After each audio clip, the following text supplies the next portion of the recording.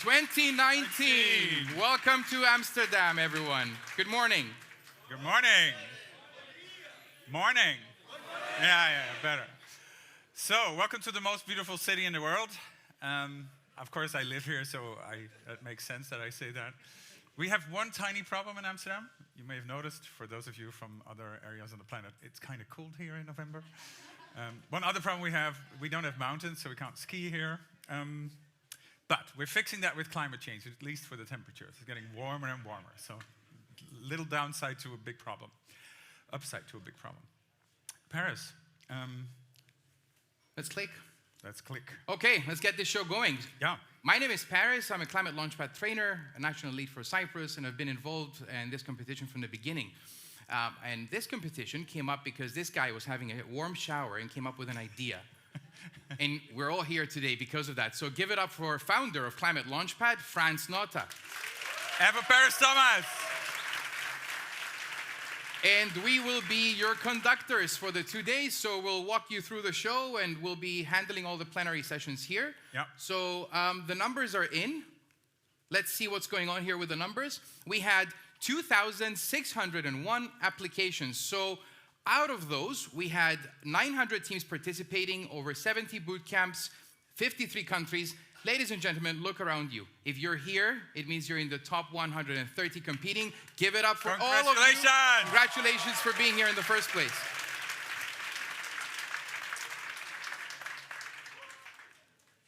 Now, we'll walk you through the day. We'll do sort of proper explaining how it's all going to work. But we have a very important guest. And she is on a very tight schedule. Her name is Marieke van Doornik. She's the alderman, as we call it in English, but most people don't know what that is. So a deputy mayor sort of puts it nicely. And she's been involved in local politics, national politics, also in work, in all kinds of social activities. And she sort of helped set up the Green Party in Amsterdam, which has helped to build a green agenda in the Netherlands. And now she's responsible as deputy mayor for climate change in Amsterdam and for urban planning. And she's going to welcome us on behalf of the city of Amsterdam. So please give a warm applause for Marieke van Doornik. And let's check if it's working. It's not working yet. Buttons. It says on. Yeah, it's working. Now it's on. Thanks very much, and thanks very much for being here, and thank you all for coming to Amsterdam, a city that has welcomed people from all over the world for centuries, people who come up with ideas, people who come up with things to make the world better or to gain from it from themselves. Is that better? I have to step in front. Yeah, there. But then I'm standing in these lights, so then I'm standing here. Yeah. Amsterdam has been a welcoming city for a lot of people, bringing in good ideas, trying to change the world, trying to look for adventure, and seeing how you can match that all together to change your own life, but to also change the city and maybe change the world. And that is exactly what we're asking from you, and that we hope you can bring to us. Because right now we are looking for solutions to the biggest problem that is facing our world at this moment. That's the climate crisis that we're all suffering right now. And even those who don't feel it yet, for certain they know their children will feel it. So we have to act now. But a lot of people seem to think that climate change and to deal with climate change is a very technical thing. So if we just change fuel into renewable, then the problem is solved. But actually it's not. Because climate change, one of the things we are in this big problem, is our way of producing and consuming. And we have to face that. But in order to really address that, we need to do what is something that we're very scared of, and at the same time we're doing all the time. Change. Change our behavior. Change our way of living. Maybe change our policies. Maybe change our way of governing a city. But we have to change because we know we can't do this any further. So what we need is a behavioral change, but techniques can make it so much easier and can actually show you what change means, so that it's not a big scary thing anymore, that we have to give up this and we have to give up that and we can't do this anymore, but actually it shows us how we can do the things differently, so that actually we do that in respect of our planet, our neighbors, and our future generations. And that, I think, is one of the greatest things of what you are doing, because you're looking at ways, at techniques, how we can make those changes that actually it's not scary for us anymore, but it's something that also brings us a lot. It doesn't take away, but it brings a different way of living, a different way of doing. And that's what I'm hoping that comes out of the 2 days, that you come up with these, that you bring us all these great ideas, how we can make all those little changes in order to fight the biggest change, the climate change that we're facing right now. So I'm very happy that you're doing that right here. I know that you're all winners because you're here. There will be a few winners, but we also have places for everybody who might not be exactly the winner, because we in Amsterdam have a Startup in Residence, and that's a program that is hosted by Jan. So and for the coming year, we will especially look at startups who are working on climate change, who are working on these techniques that help us to make the biggest change in our life. And so if you have great ideas, if you want to have a startup in Amsterdam working on climate change, go to Jan and see if you can have a place here. I want to thank you for bringing in great ideas. I'm very much looking forward to hear all these ideas, because as I said, we all need to change. So if you also come up with things how we have to change our way of governing the city, I would love to hear that, because this is something that we have to do together in order to save the planet for the future generations. Thank you very much and good luck. Thank you, Marika.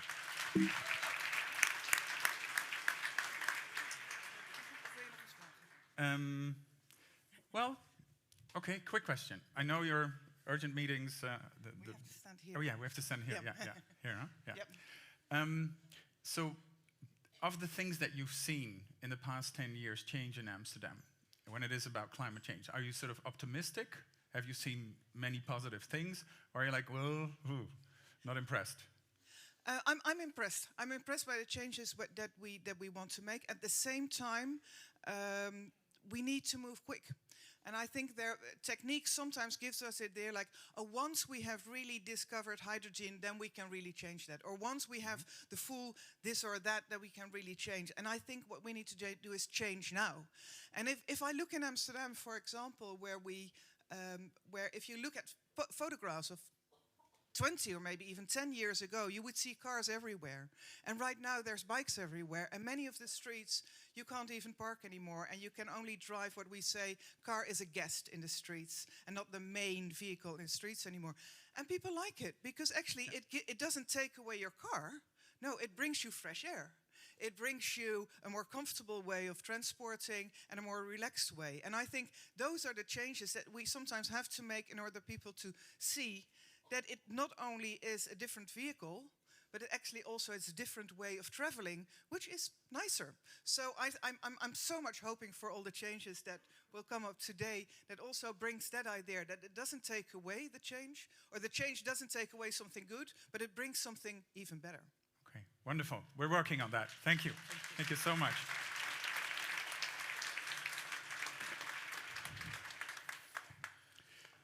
So, click, click. Click is not working. Can we get the next slide? Yeah, there we are. Here. Welcome. All right, let's get the show going. Yeah. We're going to chat first, aren't we? We've been doing this for a while, right? Yeah. So we started this in 2014. Yeah. And we sort of always look at what happened in the last year.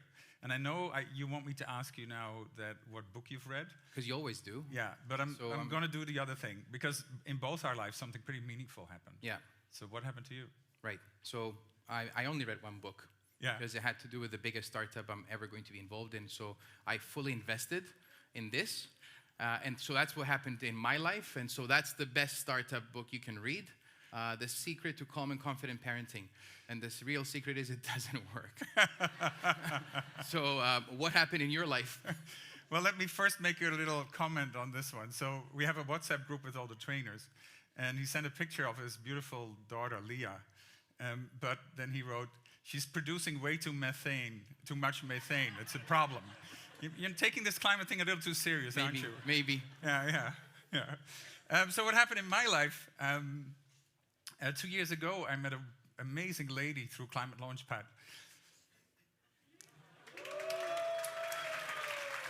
We're a big family now. Yeah, yeah, I got married. We think officially it's the first Climate Launchpad marriage. We don't. Maybe there's others that people haven't told us, but at least there's one. Oh, screen's gone. So I've not read many books this year that I'm like, whoa, I need to share on those. But I'm working on one. And What's the book about? So the book is about how startups will fix climate change if we have good policies. That's sort of the thing. So I'm interviewing startups and hearing from them sort of what they would need in order to be even more successful. And the background is, I'm a policy wonk. If you look at how, for instance, wind energy, solar energy, electric cars have completely revolutionized transportation and how we produce electricity. Mm-hmm. That has been amazing. And the reason why it worked was good government policies that allowed businesses to come up with solutions. They basically created a marketplace for green solutions. So we need more of that. I just don't have a title yet. So if you have suggestions for a title, let me know. It should be finished in April in writing. And maybe you should do some pre-sales. There's 500 people in this room. I'm sure they would quickly, no? Yeah, you first need a title for that. Okay, but I'm working on it. So let's move on because I think not everybody knows us every year. So why do you care about what we've been doing the last year? So yeah, let's talk about today, huh? Yeah, let's talk about today. We have 2 full days, but let's just focus on what we have to get through today. And it starts with 2 opening keynotes, one down, one to go. Yeah. Then we, of course, have semifinals to do. So we have to get from 130 startups in the room to 16 that can pitch in tomorrow's final. So we have 2 rounds of that. Then we have the CEO of Climate Kick coming in, Kirsten Dunlop, and Kevin Kelly, who's the Irish ambassador to the Netherlands. Both have been instrumental in funding us this year, and we're part of the Climate Kick family, so all of that is great to have them. Then we're going to have... Okay, so for national leads, you've been here before, and you know the story, but for most of you here competing for the first time, you're probably wondering, what does the day after tomorrow look like? So this being the 6th Climate Launchpad competition we're organizing, we invited alumni to come back on stage. And then you'll see through 5 alumni who are going to speak for 7 minutes each, what the day after tomorrow looks like for them and what it could look like for you. So definitely don't miss that amazing session. You'll see lots of interesting success stories and how this has really created a lot of impact since it started. And then we have expert sessions. The expert sessions you can find in the program on the app. You can choose which one you'd like to go to. Unlike 2017 when we did this in Cyprus and people could go to the beach. You can't go anywhere. It's freezing cold outside. So the expert session rooms are extra cozy. It's really warm. Feel free to go there and learn something while you're at it for 2 days. And then we proceed in the afternoon with the second round of the semifinals. And at the end, we'll get back here at 5:15, and we'll close it up, and then we have our drinks. And we'll talk about the finalists and all that kind of stuff. So 5:15, everybody needs to be back here at the end of the day, and also after lunch at 1. Yeah. Okay. So, next. Of course, if you haven't already figured out, there's a wonderful app that shows everything that you need to know. So the whole program. One thing that I like to point out to you, for certain keynotes, you can ask questions. So for instance, in the next talk by Marjan Minnesma, there's a live Q&A. You can use that, and we will read that, so we'll get input from you of things that you're curious about, so we can ask questions. And then there is a game, a challenge in the app. So you can get points for doing silly stuff, and you get the most points by making a selfie with this green little fella. This is Gary, the green garden gnome, and he's all over the place. He's going to move around. But if you want to score big points, make sure you get a selfie with him. So let's make this whole thing trending. Oh, that's a good idea. We have hashtag CLP19 and all the other coordinates on the screen. Let me try something. Actually, can everybody please, can you get your phones up, please? Get your phones just out. Point with your phone towards the screen. Everybody's phones? Okay, keep them up there. I want to try something. Hey Siri, call my mom. Did it? No, not many. All right, so, but in all seriousness, you all have a phone, and you should be sharing your story, because if you're sharing your story, you're creating a buzz. It's good for you. It's good for the competition, but you'll forget those hashtags. So let's all get our phones up again and take a picture of this slide. So you have exactly the coordinates you need to get this done. And once you've done that, we have a little exercise for you.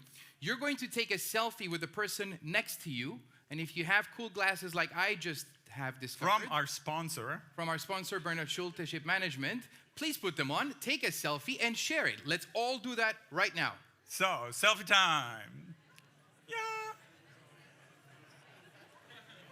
And post. So now you have 30 seconds to post it on Twitter, on Facebook, Everywhere. on all of it. And send it to your mom too. She may have a missed call from you.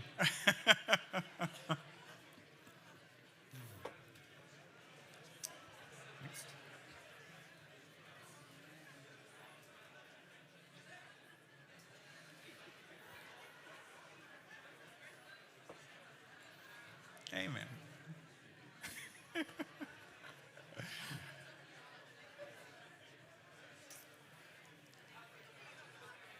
If this doesn't go trending now, I don't know what. Yeah, I don't know either. Okay, it's time to focus attention here again, because we have quite a treat for you. So you know that we like to say Climate Launchpad is about fixing climate change one startup at a time. And like, it really matters what we do individually. So the person I'm going to invite on stage next is the person that probably has had the biggest impact in the Netherlands on how we think about climate change and also how we act on climate change. So her name is Marjan Minnesma, and she's the founder of Urgenda, like the urgent agenda. And she's the ultimate entrepreneur, although she probably won't see herself like that because she's always in non-profits. It's never about profit, it's always about the impact. But she built this non-profit and then got citizens together to build a cooperative to buy solar panels. And she set up a company to help people make their homes nuclear, I was going to say. No, carbon neutral, not carbon nuclear. Scratch that. Scratch. And she became internationally famous because Urgenda started a legal case against the Dutch government, basically saying, well, look, you have all these official documents that say you're part of the Paris Agreement, you're part of all these international agreements, but you're not acting on it. They went to court. Everybody's like, well, this is going to fail. But they won, to everybody's shock, and especially to the shock of our cabinet and our prime minister. What happened next, of course, they appealed, the cabinet appealed. Second, in the appellate court, agreed with Urgenda again. So we're waiting now. I think in December, we have our High Court giving the final verdict. But truly, these two legal cases have been a breakthrough, and there's all kinds of people around the world trying to copy that model and see if they can find a way to push the governments to do more. So please give a roaring applause to the person who set in so much change around climate change, Marjan Minnesma.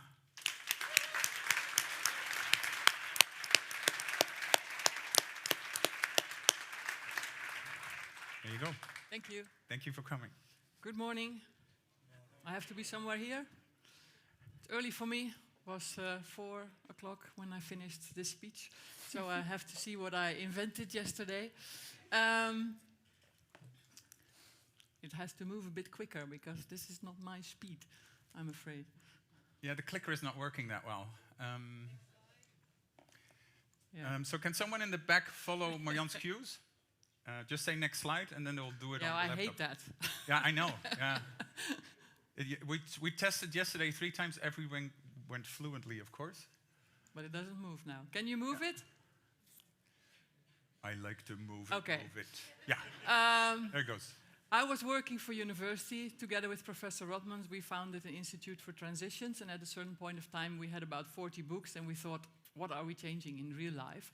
So from all the ideas we had from this new field in science, we started an urgent agenda. In the first place, it was not an organization yet. We just invented what should change to make the Netherlands sustainably. And then we had a big event organized with hundreds of people, and we asked them, what will the Netherlands look like in 2050? So there were many artists and so on, and a lot of scientists. And in the end, we had this urgent agenda and said, well, this is what we think needs to be done in the next, at that time, about 40 years. And that was on the first page of our national best newspaper, and then thousands of people came in and said, well, what a great idea, are you going to carry out this urgent agenda? And then we felt a bit obliged, so we made it the foundation agenda, and that's how we started. So what we tried to do is we said we want to work on solutions. We are looking for front runners. Who are the people who do already what needs to be done, and how can we scale them up, make them bigger, put them in the light, connect them to people with money, connect them to the people with whom I think they should cooperate, and so on. But we could see, if we looked at our own agenda, that there were many things that were not filled in and that people were not carrying out yet, and that was necessary for the transition that we wanted. So the gaps that we saw, that were the projects that we would take on ourselves. And one of the first things, one of the first projects, and which also was my biggest mistake, but I learned a lot from it, was on electric vehicles. And we were a bit too early. So we imported first those cars here on the left, which was called the Think, which was a Norwegian car. It was the first car in the world that was made in series. And we ordered a few hundred of them and sold them to the city of Amsterdam and a couple of other big cities, who then had hundreds of electric vehicles but no charging points at all. And then they thought, oh, now we need charging points, so they start tendering for charging points. So I was driving already an electric vehicle in 2008, and then I was pretty much the only one, so I was everywhere with my socket and say, who can give me some? And then someone would dive under a table and put it, and I was always walking around with, where can I hide for a few kilowatt hours?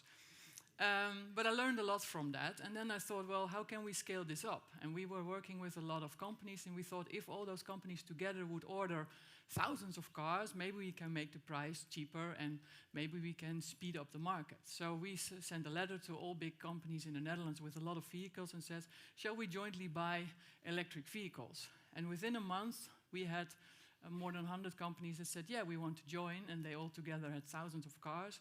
And then I made the biggest mistake, because here on the picture on the left is two ministers, Minister of Environment and Minister of Transport at that time, and they said, we want to join too. And I thought, great, they wanted 600 cars, so I thought, wow, a big customer. But I did not know at that time that they would ask that we would tender in the whole world. And it took us 2 years for an RFI and an RFP. And then all those other companies said, well, we're going to buy on our own. This takes way too long. So it cost a few €100,000 for all the lawyers and so on. And then by the time it was set out in the world, all the companies were gone. So I learned a lot from that. So when we, a few years later, were sitting around the table and thought, why is nobody buying solar panels? I was looking around in the Netherlands. We had a subsidy scheme. And at that time it was that who comes first is served first. And it was not per person, but simply there were companies that would put hundreds of students in a room, and when the subsidy scheme was opened, they would buy all the subsidies, and then within 10 seconds all the money was gone. And the normal people who the next morning thought, I'm going to get some subsidy for my solar panels, found nothing.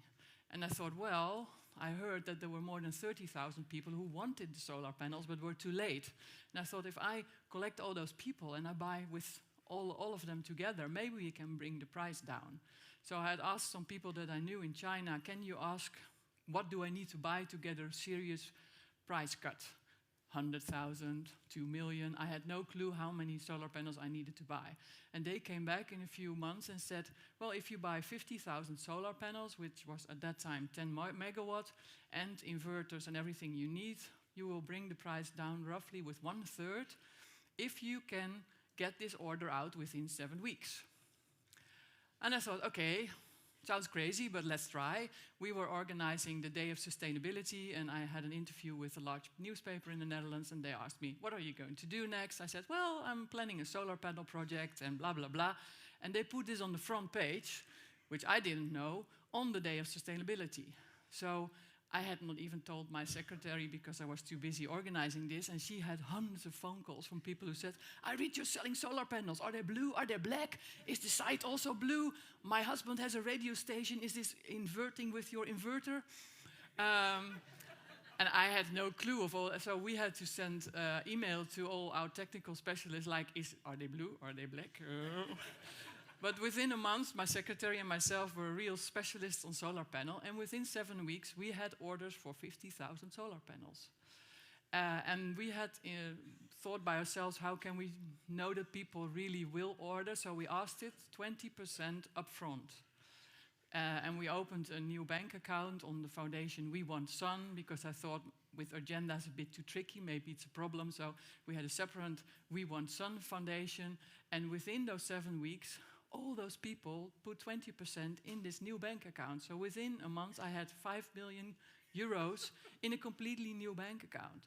And I'd never sold a solar panel in my life. I didn't know anything about it. So as we say it in Dutch, on my blue eyes, they thought, okay, we trust Mrs. Minnesma, we're going to buy solar panels from her, which I thought was very special.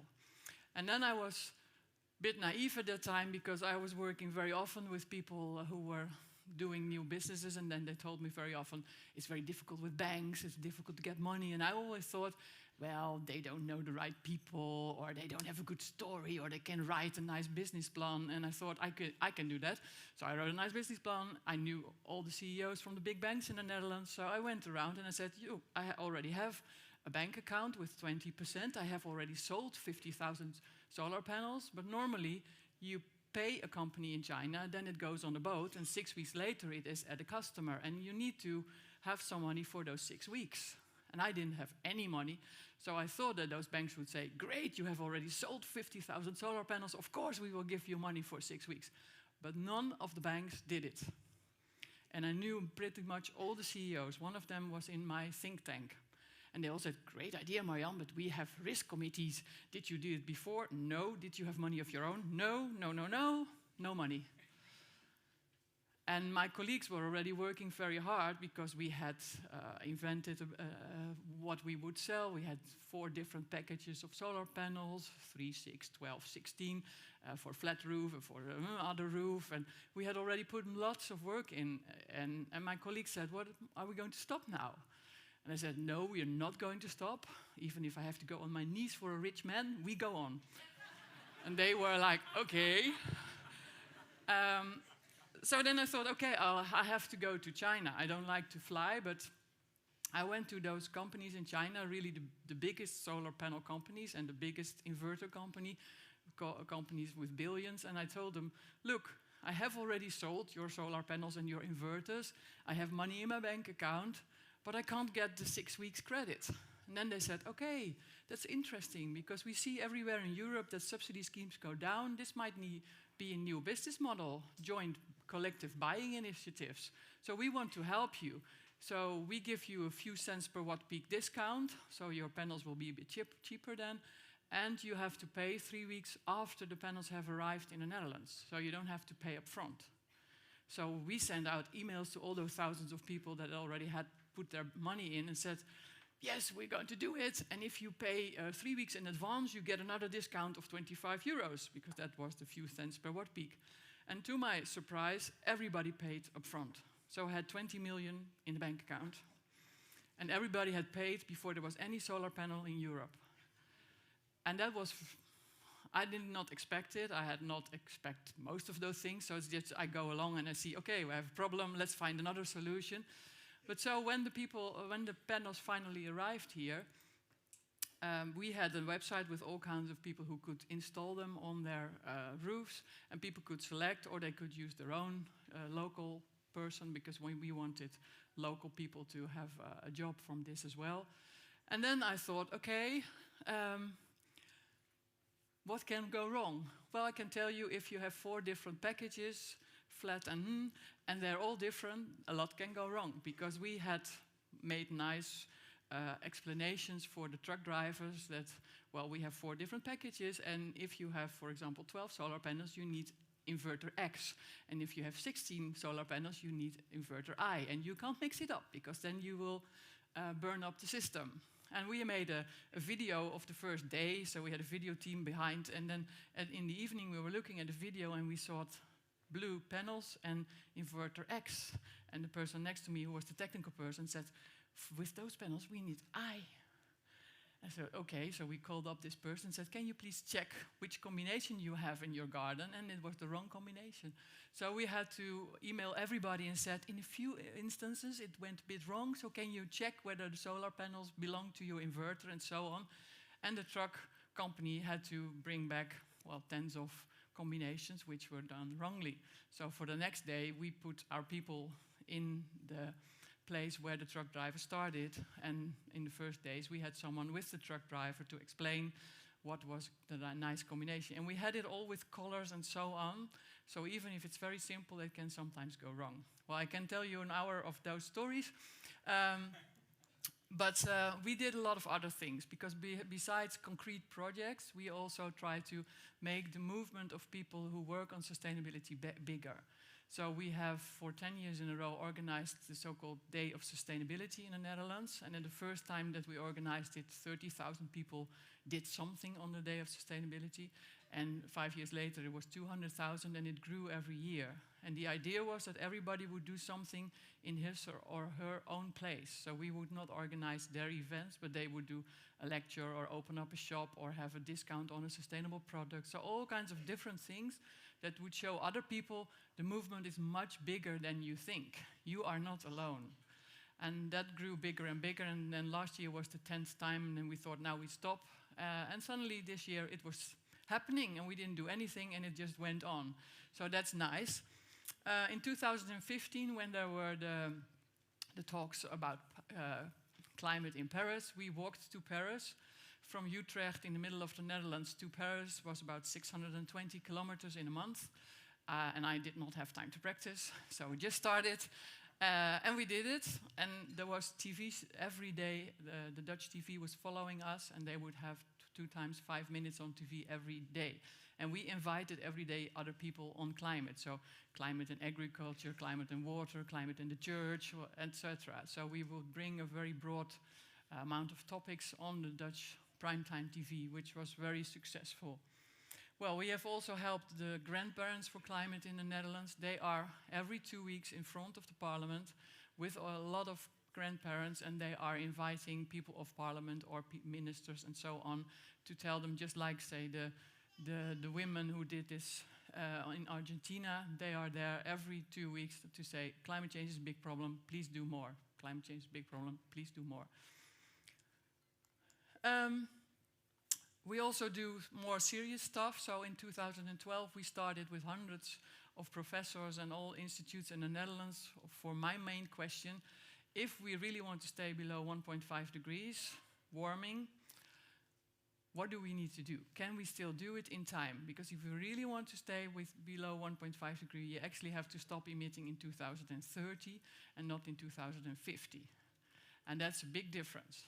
But if we go on until 2050, there is enough CO2 in the air to come close to 3 degrees, and then the politicians count on you to get the CO2 out of the air. But if you want to go a half a degree lower, you need pretty much all the agricultural land in the world to fill with trees, and then you go a half a degree lower. So I don't think that that is very feasible, and we'd better stop emitting now instead of counting on you for an impossible task. So we made this book with all those people and showed that it is possible to have 100% renewable energy in 2030. The first version started in 2012. Then we had 18 years, so it sounded like a little bit of feasible. Now it's 2019, and I finished the last version this year, which is the one over there. And of course I thought, shall I make it 2035? Because it's now only 11 years. But I know if you make it 35, that we will not reach the 1.5 degrees. So what we actually need is a kind of combination of Kennedy and Roosevelt. Kennedy said, we want to be on the moon in 10 years. I don't have the metals yet. I don't know the computer system yet, but I do want it. And 8 years later, we were there. And Roosevelt in the war, who said, well, you now make cars, but I want you to make airplanes. And 3 years later, they made airplanes. Well, I want a combination of those two men, and then in the form of female, and then we can make it. So, we are not yet close, but we still go for it. And what we do in the Netherlands is we have programs on all the topics that we need to do. So we should make all houses energy neutral. We should drive electric. We should have our greenhouses on deep geothermal energy. We should change the industry and then have lots of solar panels, wind turbines, and geothermal energy and a few others. So there's quite a big program. But the funny thing is, when I started with the first book, people said, well, big vehicles cannot go on hydrogen or anything else. That should be bioenergy. And I could talk and ask them, no, I don't want bioenergy. Can't we invent something else before 2030? Come on. And they all the specialists said, no, that's not going to happen. And 5 years later, with the third book, they all had changed and said, no, of course, there are lorries electric. We already have an electric tractor. So before 2030, it will all be electric. It can be either on hydrogen or on battery. That's the other discussion. But it changed within 5 years. And in 2012, they allowed me only to use 3 megawatt wind turbines, and the first of 12 megawatt is already there. So things change much quicker than people think, and what I found out is that specialists cannot really think like this. Specialists think linear. They cannot think that it goes quicker than they knew it would go. And even if you point them out, look, last time you thought it would go like this and it went like that, shall you not change then now? They can't. But it's also optimistic, because when you read the newspaper, this or that will not be in time or is not possible. No, usually it is possible. So we make houses energy neutral in the Netherlands, and the specialists said, well, the official theory is that you should use as little energy as possible, which means that you can better put a new roof and new walls on a house and make it very closed in, very well insulated. Then you need not many solar panels, and that will be the best technical solution. But it costs at least 80,000 euros. So nobody will do that. And we looked from the other side and said, well, if you pay the next 15 years in the Netherlands 35,000 euros on energy on average, then we start with that budget, 35,000 euros. Can we make your house energy neutral so that you don't have an energy bill anymore?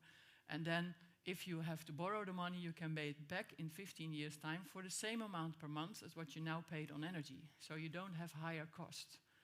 And we have now made more than 200 houses energy neutral, and I can tell you it is possible. But the specialists told us this is not, according to the theory, not the way to do it. But we do it, and people don't have higher costs, and they don't use gas anymore, and they're 100% on solar power. So there's more than enough solar power. You don't always need the most efficient solution. You should also look at affordable solutions. Well, then we thought, are we moving quickly enough? And the conclusion was no. Our government is always talking a lot, so many people think that the Netherlands are front runners. We are not, specifically not on climate and energy. So I had read this book, and that said, well, we need to do something which is still democratic, but the government won't do it. The problem is serious, and the only thing left over is actually the legal system. If we will put to the judges the problem of climate change, they will clearly say this is a very big threat. And then you have, as a government, a duty of care to protect your citizens. That's the basic thing. And we thought, okay, let's try this. And everybody, or even our friends, said, this is impossible. Marianne, you've done a lot of funny things, but this is really stupid. And I said, okay, fine, but I'm still going to do it. And I think it's good to realize that the Netherlands is the lowest, only Luxembourg is lower on renewable energy in Europe. And this was when we started in 2012, and it's still the same case. It's only now 8% instead of 6%. So when we wrote our government a letter, please, will you do what you have set yourself is necessary, which means between the 25 and 40% reduction in 2020 of greenhouse gases. We received a letter back, and the government said, Mrs. Minsma, you're very right, climate change is a very big problem, we acknowledge that, but we don't want to be a front runner. And if you then know that they are the laggard of Europe, that's very funny. And I think that most people don't realize that we are not small at all. If you have roughly 200 countries in the world, in absolute terms, we are number 34 in the world in emitting greenhouse gases. So this is a picture where you here see, well, the biggest emitters are China and America, but we are here. We are one of the biggest emitters in the world. So we are not small. But I think your absolute emissions are not so relevant, because of course China is the biggest emitter. They also have more than 1 billion people. We only have 17 million. And it's more fair to look at the emissions per capita, the emissions per person. And if you do that, then you will see that the Netherlands is in the top 10. And we emit a lot more per person than China does, and a lot more than India does. So we are amongst the biggest emitters in the world. And if we want to keep our feet dry, we have to ask all the other countries in the world, please stop emitting. Well, how can you ask China and India to stop emitting if we are amongst the biggest in the world? And I think that that's not fair, and it's also not something I would dare to do if we not first do our own job. And that's the reason why our agenda focuses on the Netherlands, and we're not telling other people what to do. So we invented something new. You have crowdfunding, of course, but we thought cloud pleading is nice. We ask everybody in the Netherlands, do you want to join us? Do you have any good argument? Do you know of any legal case in the world that we could use? And do you want to be a co-plaintiff? Then join us. It doesn't cost you any money, but we want to go to court on behalf of many other people. And we had thousands of reactions, a lot of people that had nice ideas. And in 2013, we handed in the summons together with hundreds of people and a lot of young people to the court. And the heart of our case is simple civil tort law. We said if a government doesn't do enough, it's an unlawful act because you have a duty of care to protect your citizens. And a lot of people said, well, it's not possible because environmental law is like the Climate Change Convention is international law and you cannot use international law. Well, that was not what we were doing. We said this duty of care is an open norm, and the open norm you can color with what the Dutch government has said everywhere in the world. And we have said we are an industrial country, so we need to reduce our greenhouse gases between 25 and 40% in 2020. And we have written that in numerous documents, so it's clear that we have acknowledged that. So is there a breach of this duty of care? And we thought that was true, but we have had to convince first the judges is a serious problem, really serious problem, because otherwise you can never win it. Well, if you look at the amount of CO2 in the air, it has been for 800,000 years between 180 and 280 parts per million. So that's something that we are very used to and in which we thrive as human beings. But we're now at 415 since the Industrial Revolution. It was enormous, speeded up. And the last time we were there was 3 million years ago. And then the sea level was tens of meters higher. There was no North Pole, and it was not a nice atmosphere for us to live in. So very clear something is happening. And you see that from 270 to 280 parts per million took us 5,000 years, but from 410 to 415, we did in 2 years. So it's speeding up. And we seem not to acknowledge this. Well, you see the temperature going up, very clear, of course, and you see the results. And the scientists, for a very long period, thought the big ice sheets, there's a lot of sun coming there, so many watts per square meter, so it will take very long time before it melts. But they forgot that a lot of the heat ended up in the ocean. More than 80% of all the heat is in the ocean. And from below, there was also melting of the ice. So it went much, much quicker than expected. And you see that this is going steeper and steeper, which means that it's going higher in a quicker pace. And in the Netherlands, it's extremely relevant that we, half of our country is below sea level. So we had a committee 10 years ago which had to invent how much do we need to build up our dikes the next 100 years. We are the only country in the world that plans 100 years in advance for building dikes. And the committee said 10 years ago, well, the worst case scenario is 1.20 meters higher sea levels in 2100. And then there was a lot of people that said, oh, that's exaggerating, you're an activist, blah, blah, blah. And that was a scientific committee. And we're now 10 years later, and our main institute says it could be now 2.5 to 3 meters in 2100. So the worst case went within 10 years from 1.20 meters to 2.5 to 3. And this is not the main news, whereas for our country it's extremely relevant. And you can see here that if the Netherlands, if the sea level is a bit higher, then half of our country is gone. And now our main institutes are making all kinds of scenarios of what we need to do. Shall we build up and live on a kind of bigger areas, or shall we have an enormous low level country with enormous dikes? Well, if it goes in this pace, they are not sure whether they will be able to do that quickly enough. So you could say to the judge, there is an emergency situation, you see that things are changing much quicker than we expected, and for the Netherlands, as a low-level country, this really means a duty of care for your government. And we don't think that adaptation will be quickly enough, so we need to find other ways. So the judges agreed, and on the 21st of June 2015, that was before the Paris Convention, they acknowledged that we were right. And nobody had expected it, and within half an hour it was all over the world. We got phone calls from Canada to New Zealand, crying people on the phone like, oh, I did not expect that it would work, and now I have hope again, and I've worked for 30 years in climate change, and I had given up, but now I go on. And that aspect of hope was very special, because we did not expect it, and we didn't expect at all that it would travel the world so quickly, because these judges made the verdict in Dutch and English, and they put it on the website at the same time. So it traveled very, very quickly. And just to show what we have asked, in 2015, we asked for 25% reduction in 2020. The Dutch government wants 49 in 2030.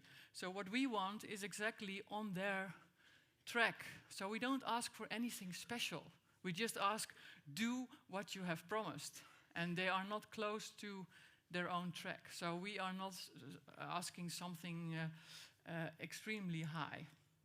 Well, then they went to the Court of Appeal, and on the 9th of October last year, the Court of Appeal said, agenda is right too. And that was really a blow in the face of the government, because the first time they thought this was district court, made a mistake, but we simply go on and we ignore it. But then the second court said, well, it's not only because of you have an unlawful act because of tort law, but it's also unlawful because of human rights. So you have now a duty of care based on two different legs, you could say. One is civil Dutch law, and one is international European human rights law. So we have two duties of care now, and they said, well, you should simply do what's necessary, and you should take your precautionary measures. And the government had 29 grounds of appeal, and they were all slashed. They appealed again. And before that, there is a final verdict, which is on the 20th of December. Our main court always gets advice from a very high independent board. And this independent board, a few weeks ago, said, agenda is right too. So we have now more or less won 3 times. And on the 20th of December, they might need to reduce 25% next year. And at the moment, they are at 15%. So this will be another crisis in our ministry.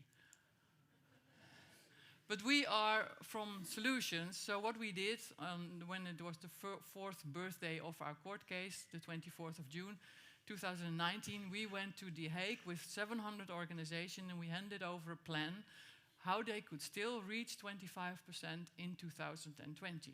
And all those 700 organizations also want to help to do this. And those plans are very different, from driving a bit slower or making the water level a bit higher, to all kinds of technical solutions and innovations, but all things that you can still do within 1.5 years, and by now 1 year and a few months.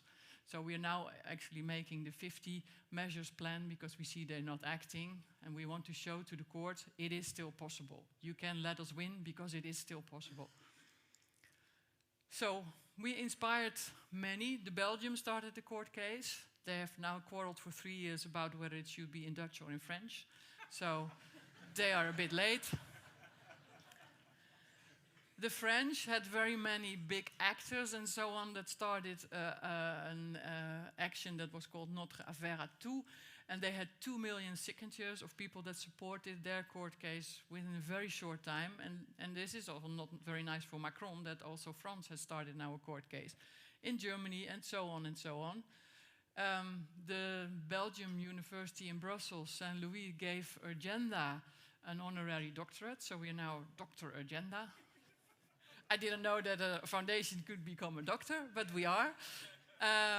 Because of our work on the climate case, they are the university that have assisted the Belgian government with their climate change law and all the things around climate. So they knew almost earlier than I what exactly was written by this committee that is advising our Supreme Court. They are following it every minute. So my message to you would be, we don't have until 2050. I know there's lots of inventions here that could help to make the change quicker. We really need to do it within 10 to 15 years and not in 30 years. And I hope that you will be amongst the crazy people who simply do what's necessary. Thank you.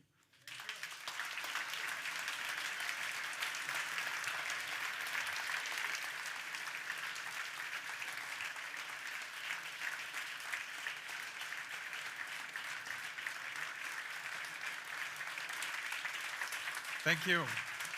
I think they'll clap for an hour if I don't stop them. Pretty inspiring startup, huh? Yeah, that's powerful stuff. So thank you so much for putting all your heart into this and inspiring all of us. One question I have. So you said the experts always underestimate the opportunity or the possibility of change. They always think linear. Like it's really funny. You have these prognoses for the implementation of solar and wind. And the International Energy Agency always underestimates how much there will be. The best prediction are actually from Greenpeace, and even Greenpeace is too conservative in doing those prognoses. So that's pretty cool. I was in South Africa for the Climate Launchpad there, went to the Mandela Museum, and he had this beautiful quote that said, "It always seems impossible until it's done." How do you get people, because we, as startups, we all run into this. We all run into this mindset of like, yeah, but it's so hard and like linear. And how do you get people in the mindset of it can actually go much faster than we think? What is do you have a trick for that? Or do you have like a power tool, or what do you do? Well, the first thing is that it should be something in your character that thinks, okay, if it's not right, then it's 3 times left, but we will get there. And that's... Delirious optimism. That's a good start, yeah? Next. And then, I'm like, if I can't make it this way, I'm going to think about other ways, and I'll ask people, do you have any idea what to do? So, like, I didn't want to go to China, but in the end I thought, okay, I had tried all the banks. I had tried the minister who said, okay, I give you a special treatment, go back to the bank. And then the bank said, yeah, you get a special treatment, but I still could only get 95%, and I had none, so I wanted 100. And so I had tried everything, and then I go to China, and well, I was not very clear in advance that I would get this deal. Yeah. But somehow, if you are convincing and keep on and go on and go on, at a certain point you will make the turn. And even if being but there's determined but there's also things like with the cars that are not going well. But all the lessons that I learned from this first, I used for the second, and the second time it went very well, and even better than if I had not made the mistakes first. Yeah. So you can also make out of your problems, like when we walked to Paris. I had before that invented, let's go to a square in the Netherlands with 25 people, and then a month later we go to another square and everybody has to take 5 persons. And then another month, and within 5 months there should be more than 30,000 people on the street. Not probably 17 million people should be there, yeah. Doing the math, so I thought, what's difficult about asking 3 people? Well, that appeared to be very difficult. So the first 2 times it went well, but thereafter was like, what are we going to do on the square? And are you going to do an electric vehicle drive? I said, no, we just are there, and we're going to say we want things like Greta is doing now. I tried to do that a couple of years ago, and people simply didn't want to do that because they wanted to do something. And then I thought, okay, so you want a goal, and that's how I thought, okay, let's walk to Paris. Yeah. So you learn something, and then you find new solutions. Yeah.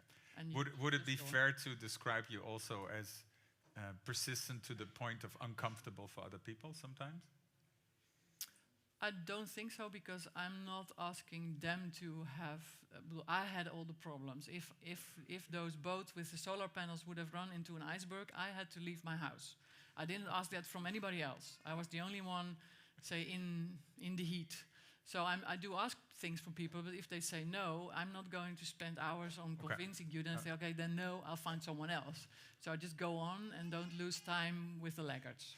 Yeah, I think from the other side of this conversation, people sometimes do have that feeling, but it's really good that you're not aware of that. Or I don't mind. Exactly, you don't mind. Thank you so much for all your work. 20th December, we will all be watching. Livestream. Good luck, and thanks. I'm sure I don't have to say keep on doing, because you're going to keep doing anyway. Thank you. Thank you so much, Mirjam Minnesma. Thank you.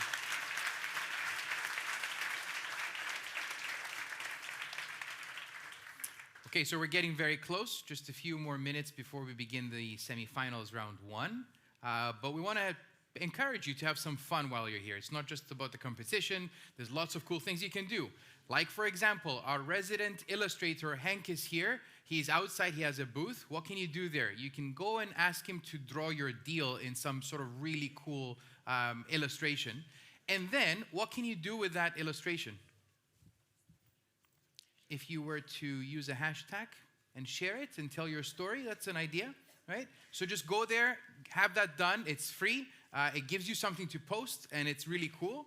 You can also network with our alumni who have a marketplace. You can go and talk to them, ask them, get to know them, get on their LinkedIn profile and that kind of stuff. As always, our sponsors come with goodies, so I think you've already seen. So do pass by the booth and yeah, get your cool on. You can use a selfie wall, just another way to share lots of fun pictures. Right out here when you walk out. And just like Frans mentioned earlier, there's the app challenge, so have fun playing with that. Yeah. So one thing that we've learned while we started Climate Launchpad organizing it is that you actually don't learn the most from us as trainers or the workbook, but the learning that takes place that is the most valuable is actually between you. So I would like to invite you all to stand up and find someone around you that you don't know yet. Talk for a few minutes to that person and take a selfie. Have fun. Do it.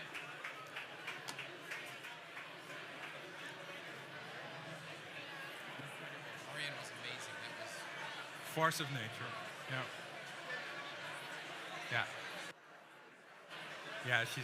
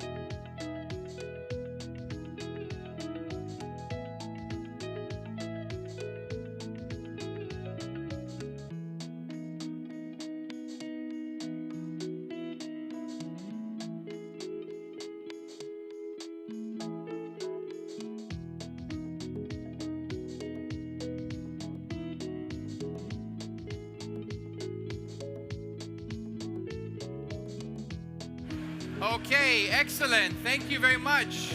Yeah. Take a selfie, sit down. Let's talk about what's coming up next. So, So easy to get them started, but impossible yeah, to it's stop, always so right? hard to get them quiet. Yeah. Yeah. Thank you. Take your seats, Thank you. please. Please sit down for a bit. In just a few minutes, you can continue to talk outside. Take your Yeah. seats, please. We'll talk about what's coming up next. So, yeah. Yeah. And we're ready to announce the winner. No? Okay. Sit down, please. Have your seat. Okay, so one thing that we cannot do without when we organize Climate Launchpad is people and organizations that support us. And of course, super important are our sponsors. So we have EIT Climate Kick, who funds a lot of the work that is happening in this competition. TU Delft, who is our home base for the organization. Irish Aid, who has generously funded our work in Africa this year. The International Development Bank, or Inter-American Development Bank, who helped fund the work in the Caribbean. We did a pilot there. Bernard Schulte Ship Management, that's our sponsor for the third year running, and the ones Thank you responsible very for much. the cool glasses. And Startup Energy Transition, Women in Clean Tech and Sustainability, Startup in Residence, which is a program offered by the City of Amsterdam, and Hello Tomorrow. And these last four are also our hosts for the theme awards that are taking place tomorrow. So put your hands together, please, for One big applause for all our supporters and partners.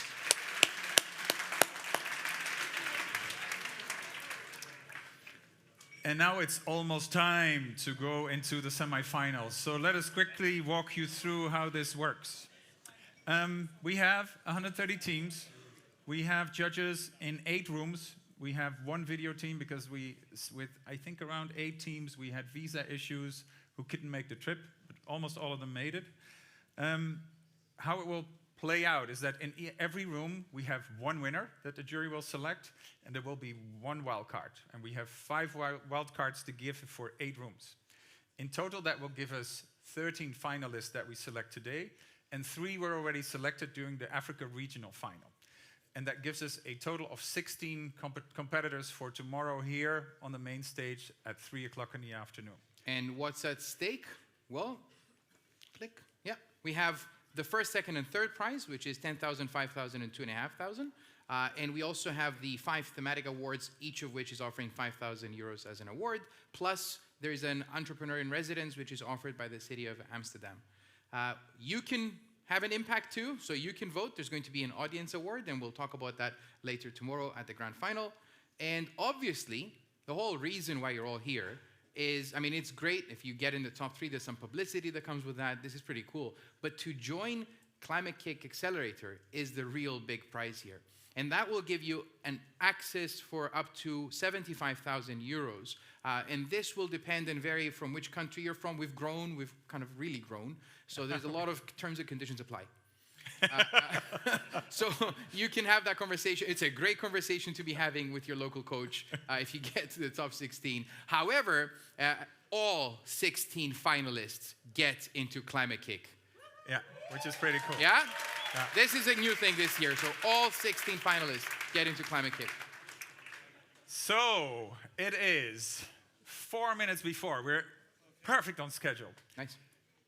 That's 4 minutes of networking. Good luck, everyone. We'll see you back at 1 o'clock. See you here back at 1.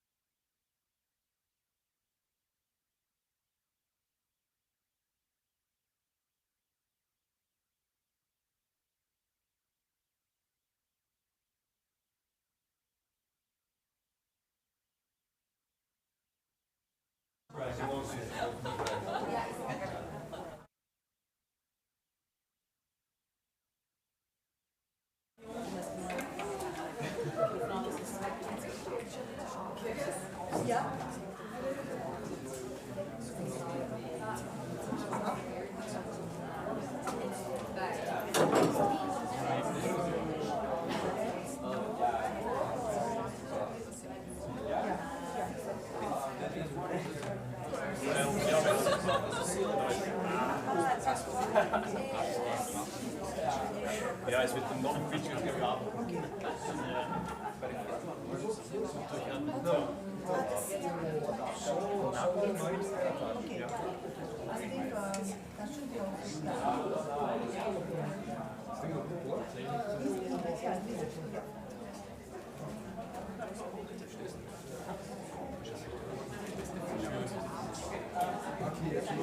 Yeah, I think that will work best for them as well that way. So, so I up. No, yeah. Okay.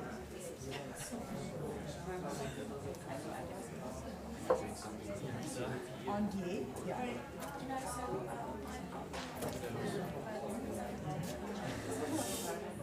Yes, yes. Yeah. Yeah.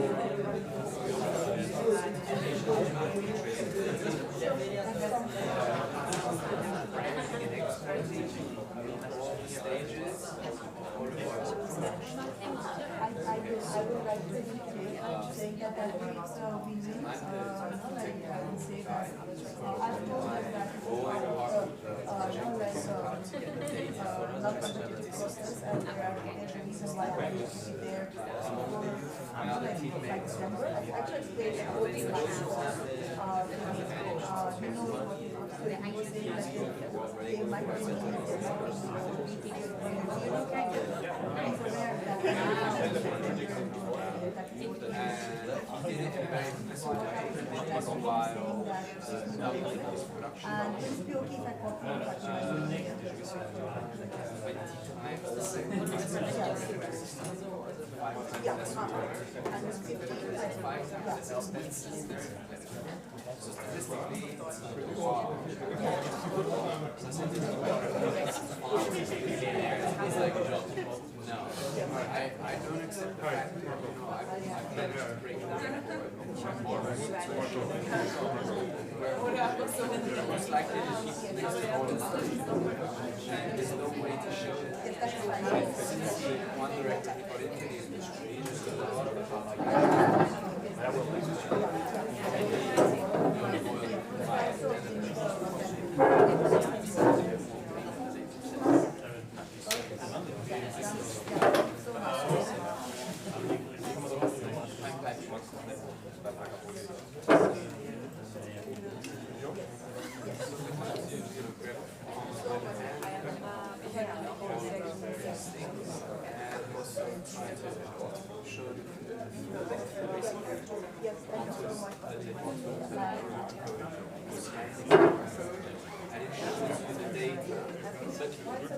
the thing about the data is that the traceability is done in such a way that if one batch is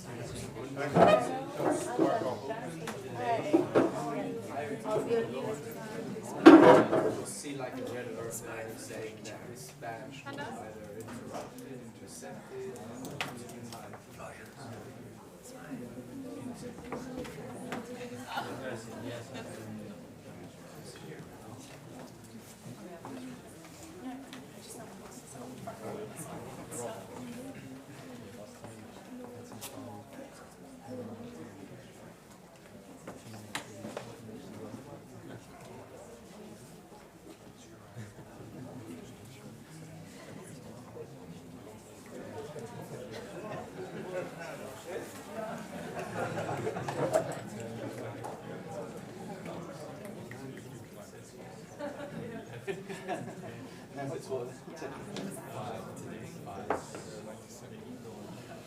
I was looking for Marco, but Marco is already here. Yeah. So hello, buddy. Hey, come on, man. Nice to meet you. Yeah. Welcome. This is a jury introduction. Slide, but I'm assuming it's better.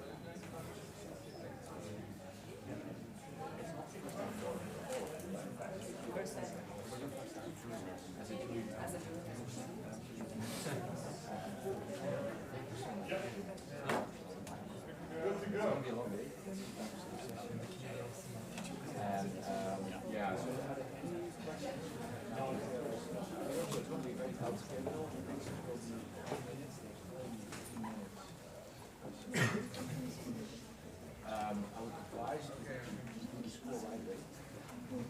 So after each bit, we will have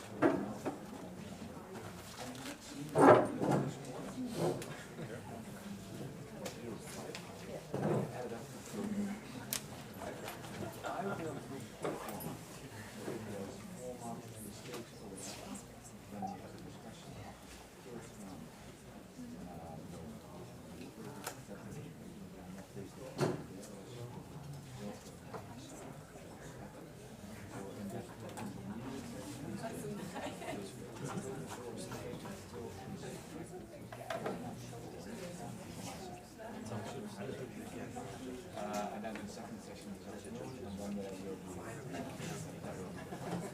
the outcome of the day. So this open point in the afternoon, 16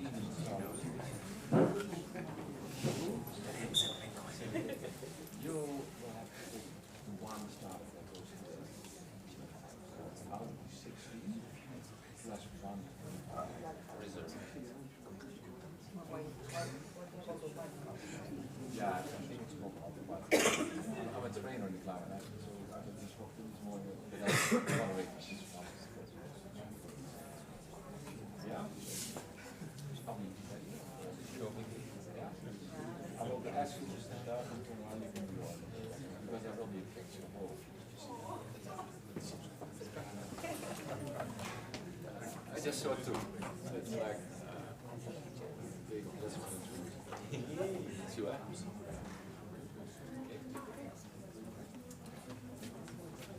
Steun, kan jij Alrighty. Drum roll, drum roll, drum roll. Good morning. Welcome to the semi-finals of the largest green business idea competition on this planet. This year we ran in 73 locations in 55 countries on 5 continents. Still remains incredible, right? Yeah. So my name is Ron Bloemers. I'm a trainer in the Climate Launchpad. I'm asked to moderate this day. Right, and we're going to show you just a few slides that the organization put on how it works. We're going to introduce our dear jury, etc., and then we will start as soon as possible. Is that okay? Yeah. Of course, I want to check if all the startups are there, but that we do later. Yeah? Yeah. Alrighty, so let's see what we have. First, of course, this is a big competition and we have very strict rules. Can you hear me in the back, by the way? Yeah, is it okay? And we have very strict rules, right? The startups are going to pitch strictly 5 minutes. We have a room boss, his name is Teun, he's working with the pink shirt. Give him a warm applause, thank you very much. So after 5 minutes, Teun will show you, can you stand here for a second, Teun, and show the startups how that works? because they are excited and they want to exactly know what they're going to do. So 60 seconds, still left, 30 seconds, still left. Well done. And then we start to clap. Right? And that's full stop. You're going to interrupt it. You instruct it like this, you know, I'm also a trainer in Climate Launchpad, 5 minutes strict, that's it. Okay? Then the jury has 3 minutes for Q&A. It's very short, right? Very short Q&A. And then, yeah, what you present is 9 slides in the specific order. I have the task to see if everything is according to format, right? And then we have 2 times 8 startups in this room pitching today. So out of the 16 startups pitching today, 1 startup will be chosen by the jury to go to the finals, and 1 for a wild card. Is that clear? Yeah. Okay. Yeah? So any questions for now on how it works for the startups? No? You look a bit tense. You want to start, right? Okay. Please give the jury members, which come from all over the world, a very warm applause for being with us here. Thank you very much. And yeah, shall we start with Ariana? Can you please stand up and introduce her? Please give Ariana a warm applause all the way from Colombia.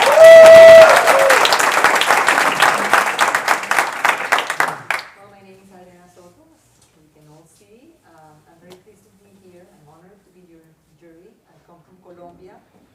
In Colombia, I'm part of the Climate Launchpad board. I've been working in government, multilateral banking, NGOs, and right now I'm a consultant. And I have more than 20 years of experience in climate change and biodiversity as well. So I hope I can be useful, and good luck to you all. Thank you. I had the privilege to give a speech in Colombia just a couple of weeks ago. In Colombia, they were one of the highest applications in the Climate Launchpad, and this was only the first year. So that was more than 100 applications. Right? So that was amazing. And I also understood that the Colombian government is very advanced in environmental policies, right? It is. Yeah. It is. We have a long way to go, but it is. Yeah.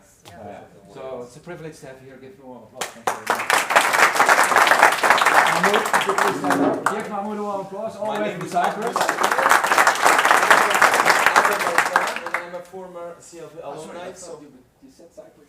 no. Yes, and I'm a former CLP alumni, so I understand all of you very well. Wish you all the best. Marco van Rey. Give him a warm applause. Currently I'm with GRI, which is the Global Reporting Initiative, setting standards for sustainability reporting for businesses, big businesses worldwide, 8 to 10,000 report on that annually, trying to really drive big business towards sustainability.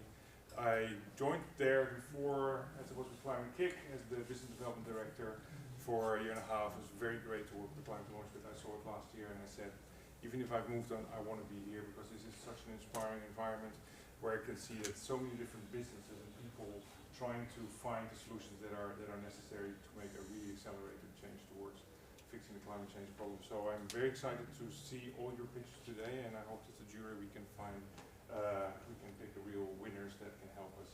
And in Brazil recently we put GRI and Climate Launchpad together, where we had the presentations and the winners of the Brazilian finals in our GRI summit, which was good because we had big businesses on one hand and we had innovators and the startups on the other hand, and we really need to bring those communities together. So good luck. Thank you for joining. And then Shanti, please start. Give Shanti a warm applause from you and the team. Good morning, everybody, and welcome to the Grand Finale 2019. I'm Shanti from Nepal. I work in UNTP as a portfolio manager, looking after the portfolio of climate change, energy, and environment. And here I think there is an action and solution that you are here to provide, apart from the speeches that we have been hearing so far all these years, right? And so it is always inspiring. This is my second time to be in the jury, and then I always get inspired and motivated, and of course looking forward to the enthusiasm that you all bring, and us also make us keep and jump along with your enthusiasm. Good luck to you all. Alrighty, let's see what's on the next slide. I saw them for the first time this morning. Clicker's a bit slow. Okay, this is the pitching order. And I'm going to mention the startups, and please hands up if you're present, okay? So, after the welcome, we're going to start with seminar projects. Yay, get them all. Ready, nervous, willing to go? What is it? We had this icebreaker with the mic and microphone. Ah, okay, good. Okay, thanks. Soda for schools. There we are. Global Forest Bond. Varun Matlek. Welcome. Savannah Circuit Tech. Macro Term Solutions. Welcome. Organic Feeds. There you go. All the way from Jamaica. Wet Technic. Okay, everybody present. Are you in principle ready to go? Yeah. I'm going to cheer for the other startup despite that everybody wants to win. Thank you very much. Okay. There's an afternoon session too. I'm not going to check on. That will be in the afternoon. So the second round will start at 3:30. Remember, for the full day, 16 stars. One will go to the global final. One will be the runner-up. The jury decides at the end of the day. Okay. But you have an intermediate session. So let the game begin. Give yourself a warm applause. Thank you very much.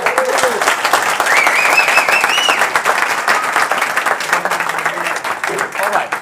So just one more rule. I'm just a moderator. You know me as a trainer, so you might think Teun is the boss. He's the room boss. Okay. You put on the presentations. You will look if everything's fine, etc., etc. Teun, can you put on the first startup? The first startup, can you please come here? I have one comment for the clicker. The clicker, it's the entire building. We also found it out in the keynotes. By the way, did you like the keynote speech of Marjan Minnesma? Yeah, very nice. The clicker is a bit slow. Okay. So make yourself comfortable with it. It's good. Sometimes you have to click. We will not start before you're comfortable. Don't worry. Okay. Yeah. So put on the. I will try to get comfortable. Yeah. Perfect. Is it working? It's working, yeah. And I'm comfortable with it, so we can start.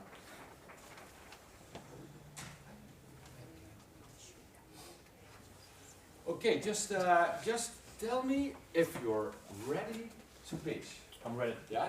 The jury, are we ready to listen? Yes. Ready to go? Then let the games begin and give Sabina a warm applause. Thank you very much.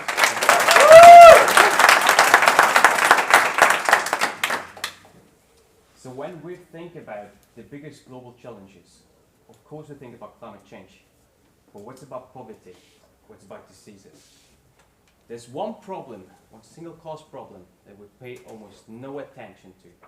A single cause problem which is killing nearly 4 million people, more than AIDS and malaria combined, which is trapping 1.3 billion people in energy poverty, and which is the main driver of deforestation in sub-Saharan countries. The problem which I'm speaking from is indoor air pollution. Indoor air pollution caused by cooking or tiny open fires in the houses of more than 3 billion people, filling them with thick smoke, making everyone unable to breathe. And the thing is, solutions for this problem already exist for decades, but the people who need it the most simply cannot afford it. And we changed that and revolutionized the access to clean energy with Semina. And this is how we do it. We produce super efficient cook stoves in our mobile container factories on site and distribute them through a revolutionary financing model which we call carbon coin to customers, which can even live below the absolute poverty line of $2 per day. So when our customers are using our stove, they produce charcoal. We collect this charcoal, press it into briquettes, and substitute the reason why deforestation is such a heavy problem there, the charcoal markets. Within the first 60 euros, which can be amortized in the first 4 to 7 months, we get, and after this amortization time, our customers are earning money by using our stove and producing charcoal briquettes. So when we take a closer look to the beachhead market, we have about 80% of the population using solid biomass fuels like charcoal and wood to fuel the daily energy needs.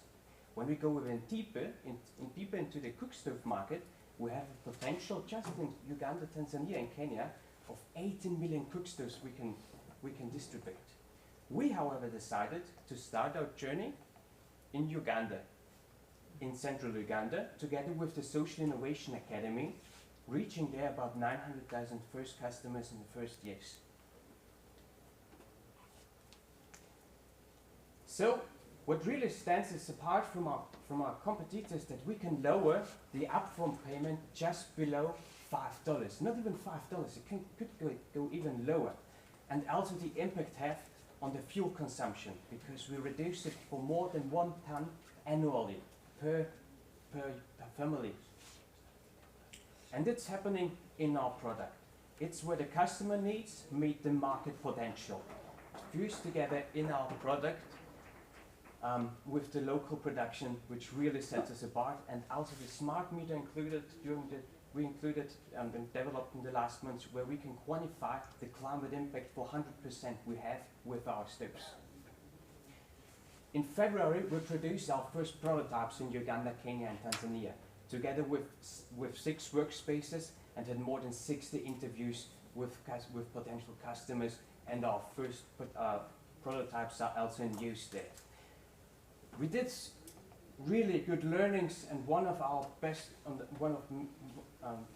insights we had is that 30% of the income is spent for fuel. We can reduce this 30% down to below 8%, which is just spent when they use our technology. Okay. So when we take a closer look to the financials, within just 5% of the beachhead market, we can make a profit of 3 million euros by selling the stoves. However, we have also the potential to generate about 6 million euros by generating CO2 certificates, which we personalize and reward our users for using our technology. We save 2 tons per stove and save up, and within the whole beachhead market, it sums up to 1.8 million tons of carbon dioxide. We as Semina, we are fused together of young professionals with our local teams on site, and we empower everyone to power themselves. And today, you can empower us. Thank you very much.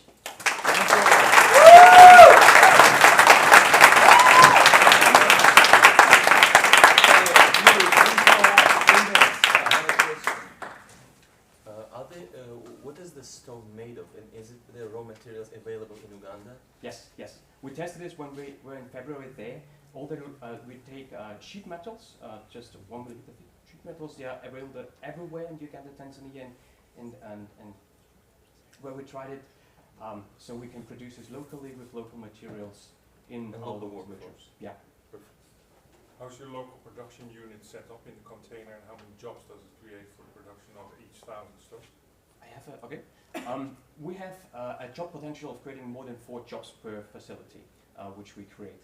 We have this container workspace. We right now developed a prototype in Austria, which we will bring there. But for future development, we can reproduce our container workspaces on site and scale it from the local level up there. You mentioned about that smart meter that you developed a month ago to calculate the climate impact, right? And could you please elaborate on that? Yeah. And then what is the climate potential in terms of, if you have already estimated? Yeah. We developed a smart meter where we have the fuel data and know how our customers behave, how much fuel they use for cooking with our stoves. Before, our competitors are just testing it 1 time, and then it's just okay to save 1 time for 2 tons per stove. But we don't just do it. We know the real use of fuel which our customers are using. So if they are using it efficient, if they use less fuel than before, we reward them with the carbon credits we could generate. Is there a possibility to achieve more than 60% of fuel reduction in the future? There is. We have not just with just the fuel reduction, which is about 60%, but also where is this fuel coming from? Where we also have a big focus on, because we use right now we're in talks with one of the biggest Ugandan producers of rice husk pellets. They produce up to 50,000 tons, and we can cooperate with them and use actually agriculture waste as fuel and not as firewood as the. 60 seconds to 30 seconds. Okay, just which other alternative briquettes can you use? Because not only charcoal, rice husks, are there also local? Yeah, of course. In Uganda we focus right now on the rice husk pellets. In Kenya it's more maize cobs, or in Tanzania at the coast we have coconut husk and coconut fields. So biofuels is an alternative. The fuel is an alternative. Biofuels. The biofuels, yeah. Just has to be dry biomass. Any questions left? Great. Thank you.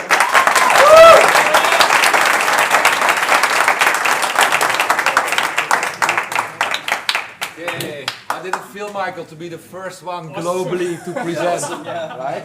Okay, congratulations. Let's go to the next hour. Do you know who's going to go next, or should we? Yeah. Okay. Make yourself, once the presentation is on, you make yourself very comfortable with the clicker, because it's a bit slow, right? Michael was a bit slow, the clicker, huh? But yeah, it's okay, yeah. But every second click it works. Yeah. But we won't start before you're comfortable. Yeah. So let's wait until the presentation is on.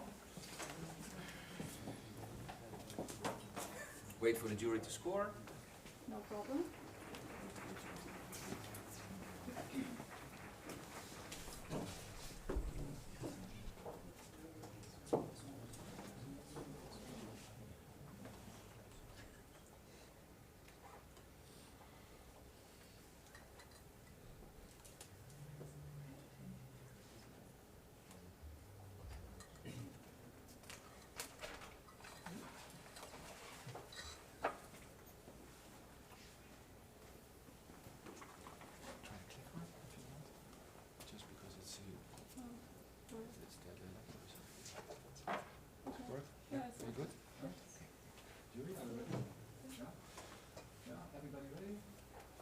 Please give a warm applause for Solar for Schools.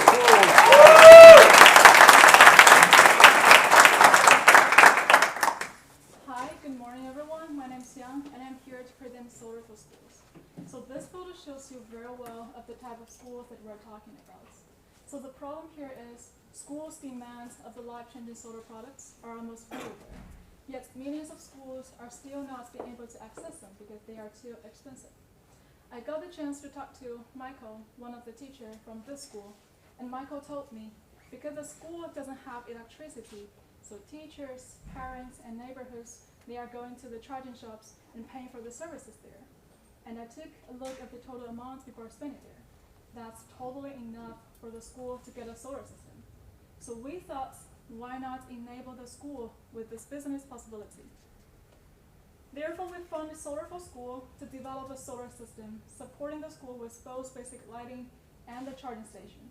It enabled the school to finance themselves by selling the charging services to the wider communities. We call it a solar charging cabinet. The original price of this one cabinet is €900, though the school only pays 16% of this amount, and then the rest part will be financed by the charging station. After 5 months accumulation of that charging revenue, the school will be able to pay off the cabinets and get a recurring revenue every month. Well, so the truth here is, in Kenya alone, there are 57,000 schools struggling with the same issue as Michael's school. And the number in global scale is more than 2 million schools. So how those schools can benefit from this? So currently, schools are spending $276 on a mix of kerosene and candle every year. By replacing this with the solar cabinets, school will be able to reduce their carbon emission, also the energy cost, by 50% in the first year and 100% starting from the second year. In addition to that, they also get around €900 every year as the charging income. So this is the reassembled cabinet supporting the school around 300 watts of power, focusing mainly on charging and lighting. This design is based on school's current energy consumption and the identified features that they want. This cabinet is also connected with our software where we can keep track of the micropayments and manage the system remotely. By conducting 492 interviews with school representatives, charging customers, and local expertise, we found the real problem here is not really about solar technology, but how to solve the customers' upfront barriers. And that's where we came up with this new payment approach. At the same time, we also heard the charging customer complaints quite a lot that they found their battery have been changed in those charging shops, and normally it takes 2 to 7 hours, which is too long for them for waiting to get their phone fully charged. So we also made some improvements in terms of safety and efficiency in our solution. Well, on financials, so with a beachhead market of 57,000 schools in Kenya and a market share of 40%, we'll be able to make a profit of 2.1 million per year. As for the climate impacts, comparing with school's current solution, one cabinet enabled the school to reduce their carbon emission by 91%. And this is not only contributed by the school, but 33% by the wider community. Behind all of this is a passionate team with people from different Nordic countries and Eastern Africa. We also have 4 supportive advisors from the energy sector and automation. So together, we want to bring this cabinet to more schools in developing settings and empower them to lead the change from kerosene to solar energy. Thank you.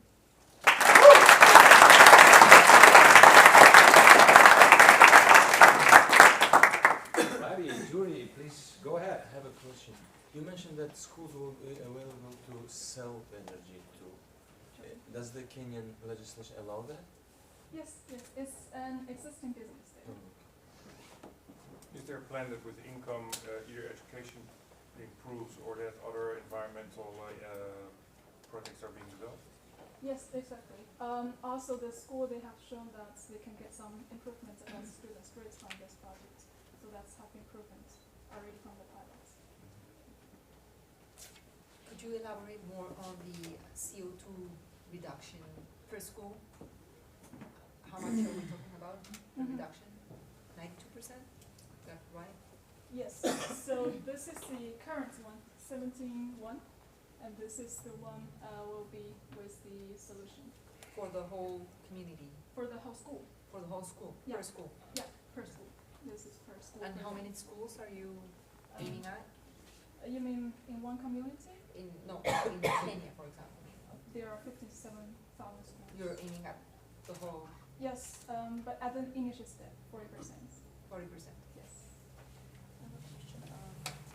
So you've mentioned that the second year there will be 100% less in terms of the expenditure. Yes. So what is the capacity of the solar that you're talking about? Because if it is to be self-sustaining, like it will be able to sustain all its own energy needs and then also sell, right? Like, so if Yes. that is the case, could you please elaborate more on how is it possible the second year already there will be 100% less expenditure? I think it's a mixed question regarding The capacity yes, as and well also as the revenue part. Yeah. Right? So I have a backup slide for this one. So this is you can see the change of the energy cost and the charging income. Because the first time when they make the order, they pay 16%, which is €144 to us. And then starting from the day one, they will start to generate income from the charging station. And 100% of the income goes back to us during the 5 months. And starting from month 6, they will be able to pay off. And they get just 50% of that income starting from month 6. And the rest 50% goes to the company. And in terms of the capacity, it supports 300 watts of power for the whole cabinet. What about the supply of the solar panels? Where does it come from and how is it being made? It's sourced locally. We outsource the manufacture locally. And most of the software is invented by us. Yeah. Thank you. Okay, thank you.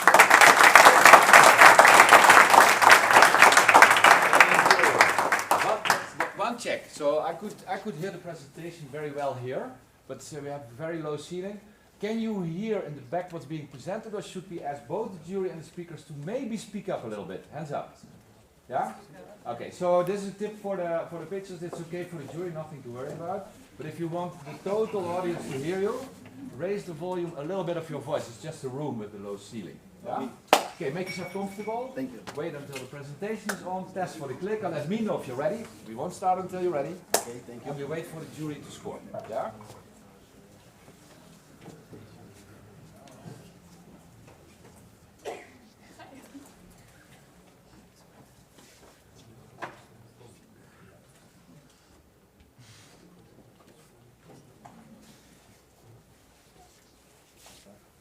Okay, are you ready to pitch? Yes. Yeah? So jury ready to listen? Yes. Finish with the score? Yeah. Teun, are you ready? Okay, warm applause for Global Forest Bond. Every aspect of our lives depends on the ecosystems, the climate we live in, the rain patterns on our crops, and much more. Why is it then that if a piece of land has vigorous rainforest, most economists classify it as unproductive? What if companies could offset their use of resources by acquiring the rights over the services a forest provides and profit while doing so? Could this help prevent tragedies such as the fires in the Amazon and increasing deforestation? We are Global Forest Bond, and we are here to integrate the ecosystems to the economy through innovative financial instruments. We offer a solution for landowners to receive for their services their forest provides, and for companies to offset their use of resources. Our beachhead market are the companies traded in the São Paulo Stock Exchange with public emissions inventories. The natural path of growth is to all companies in the São Paulo Stock Exchange, then Brazil, and the world. It's a $125 trillion market. We work in a two-sided platforms. For landowners, we provide the financial compensation for the preservation of forests. For companies, we offer a tool to offset the use of resources.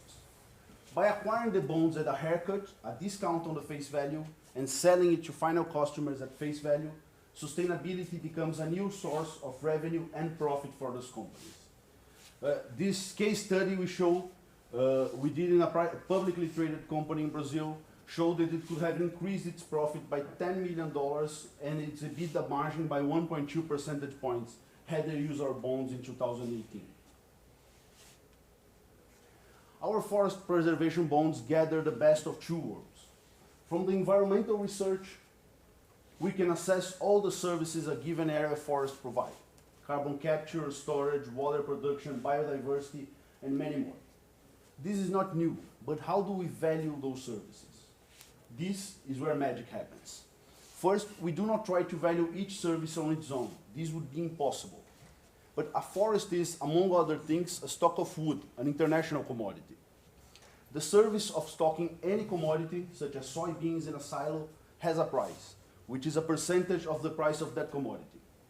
Therefore, we can equate preserving a forest for 1 year to stocking wood. This gives us a definite face value recognized by financial markets and not up to discussion. This allows us to use the same financial instruments agribusiness companies use, but to finance the preservation of forests. This is a very scalable solution. The bonds are regulated by Brazil's Trade Commission and are issued after 1 year of preservation, avoiding all future performance risk. We understand the challenges of offering a new class of assets in the financial markets. We have had extensive interviews with relevant stakeholders, landowners, industries, lawmakers, KPMG auditors, the stock exchange, and NGOs. All of them agree that our methodology is an efficient way of valuing and trading the rights over environmental services. We have the goal of reaching an $11 million profit after tapping 25% of our beachhead market. Although most of our revenue comes after the bonds are sold to the industry, we have an upfront payment from landowners, avoiding negative cash flow for the company. As I said in the beginning of this presentation, our goal is to provide the right financial incentives to avoid deforestation. Serving our beachhead market will mean protecting almost 170,000 hectares of rainforest in Brazil and avoiding the emission of almost 40,000 tons of CO2 every year. To achieve this, we have the leading experience of Eduardo, former CEO of the Airbus Group in Brazil, the technical knowledge of Wilson, who developed our methodology, Laura's legal advice, and my experience in green business consulting and research. We have the goal of reaching an $11 million profit per year in 5 years by protecting almost 170,000 hectares of rainforest. Our long-term goal is to help build a world where the ecosystems are fully integrated to the economy, and where a forest is seen not as unproductive land, but as the most valuable asset anyone can have. Thank you.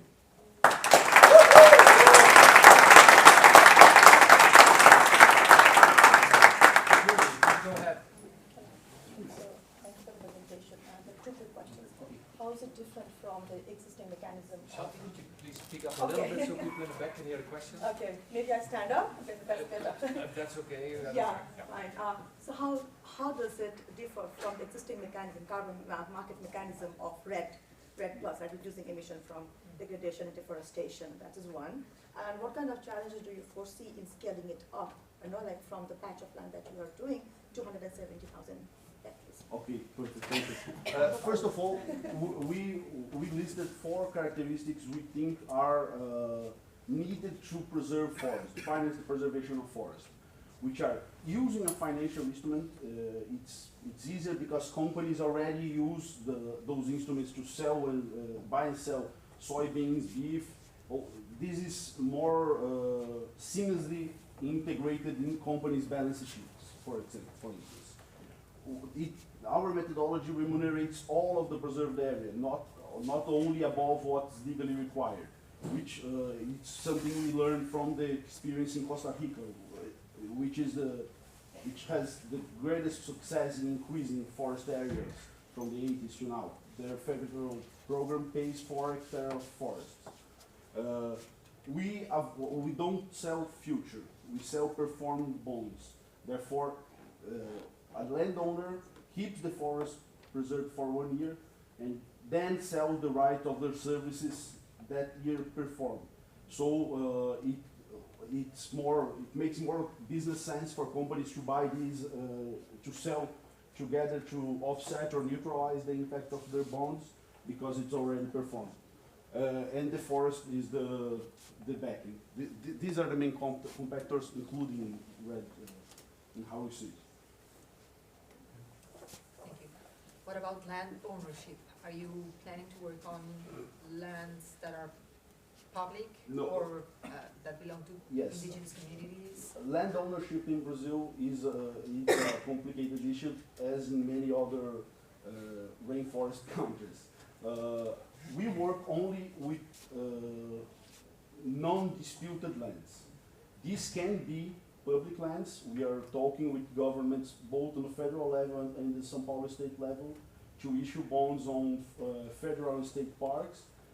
We can also work together with indigenous communities in Brazil. There is the issue of land ownership, depending on the country's law, of who owns the land, if the indigenous people have the property or only right to use. We have to settle this.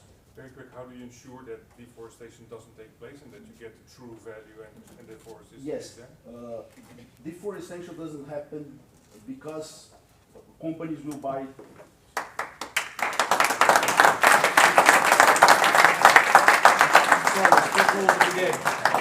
Okay, this we want to like this. It sounds harsh, but we have the same rules for everybody, right? That's the only reason. Okay, clicker is here. Wait for the jury to score. So for the jury members, when you ask your questions, can you please raise your voice a little bit? It might feel a little bit unnatural, so people in the back can hear you also. That's all. Yeah.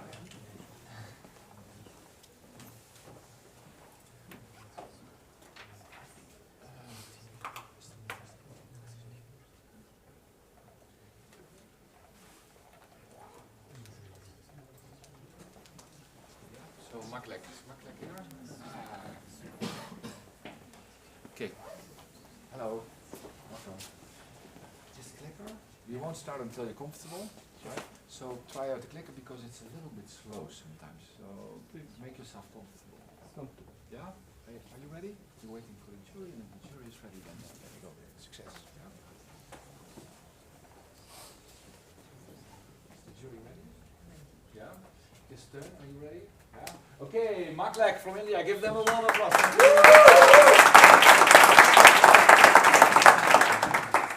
We Indians consider rivers and water bodies as goddess and worship them like a mother. But what happens right now, as the ever-increasing greed of humans encroaching the rivers and killing them by making more hydropower plants. And that is the reason why, even after installing 1,300 gigawatts in 2019, a hydropower project worldwide, government, entire world still facing the problem of generating more power, renewable particularly. We, the MacLake, have developed an indigenous technology which can generate hydropower without making any dam, any civil structure, without making any effect to the water bodies. That's how we do. MacLake, as a company, installed hydropower projects on the rivers and canals having the velocity 0.7 per meter. And even it can install even in drains itself, the wastewater drains, and generate hydropower at the cost of 0.064 euro, and to sold it to the energy distributing PSUs. The market in India, as we are the only one in India who has developed indigenous hydrokinetic turbine technology, which is cheaper and affordable to install anywhere, we have generated so far a 1200 megawatt beachhead market, which is having a 1.2 billion euro worth. And as far as the Indian market is concerned, Indian market is having, because India is 1.2 billion population, there's a huge opportunity for rivers and canals where we generate euro 151 billion market. And as far as the world market is concerned, it's the whopping biggest, which is offering you euro 3.5 trillion green business possibilities of hydrokinetic technologies. MacLake generate hydropower at the cost of 24.4 euro per megawatt hours, which is lower than solar, diesel, small wind, small hydro, and even all existing hydrokinetic or renewable technologies you can think of. By promoting that, MacLake can, if a farmer requires a 1 kilowatt hour supply 24/7, then MacLake can fulfill their power requirement in just 0.58 euro per day, which is 2.4 times lower than existing solar diesel combination which is used throughout the world. This technology is completely patented, made in India, and can be replicated, developed, fabricated anywhere in the world. Do not require any kind of forging techniques. It is just a simple technology which can be developed by using molding a single metal plate. The thing, it is a partially submerged turbine. Do not require any major height more than 4 meters. The existing hydropower turbine technologies are requiring more than 4 meters per second velocity and at least 3 meters of depth. That is why these technologies are very costly and can be installed anywhere.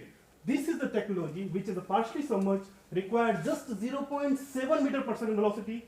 Any kind of debris water can work in it. That is the reason this can install even in drainage. And the scalability of this technology is ranging from 1 kilowatt to any number of megawatts in number of systems. We have so far connected with 12 PSUs in 63 villages throughout the world, from Asia to Africa, and find out that the technologies existing there are not technologically doable, economically feasible, environmentally sustainable, and socially acceptable.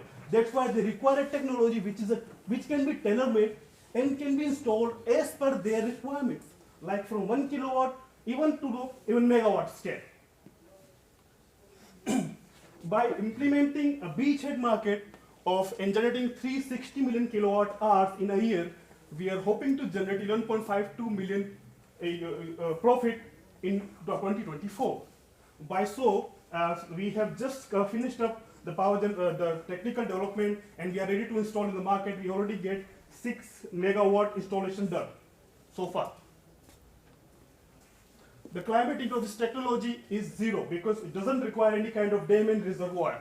Unlike diesel, it is 1120. And implementation of this technology can generate CO2 level reduction and also the low DOD and COD level.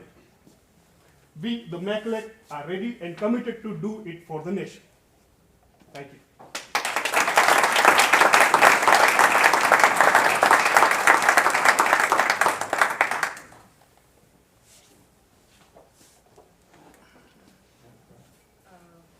So thanks for the presentation.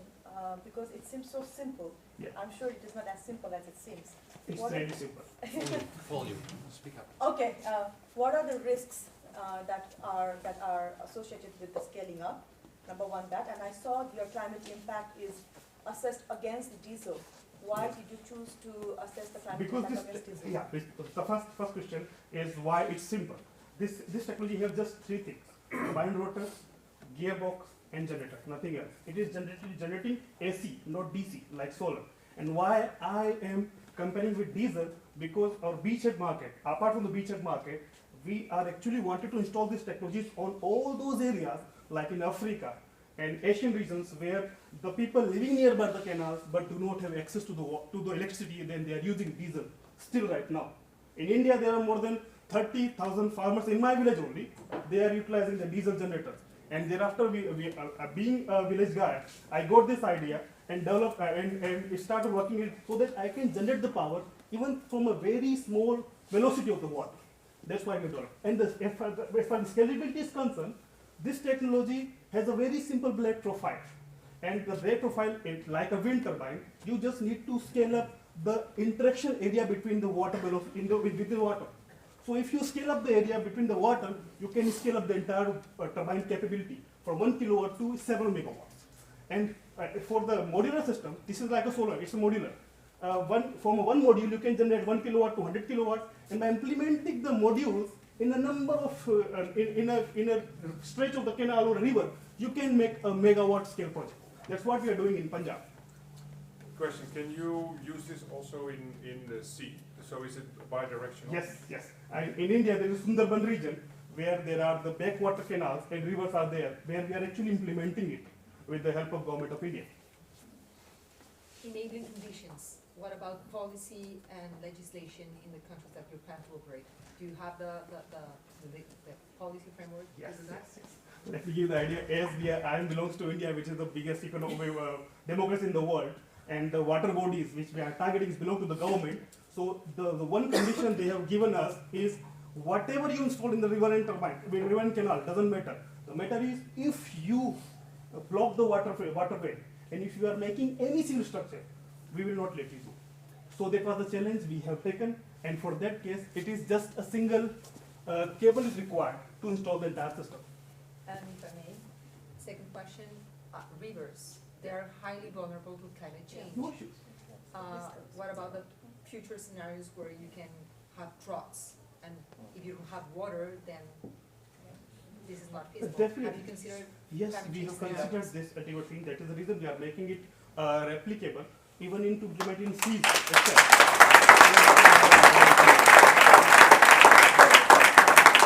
I'm sorry, it feels painful to interrupt, but we know the rules of the game. Yeah? Thank you. Thank you.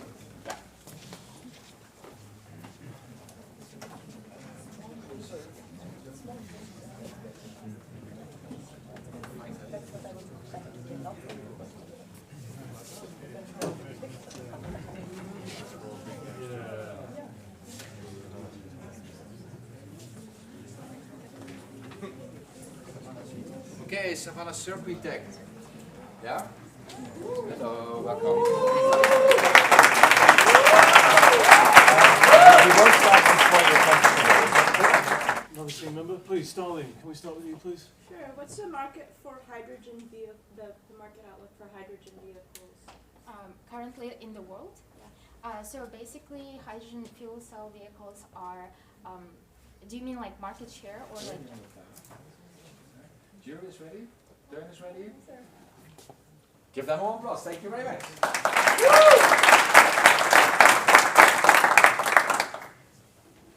So, did you know the dairy milk journey from farm to table each morning involves the release of up to 3,000 metric tons of CO2 to the environment?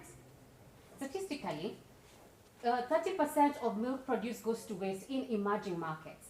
It's because there is lack of proper refrigeration capacity, leading to spillage and spoilage. And to solve this, aggregator milk bulkers use milk coolers that run on harmful refrigerants that are high energy use to preserve their milk. But we are changing this.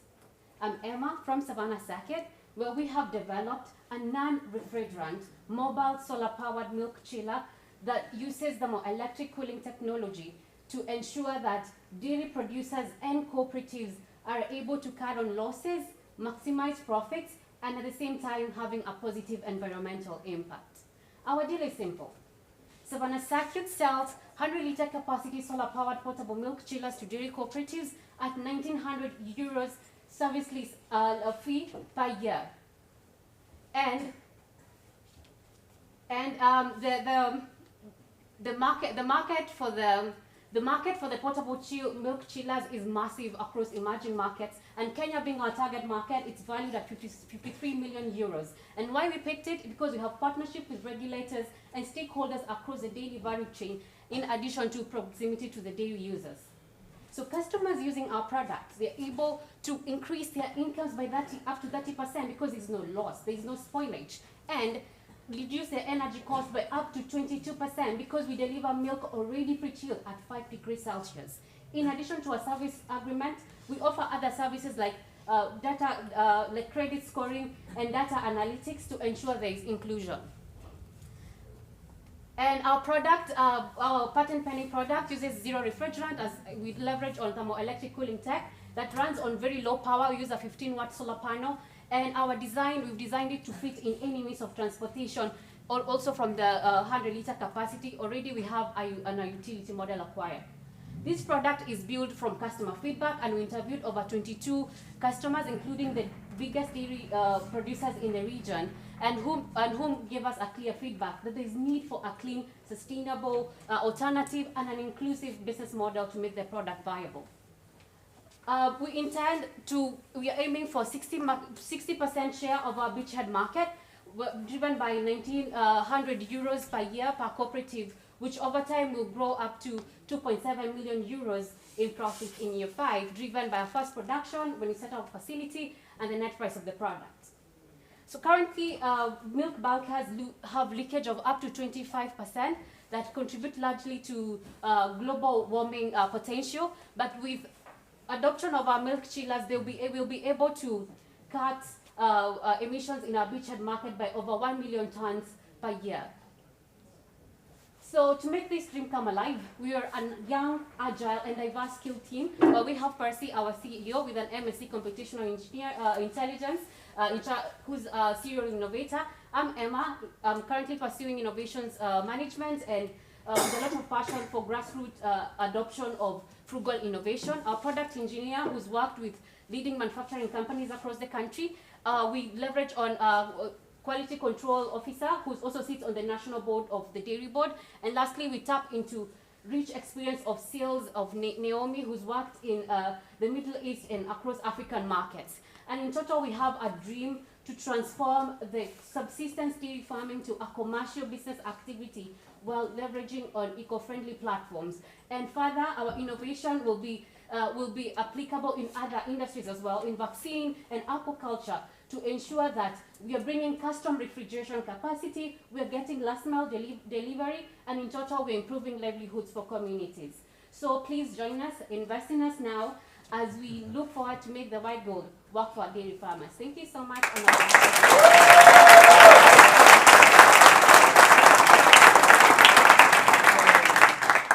Please raise your voice and actually. You mentioned dairy producers, and does most of the milk come from dairy producers, not independent farmers? Currently in Kenya, it's quite segmented. We have 80% at the smallholder, 80% of milk produced from smallholders, and just 20% from commercial farms.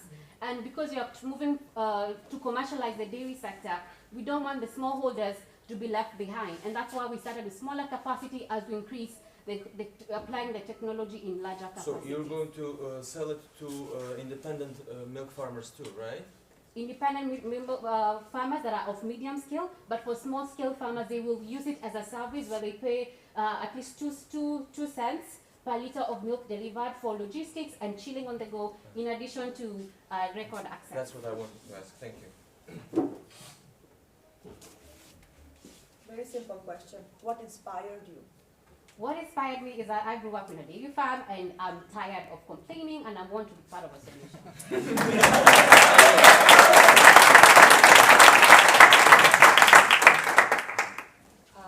Transport. So you're using diesel for your motorbikes. Does that compensate, you know, the CO2 sort of emissions that you get from, you know, the previous model? Yes, it actually does.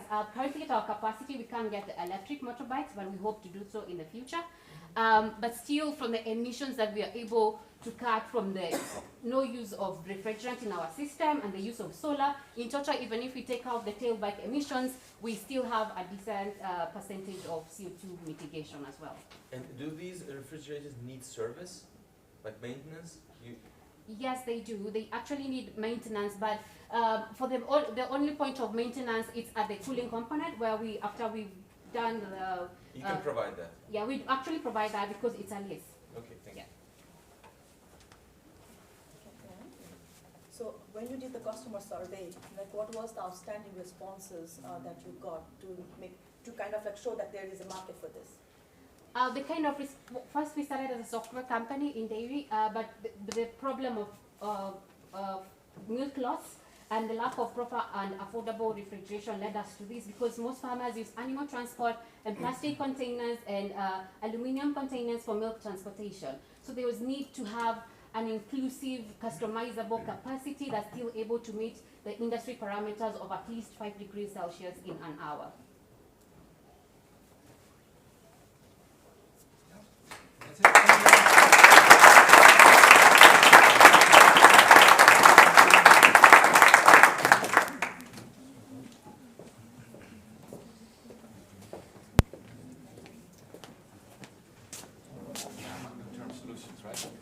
Wait until the slide is on. Alright. Then you can try the clicker. It's a little bit slow, so we'll wait until you're comfortable. Okay? Alright. Yeah. Okay. Success. Yeah, thanks.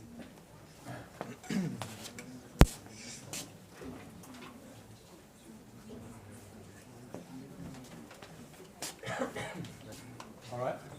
No, wait on. Jury's still scoring. They are very busy today, you know, 16, I think. So give them a little bit of time. You're supposed to be.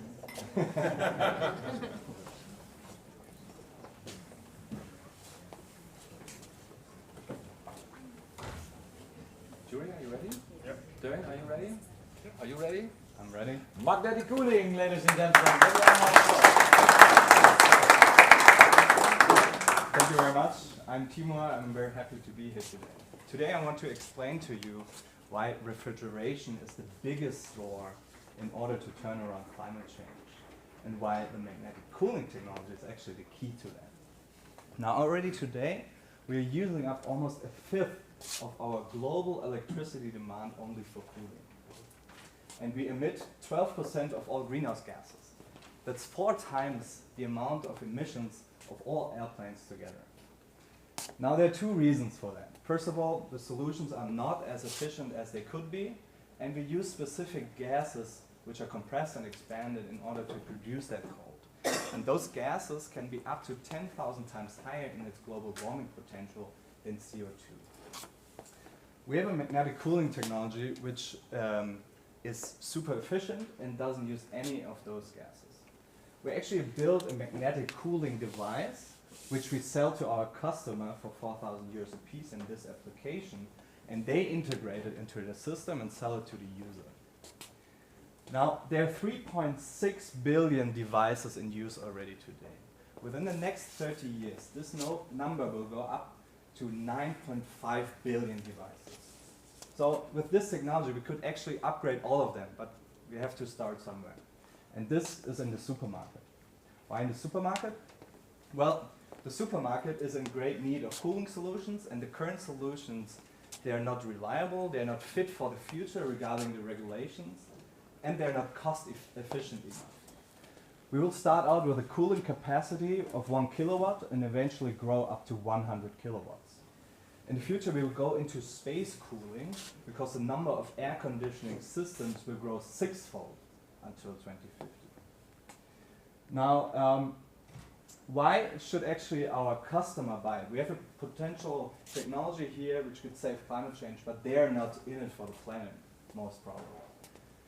For the user, the invest cost will be higher initially, but over the total cost of ownership, we can actually save 20% of their money. And our customer who sells the system to the user, they can sell it at a higher price, making more turnover. So how does it actually work?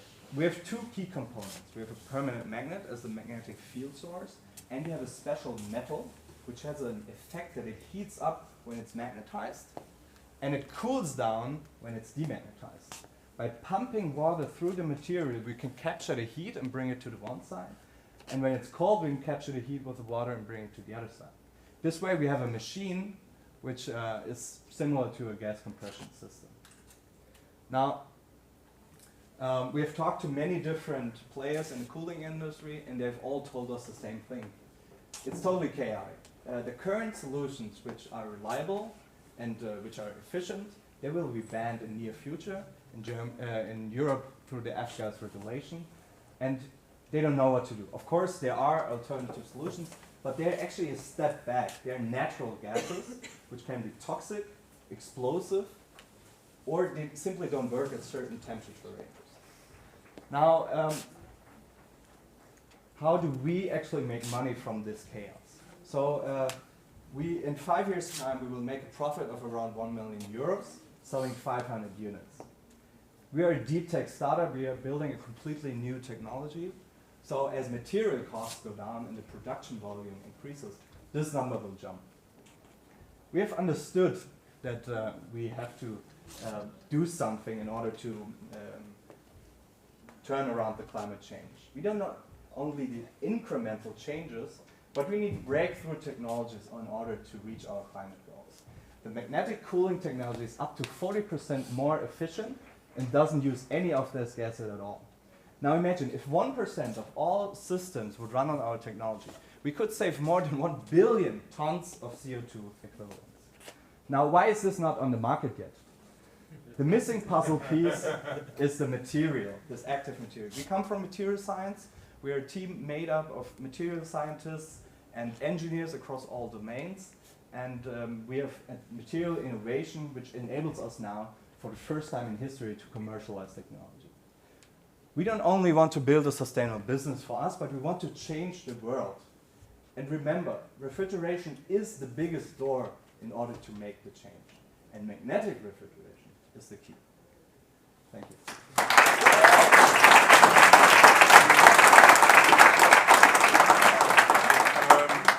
Listening to this morning, Marjan Minnesma, 500 units in 5 years not going to do the trick of climate. How can you accelerate it, and what is the material that's holding you back then to be much faster? So money is always good. Good. Money is not a problem. Yeah. So what is new to us is that we have a material innovation that is now scalable. But of course, there are different components to the system. And what we are doing at the moment, we have the heart of the system. But in order to scale up the other components, we would need partners to accelerate the development. We are experts in the hard piece, and this is our core competency. But all the other stuff, like the hydraulic system and the motor system and the valves and all that, this is something which we cannot do at the moment because we have limited resources and time and not the expertise in those fields. So if there are companies who see the big picture and invest in us, not only with time but also with resources, we could actually accelerate it. If I go to the well, your system uses Volume. water. Volume, Yes. please. Volume. Uses water. Yes? So tell me about your water footprint.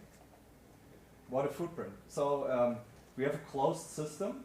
So the system is like a normal system which you currently have, but it doesn't have gases which are compressed and then evaporates and goes down. So we just have normal water, and this normal water never normally never leaks, and then you have a heat exchanger, and then you can change the heat from the water onto a fan, for example, and have a water-air heat exchanger or water-water heat exchanger. So maybe, I don't know, this is just an assumption, but maybe 10 milliliters per year you have to fill in that into the system. So you mentioned about the supermarkets as your potential market area, right? Like, why don't you, what are the limitations for not to go to residential units of refrigeration? Well, the challenges in supermarkets are the highest at the moment. We got the biggest feedback from them, the users actually. They're really desperate for those solutions, and they say, when is this technology ready? And we, yeah, we need some time still. And so we see the biggest potential there. And space cooling is a little bit different game regarding the players in the market. So you have a few big players, and it's more difficult to compete with them than in the supermarket. For example, in Germany, you have system manufacturers which are quite small, and it's easier to partner with them because they are owned by the CEO normally, and the decisions are made directly. And when you talk to, I don't know, Carrier or somebody else, it's total mess for a startup at least. A final question: why don't you then partner with the supermarkets and for the financial stream rather than the cooling manufacturers? The supermarkets have great interest. They say, okay, if you have the technology which I can actually put in my supermarket, then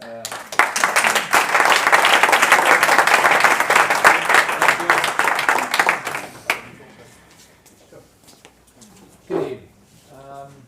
Yeah, it feels hard to interrupt, but everybody knows the rules of the game, right? So, yeah.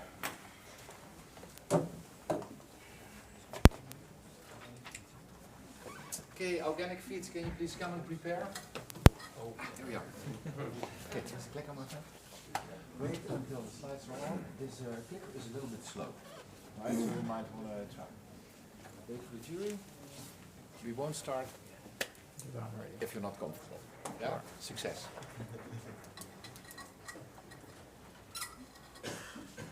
Wow, it's cold outside. The jury still scores.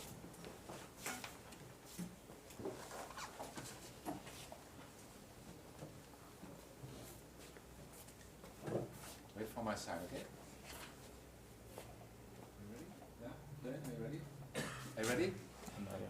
Give them a warm applause. Organic. Thank you very much. It's cold outside. Join me for a second in the Caribbean, where it's warm and beautiful. We have beautiful beaches. Oh wait. Our beaches are being inundated with 20 million metric tons of sargassum per year. This, when left on our beaches, produces the foul-smelling hydrogen sulfide as well as methane.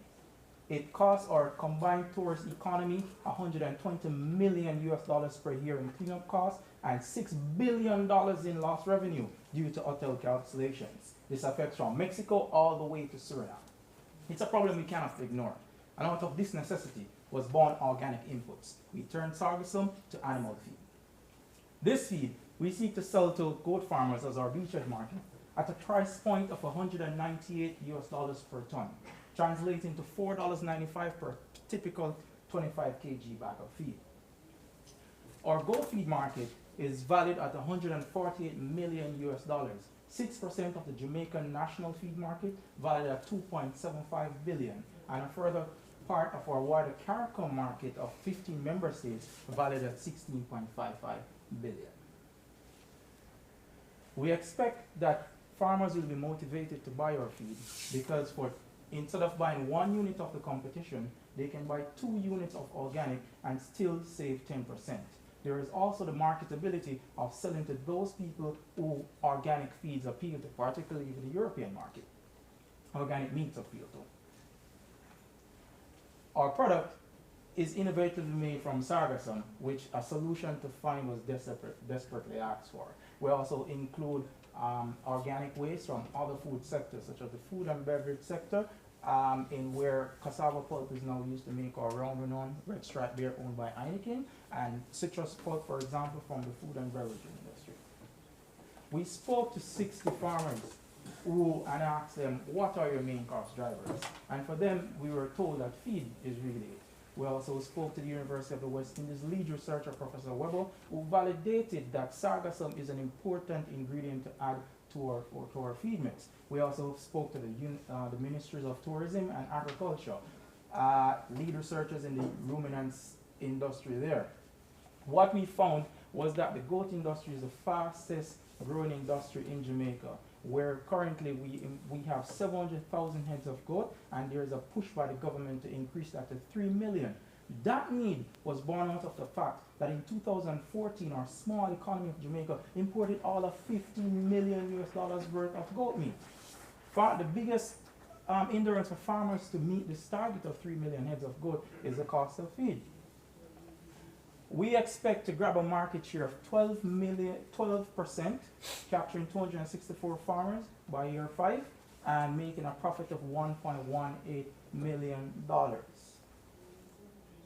We're proud of the fact that being all local, we save on 97% carbon CO2 emissions, because nautical traffic is the biggest contributor in the feed industry, where the current manufacturers import everything. Our team is a team of individuals who I've known for 17 years, at least. My brother I'm proud to have as my R&D researcher. He has a master's in food chemistry, and the other engineers such as myself and Jerome Stewart, we won our sales and marketing person out of the fact that when we did our initial trial, he was so impressed by it, he asked us to join. He is the head of the Goat Farmers Association in Jamaica and made that great linkage for us. Our finance person has many accolades in finance. This team of individuals, we will seek to reach a $1 million profit line by 2024, holding 12% of the Jamaican market. We hope to as well grow 7% there on in and expand to fish, rabbits, and other animals, as well as a wider CARICOM and Latin American market. I am proud to represent my team, Organic Inputs. We're the makers of feed.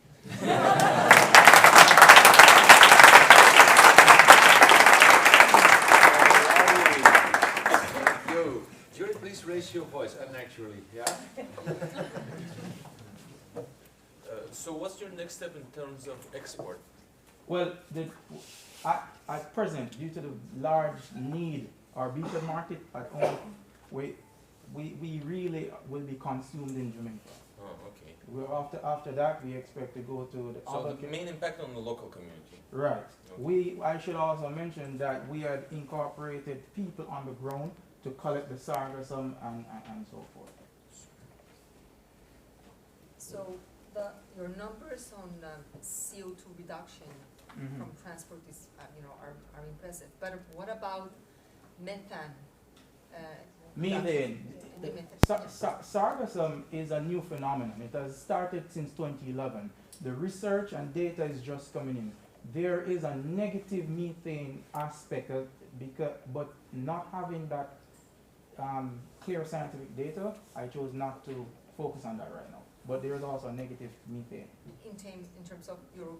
In terms of removing it, because if we leave it on the beaches, it reduces methane. Right, but my question was on what about goats? Yeah. Are you reducing methane emissions when they, take this, Well, research from the University of California, Berkeley suggests that animals, particularly cows, they had a 75% reduction in methane belching when they consume sargassum. Being new data though, I did not include that. How much? 75%.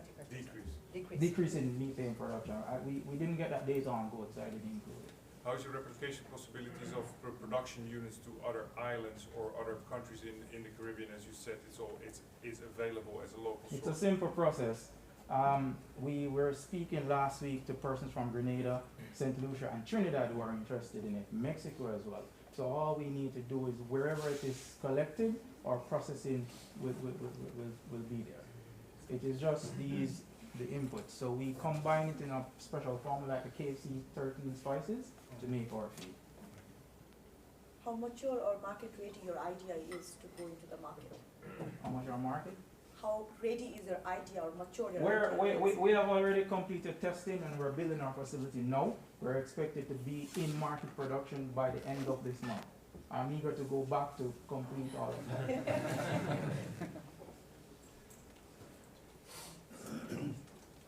job potential for the local collectors? How does it work? How does it improve the life of the... I was touched by that when I went on a beach and I saw a gentleman that says he's too old to work, but he can be on the beach collecting. We're expecting to employ 37 persons in just one community. It's a wide area that we cover. 37 persons, we're looking at over in one community, and we're looking to target 15 such beachfront communities in one. We have already had 2 agreements in communities.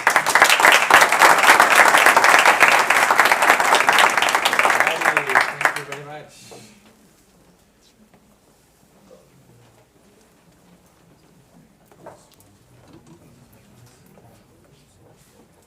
Okay, what's the technique? Yeah, there you are. So, hello, success. The slides will come, then you can try the clicker. It's a little bit slow, so try it out.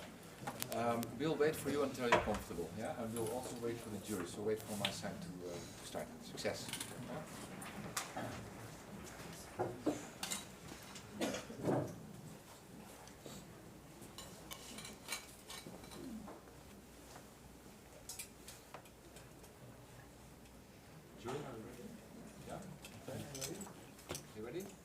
Okay, last one of this morning, wet technique, give them a round of applause.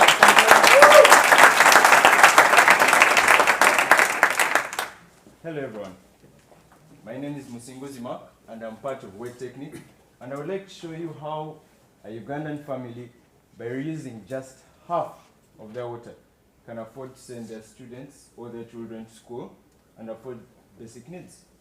To show you all this, I'm going to have to take you all to Uganda for just this presentation. And I would like to start with the story of my mother.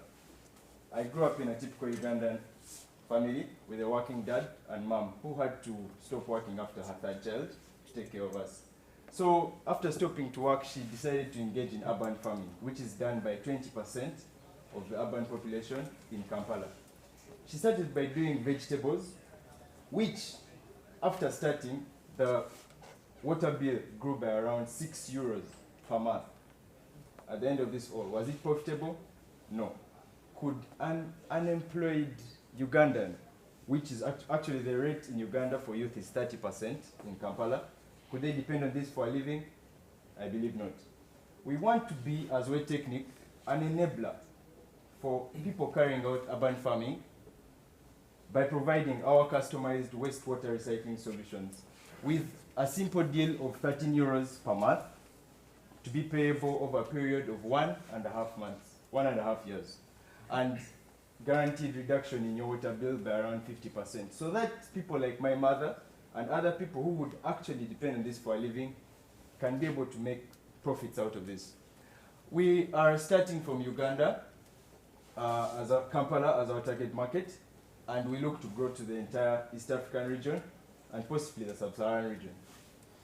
Our value proposed.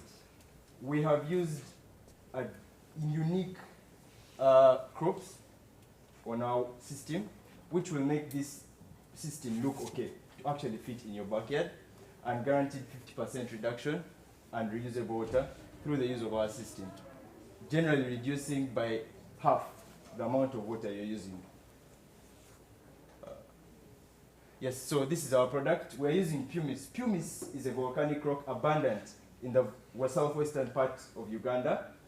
We were able to employ around 50 locals during the construction of our pilot plant, as it's a rock just lying there.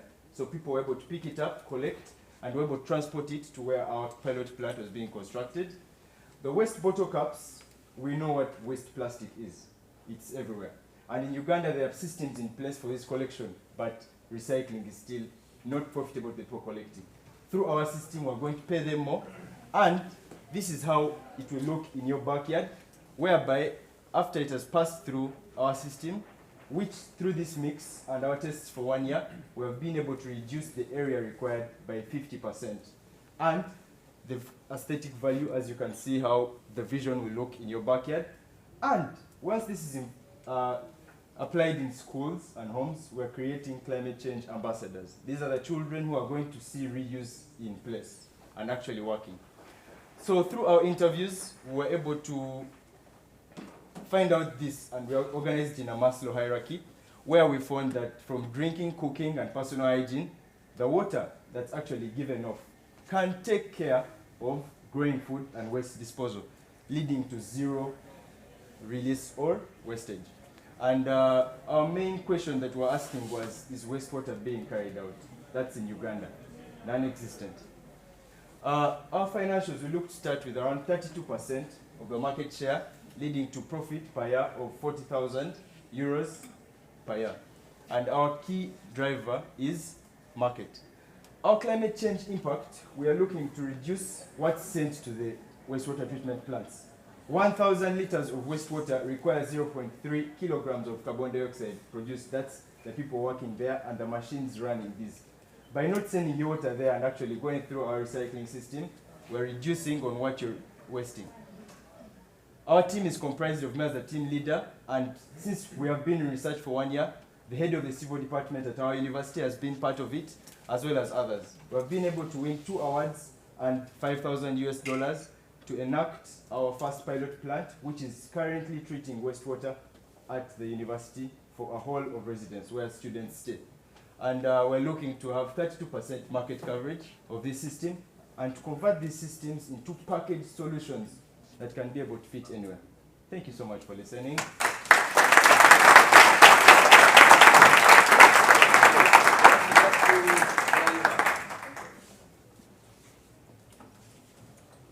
Can you explain what you do with the bottle caps and how that's being used in the filters?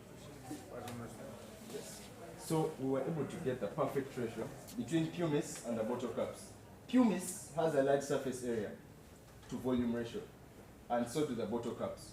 So we found that the ratio, once applied in this hole that we have dug, it gives enough space for biofilm to grow, and this feeds on the organic waste in the water, making the effluent better.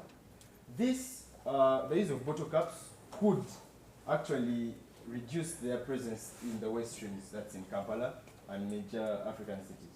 So the bottle caps are collected, cleaned, and put with the pumice in a ratio that's part of our innovation.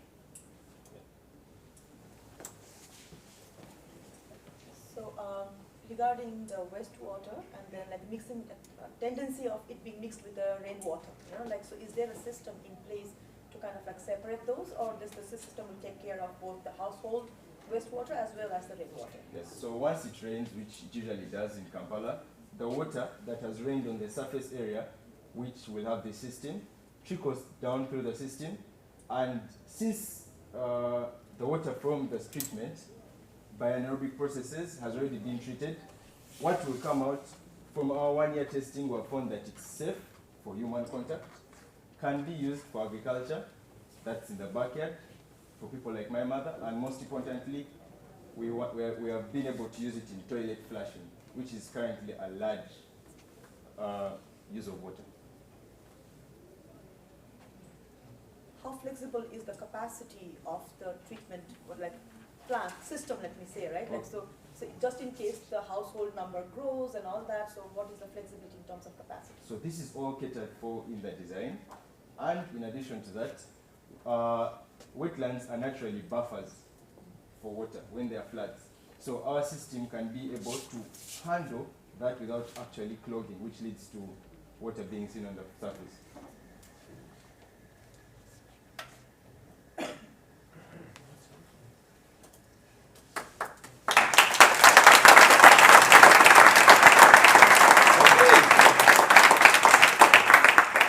Thank you all very much for being here. This was the first part of the 8 start of pitching. Well, for me as a trainer in the Climate Launchpad, I don't know what you think, but I have seen 8 fantastic presentations this morning. So give you all a round of applause.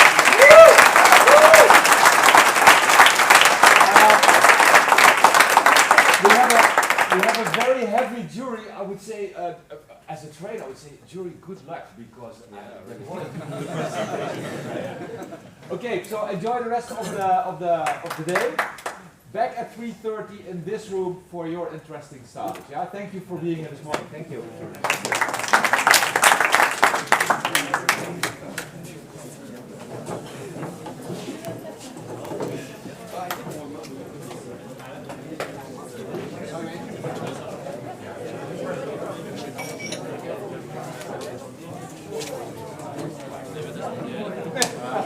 Yeah.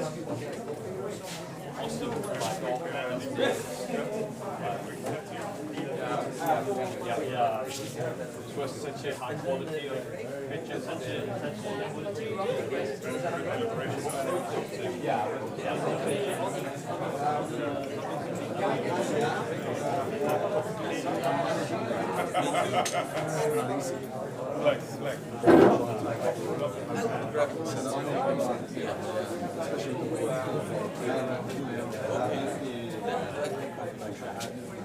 So people, could you please leave the room for the jury to be private here?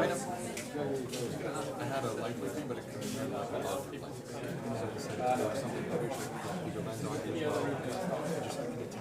Okay, then I have to ask so far it was not It's better in the front. Yeah, but it was not so but that's a good point. I will take actually walking around with some tripods and set that up, take off this thing, put it onto yeah, exactly. Yeah, so overall. The 7R. Yeah. This we also do photography for our new site, so it made sense that we go for the R. And the S got small. You have the 3, right? Okay, people from the press, is it okay? Because the jury needs to needs privacy. Yeah, the only problem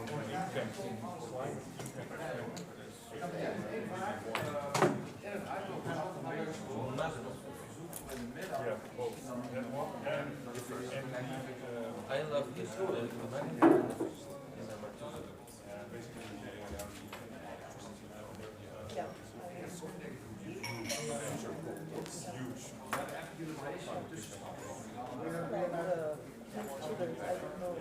I like it. I like the first one in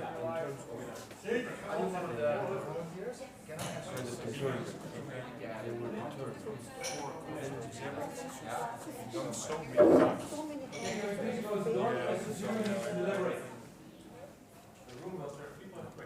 Yeah, for me, basically coming from Nepal, where like improved store is kind of like every. We do this since the 80s. Yeah, ICS, like we're everywhere, ICS, like. So Okay, you're free to talk. The room is empty. Coffee arranged. Thank you so much. How was it? Thank you. Wow. Intense. Intense, huh? Yeah. But yeah. There's a few very good ones. If you, yeah. Towards the end, it got better. I think. Yes, the Indian guy and the mining firm. Yeah, from a CO2 or a real climate impact, I think even the global forest plot, also the way of operating and really trying. They're to selling act. air. It's just cheating. It's a global forest bonds, nothing. I'm worried about, wood being the commodity sort of reference. Yeah. What about I think it's actually the commodity, the very commodity smart prices idea. go down?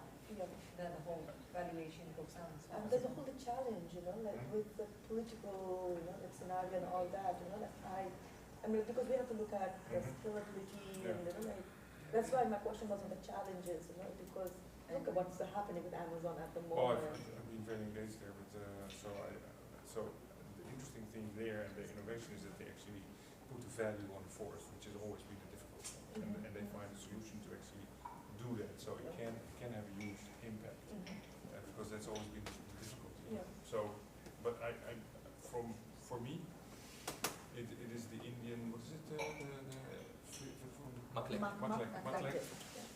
Wow, if you would, if that works, the energy production through and the negative effect of big hydropower on even emissions from lakes, which has never been calculated at biodiversity, negative biodiversity eventually can just use streams or I just had a feeling that in a couple of years you will be able to buy this thing on AliExpress just for a couple of bucks from China. Just throw it in the river.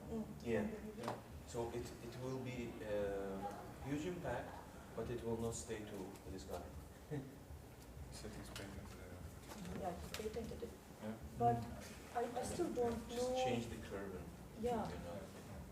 For me, like technology all looks very appealing, but I really don't know the feasibility in terms of staying and keeping its word of like how much it can generate. That generation capacity will be also maybe fluctuated. You know, that is what I wanted to get out from my question about the But risk. he said it depends on the generator. The better the generator, the better the Yeah, so then the quality. cost of investment will also go up and down accordingly, right? Of course. Yeah.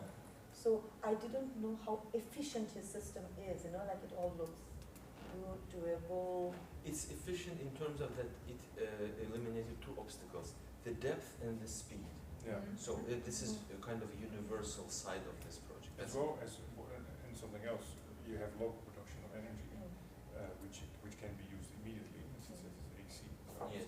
so it is interesting compared to a hydro dam, which uses lots of energy and gets transported over thousands of kilometers, and the local people don't have anything. So if you need local solar panels, if local solar panels combined with something like this, you have a perfect.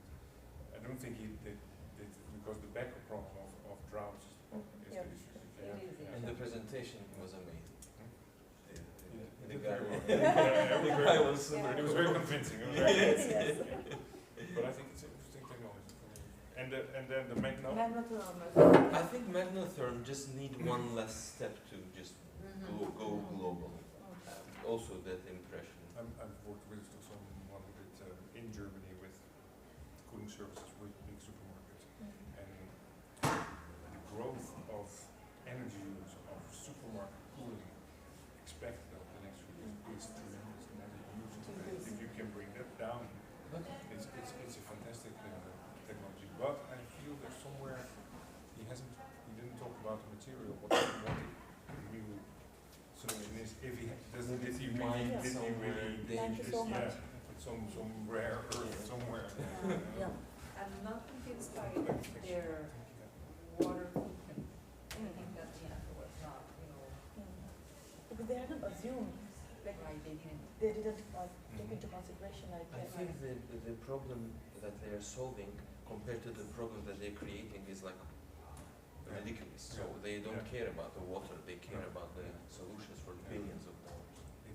The logistics centers, the medicals, the fruits, everything. Like Dubai, for example, they don't grow anything, they just import everything. It's cooled every day, every second.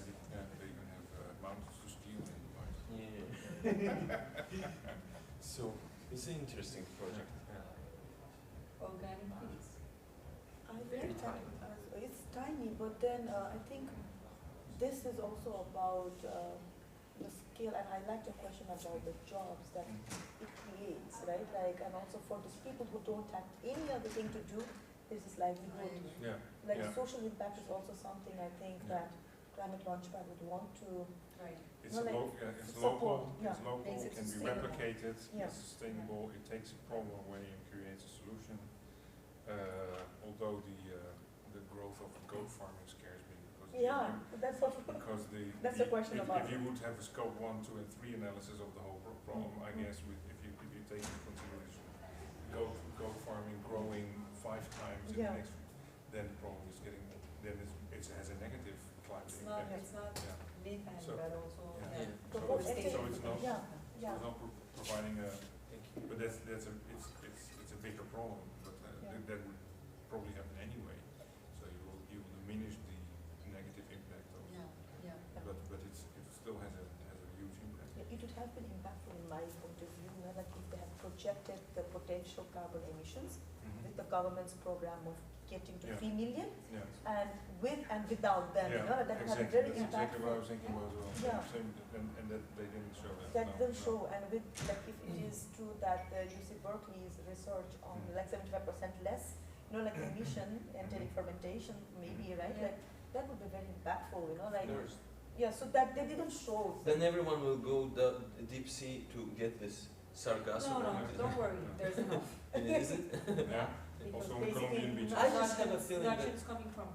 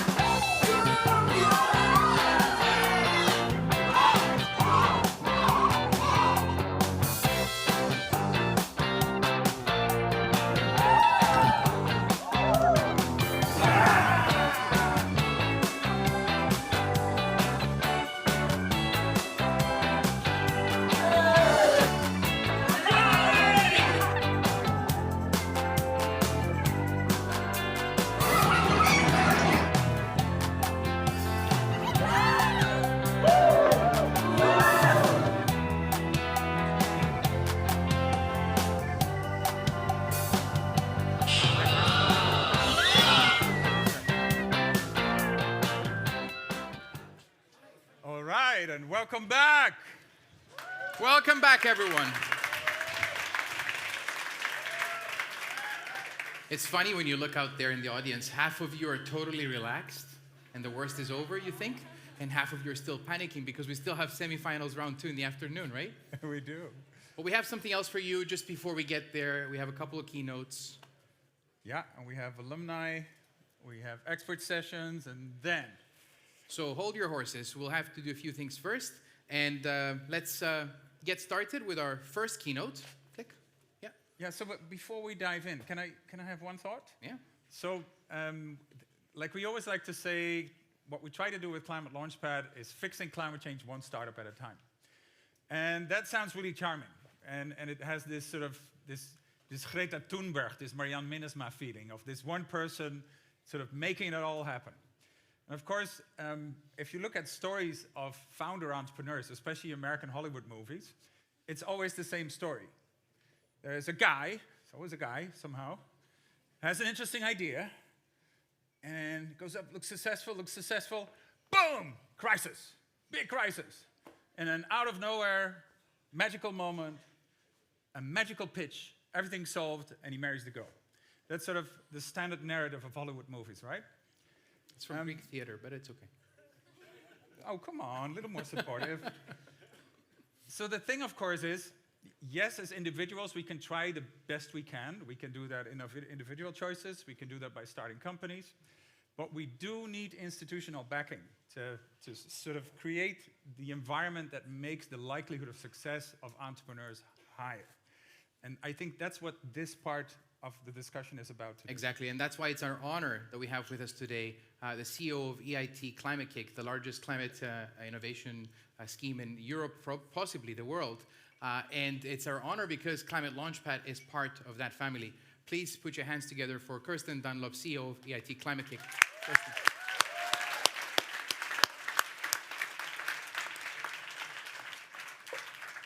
Thank you very much. Thank you, Franz. Thank you, Hans. Hello, everybody. This is the third time that I have had a brief possibility to understand something of the extraordinary richness of Climate Launchpad and the Climate Launchpad finals. And once you start to get to 3, you start to really see patterns and trends and possibilities, and it really is a reinforcing logic. So it's wonderful to be here and wonderful to see this once again come to fruition with once again a big build. I'm going to talk to you a little bit about the context of that institutional support that Franz mentioned. Climate Kick, the Knowledge Innovation Community, KIC stands for Knowledge Innovation Community, as many of you know, is an enabling environment. There are many different ways language you could use. You could describe us as a platform, you could describe us as a community, you could describe us as an agency, you could describe us as a public-private partnership, you could describe us as an orchestrator. But fundamentally, we exist to enable innovation actors in the form of single people, small companies, large companies, cities, regions, and countries to do something together to drive transformation.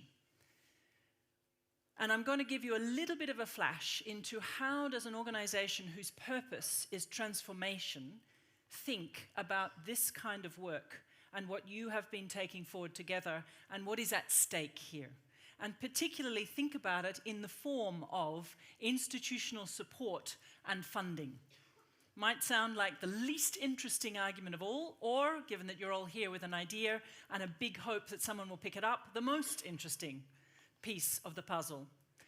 The element I'm going to bring to you is not a reprosecution of how to go out there and win venture capital, how to go out and pitch, find an investor or 2 or 3, and get yourselves up onto a scaling dynamic at all. I'm going to give you a different perspective. I'm going to give you 2 tips and 2 enabling frameworks to just think about if you are looking at the problem of climate change from the perspective of an organization like us, of which Climate Launchpad is part, with the sets of concerns and needs and mission and purpose that we have, and for which Climate Launchpad was one of the key instruments set up to achieve. Those missions, that mission, those concerns, that purpose, for 8 years of our history, used to be very much about building the enabling conditions for climate action. Climate Kick was founded in 2009. There were no clean tech accelerators proliferating around Europe. There is no climate industry to go and address. There were not established university courses in every single major university in Europe saying climate action is one of the things you need to learn about. Climate entrepreneurship looks like this. Here's how you learn it. So there was a lot of work to be done in building up the ecosystem conditions for people from very different walks of life to work together and to understand a common problem, a common language, and a common set of interventions. But 8 years in, so that was the beginning of 2017, we made some reflections on ourselves. And we asked ourselves, we're going to be 10 years old at the end of 2019, so we're just about ready for our 10th birthday. What would we need to do to have a license to operate for the next 10 years? Should we do more of the same? Because if we can, that's the easiest path to take. Let's ramp up what we're doing, accelerate, learn, consolidate the learning, and keep going. And one of our reflections was, no, we need not to do more of the same, because we have established enabling conditions. They are out there, they're making a difference. There are now literally thousands of startups. They are really beginning to take on capital. It is starting to work. But there is a much bigger order problem, and that is of two orders. We've done pretty much all of the easy stuff. The things that now need to be done are incredibly difficult and really unprecedented because they involve not single solutions, but the combination of multiple solutions acting together. And they involve transformation of the way we think, the most difficult thing of all, the way we act, the way we live, the way we understand value, what we understand about the core sets of relationships that we trade with each other and we transact with each other in terms of values, our relationships, our interdependencies with each other and with the materials and the assets and the resources and the environment in which we're in. That's really hard. It means crossing every single boundary we have ever set up to make the world neat, organized, and manageable. And it requires us to do it at a scale and in a pace within a framework of time of the next 10 years that is completely unprecedented. So if we do another 10 years of what we've done now, we will have created another 2,000 startups. Let's say we will do a performance improvement, so let's make it 3,000. But we will not have created the enabling conditions for the next stage of change, the step up that says this has to come together. This has got to come together in a set of really complex combinatory effects, exponential change. And that's what I want to talk to you about. The 2 or 3 tips as you go forward into the next stages of this competition, into winning, into losing, into looking at each other, and into hopefully making connections that you're going to build on and live with for the next 2, 3, 5, 10 years. We now desperately need collaboration and cooperation. Foundry. We actually don't really need people to be competing with each other for a slice of venture capital. We really need you to be sitting there and looking at each other and saying, if I were to do my thing here and you were to do your thing there, and we were to look at the way in which those two things could work together, we would create a step change, a 1 + 1 = 5. And if we took another 3 and we really played that out in a city at scale, we might be able to get our +30.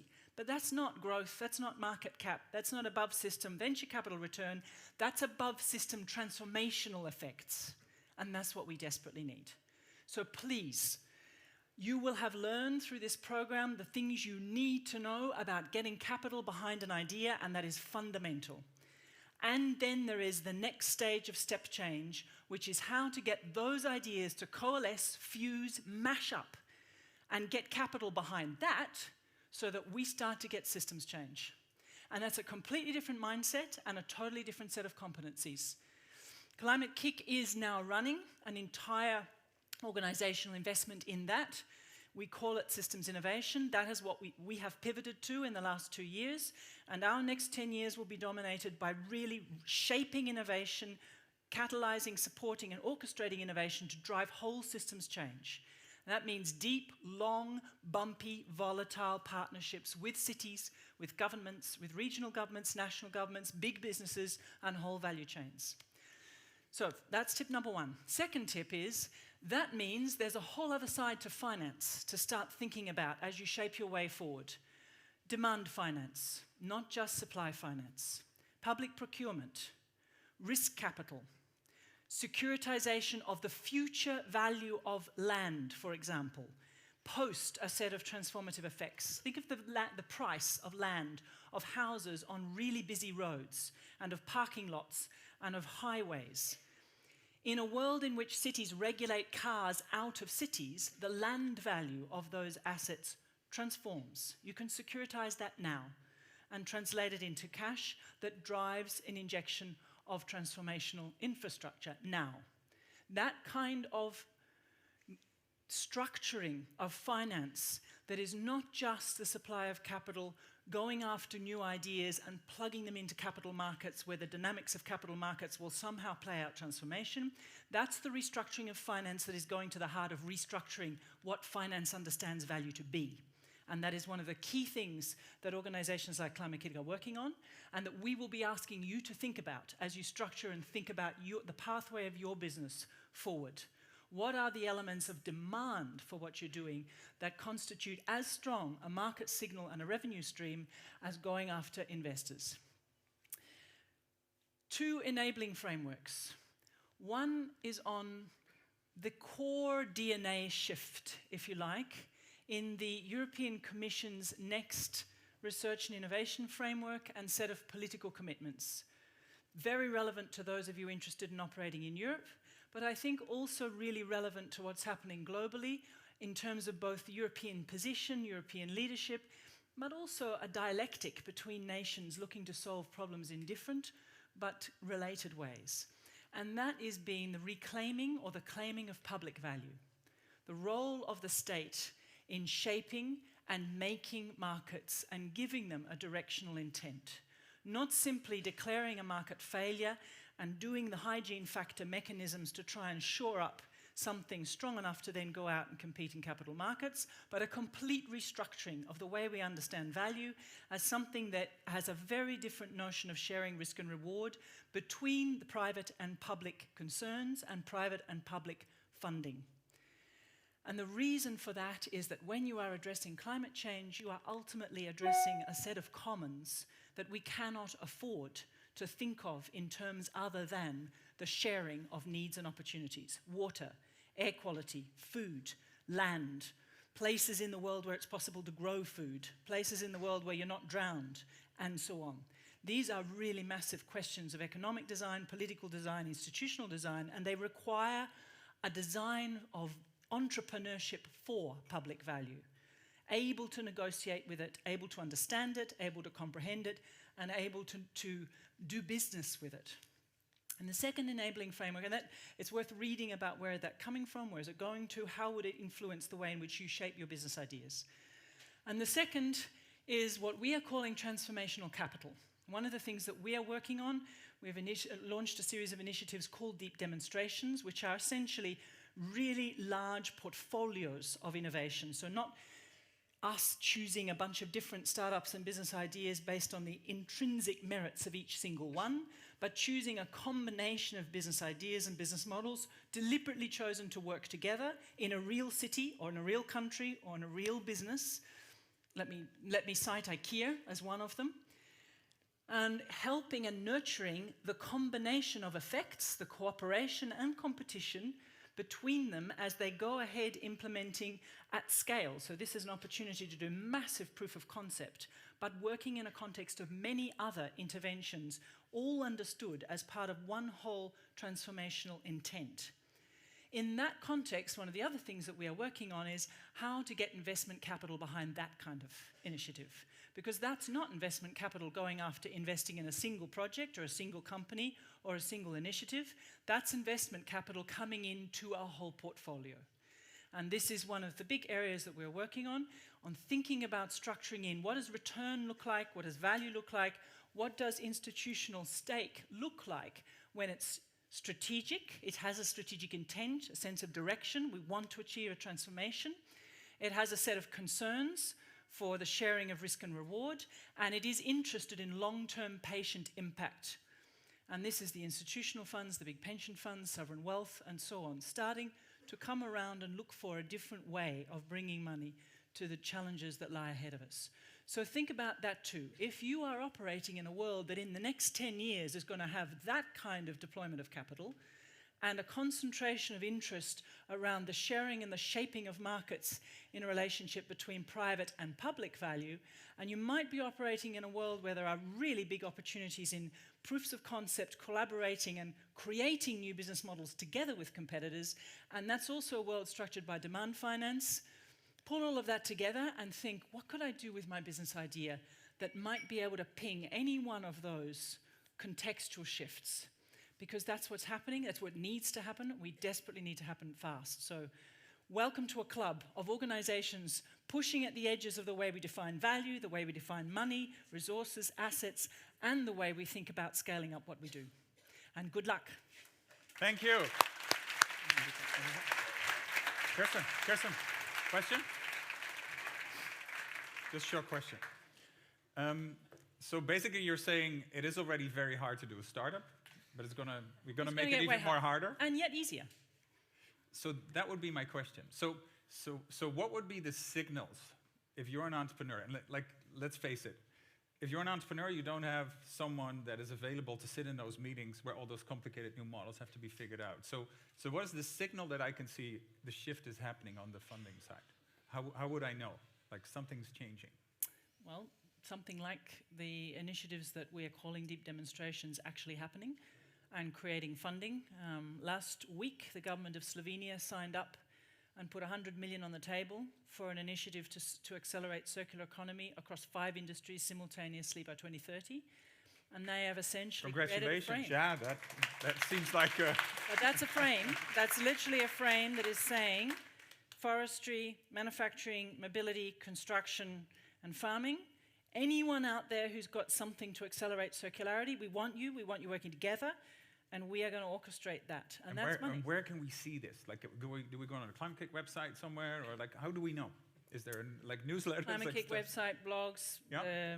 Kickstarter. There are multiple ways in which we'll get it out there. We need to be careful about the fact that this is reality TV. This is no longer small incubator project somewhere out of sight. Doesn't matter if it goes wrong or right. This is a government signing up its people to making a big change happen. So it's also about being sensitive of where that information is. Okay, yeah, and we just all need and to use be fairly organizations like Climate Kick. Yeah, okay, thank you so much. Thanks, friends.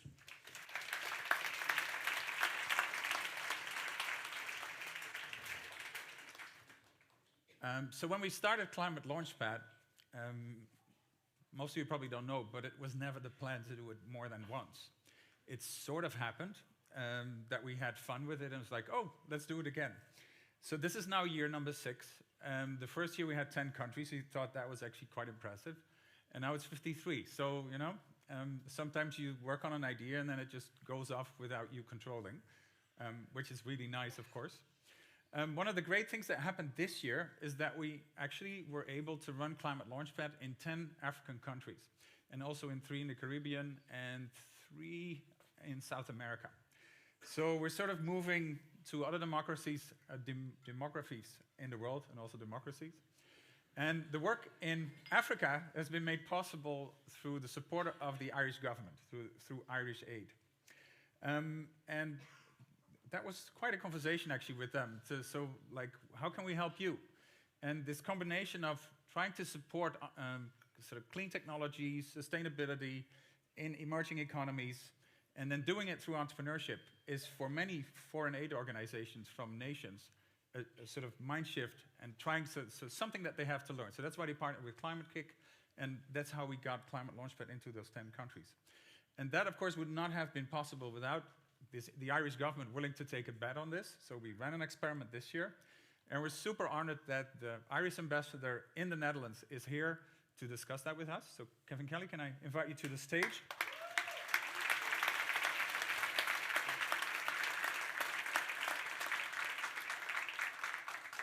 And what is really interesting about your career, you spent probably more than half of it in Africa.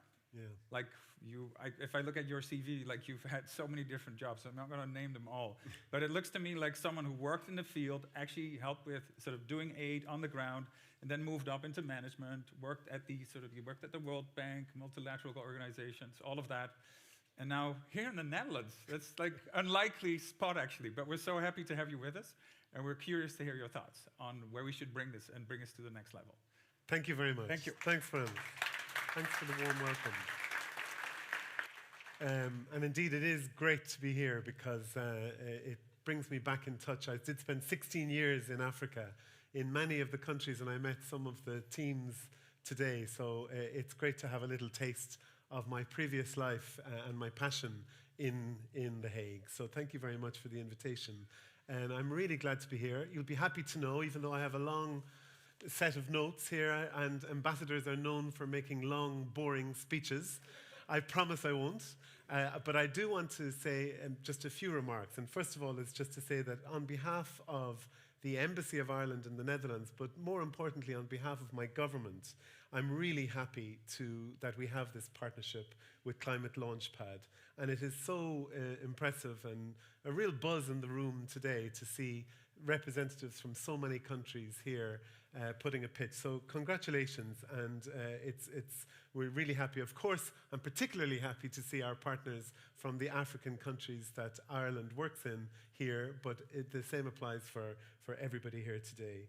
In fact, this week, it's quite a coincidence, in Ireland is Science Week. It happens once a year, and there's 1,200 events happening all over Ireland to mark Science Week. And of course, we all know the links between science and climate action. So again, you're making me feel very much at home being here in Amsterdam, but I'm taking part in a Science Week event on behalf of my country.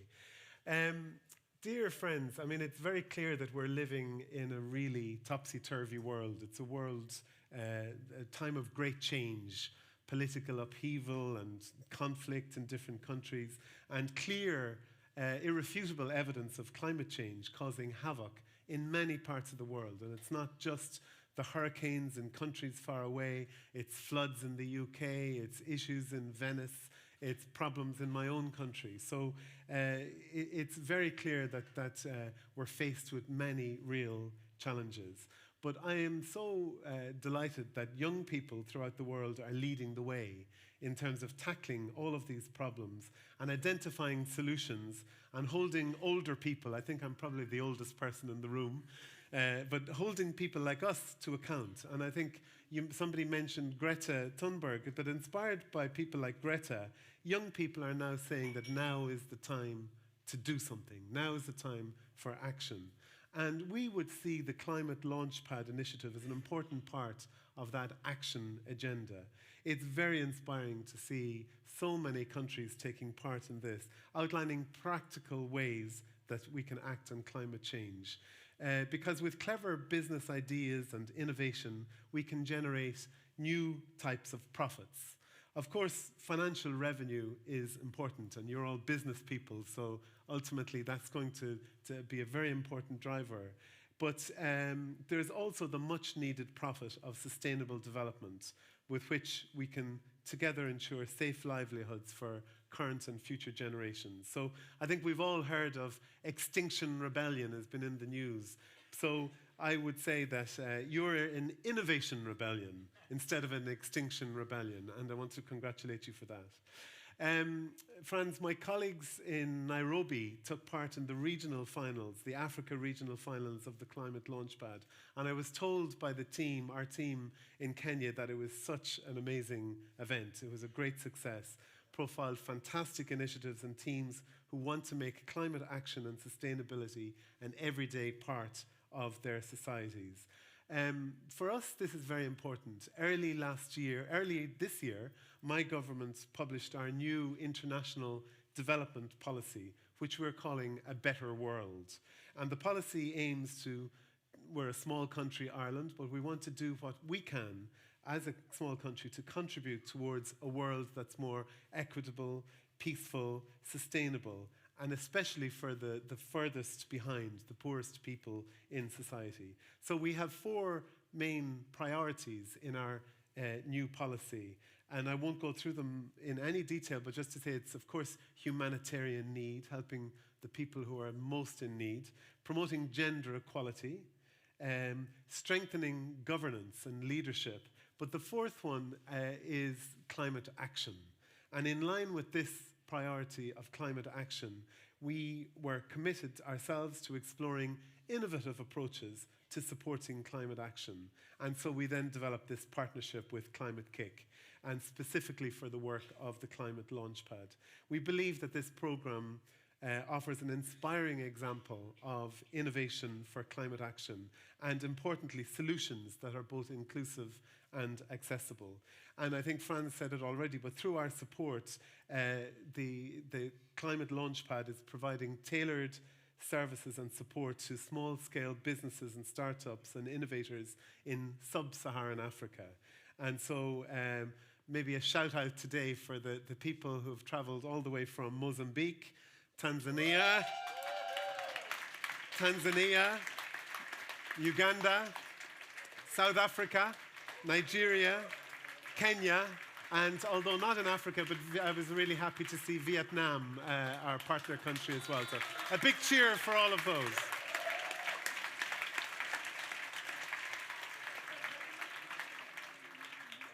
The people who are here today and this few days pitching their ideas understand the important role that small and micro businesses can play in climate action and sustainable development. And we really are so proud to be able to support you in that.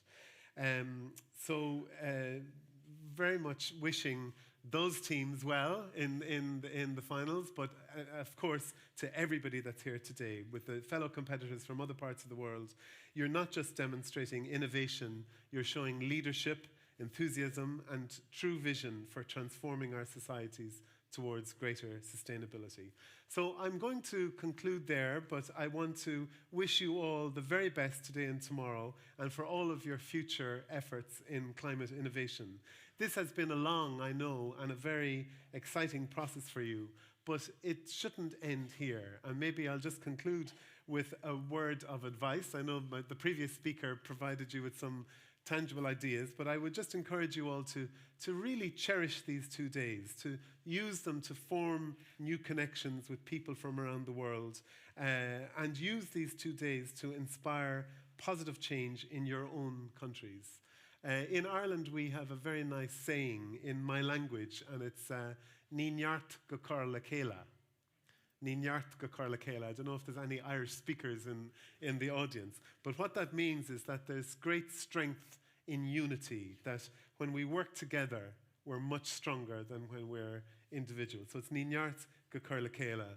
Nowhere is that more obvious than on climate change and innovation, where we can and must all come together. So all of you are wonderful examples of that. So let's continue with the struggle to work together for innovation for the future.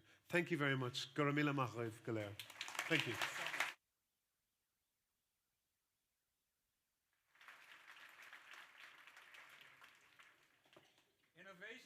Oh, forgot my mic. Sorry about that one. So Innovation Rebellion, I like that. We're going to change our name. Just a question. So we're evaluating how it worked. How do you see the future of programs like this and sort of the collaboration that we can do with Climate Kick, with Irish Aid, and bring it to a next level? Is that something that you are open to discuss? I think absolutely so.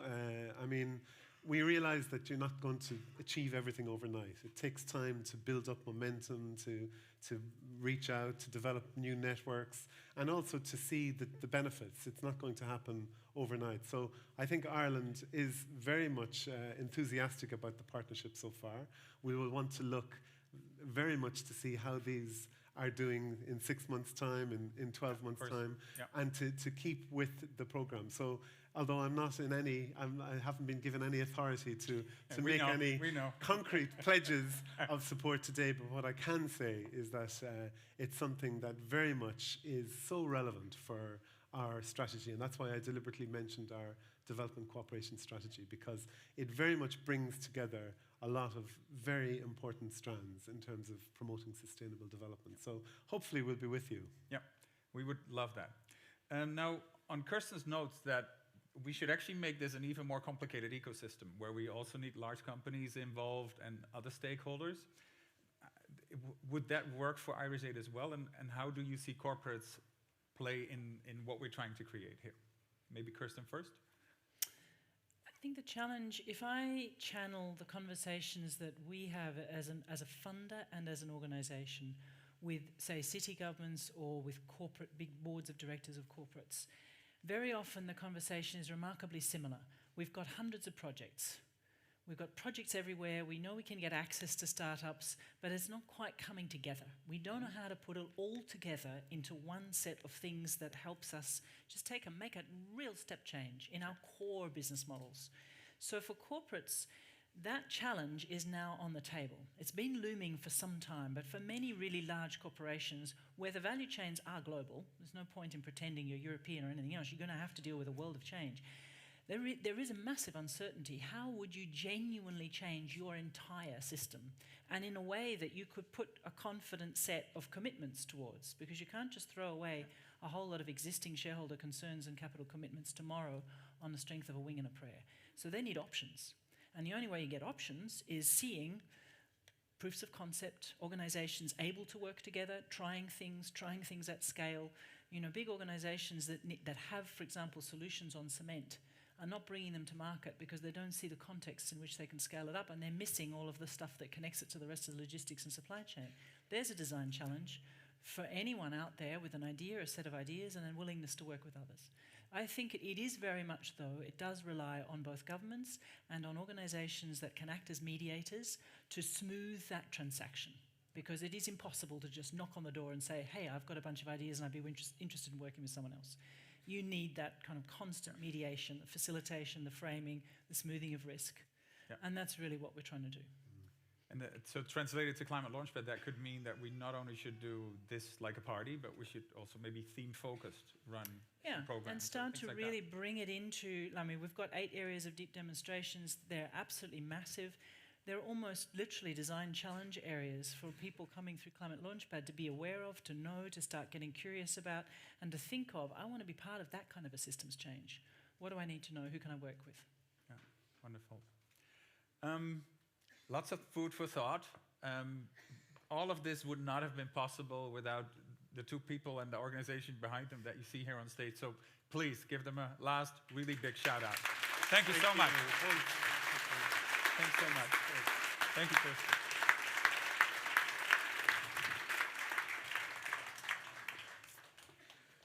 All right. And I think, Kevin and Kirsten, you're at exactly the right place where you need to be for the next session, because we spoke about, you know, demonstrations and seeing where this goes, and this is exactly what we're doing now, is we're going to invite some of the alumni from the 6 years that we started this competition, and they're going to tell us what they've been doing.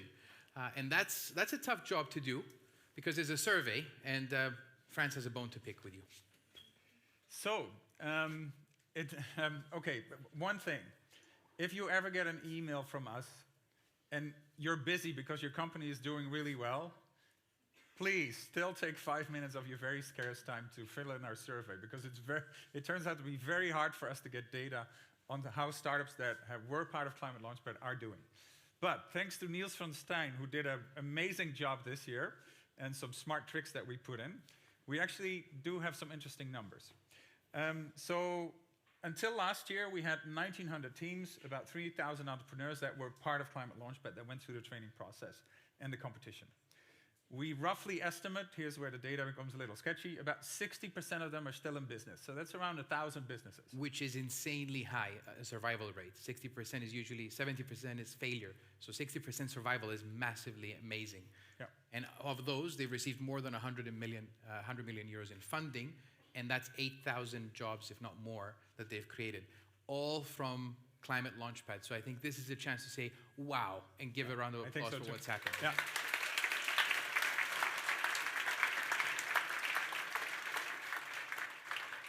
And a big shout out to Niels, who put this all together in terrible time pressure. Thank you. So next up,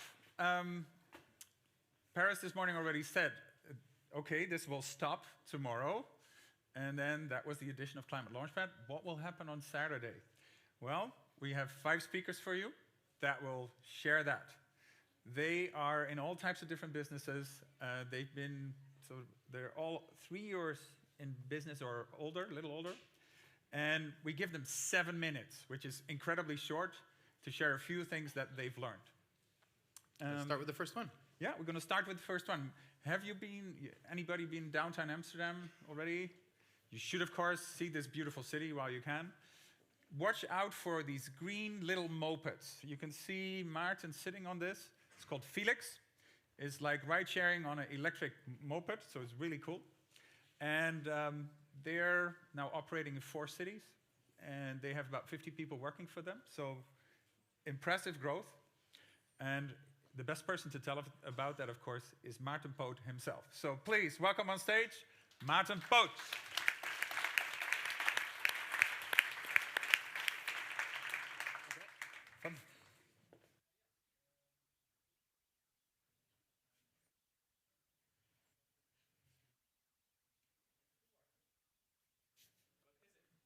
I'll try.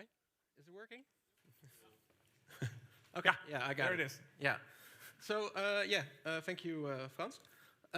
You already introduced me. I'm Maarten, one of the founders of Felix. We offer shared scooters or shared mopeds, as you may call them, as a new urban mobility method to get from A to B within cities as an innovative alternative for urban car usage. We have over 1,200 scooters in our fleet at the moment in 4 cities, Amsterdam, Rotterdam, The Hague, and Brussels. Over 5 million kilometers driven, and a team of over 60 people already. So it has been quite a ride since our launch in Amsterdam in 2017, the participation in Climate Launchpad, and in the final in Tallinn at that time. So I was asked to share some things that I experienced along the way, and I gladly do so, of course. So as a founder, I think it's really hard, important to have perseverance. Building a company is very tough. It's really not an easy job, otherwise more people would have done it. So it requires a lot of perseverance. From starting your idea, being alone, maybe 1 or 2 founders or a couple of people, telling your idea to others while there's nothing to show for, it can be hard because people might not believe in your business or your idea and if it's going to fly. So you got to have perseverance to proceed and keep your eyes on the prize. There will be a lot of setbacks, a lot of things that go unexpectedly wrong, a lot of things that go differently, and you have to keep your head up, stay focused, and go forward. This is also what happened to us when we just launched in Amsterdam in 2017. We launched the first 108 scooters, and we received a letter from the city of Amsterdam that we should cease our business. So you can imagine that it's very unpleasant news for everyone in the team, the customers, the investors. And this was because there was, that same summer when we launched, there were a lot of sharing bikes also being distributed over Amsterdam. And they caused a lot of nuisance because they were lying around everywhere, and the companies that owned them didn't really take responsibility for them. So they said, the city of Amsterdam said that they had to stop their business. And because we had a similar business model, they said, okay, you have to stop as well. Well, that's very challenging, especially when you're not causing any nuisance yourself. And you've communicated with the city over 15 times that you're going to launch and that everything is okay. But you have to keep calm, stay focused, and move forward. So we sent a letter with our attorney. We were in contact with the city, and we also kept going towards other cities to launch over there. Luckily, we're still there in Amsterdam. So we survived this intense moment. But these are some of the things that you will probably also experience. Things will go bad, things will go wrong, and things will be challenging. Another thing that's really important as a founder or of a business is to make everything scalable.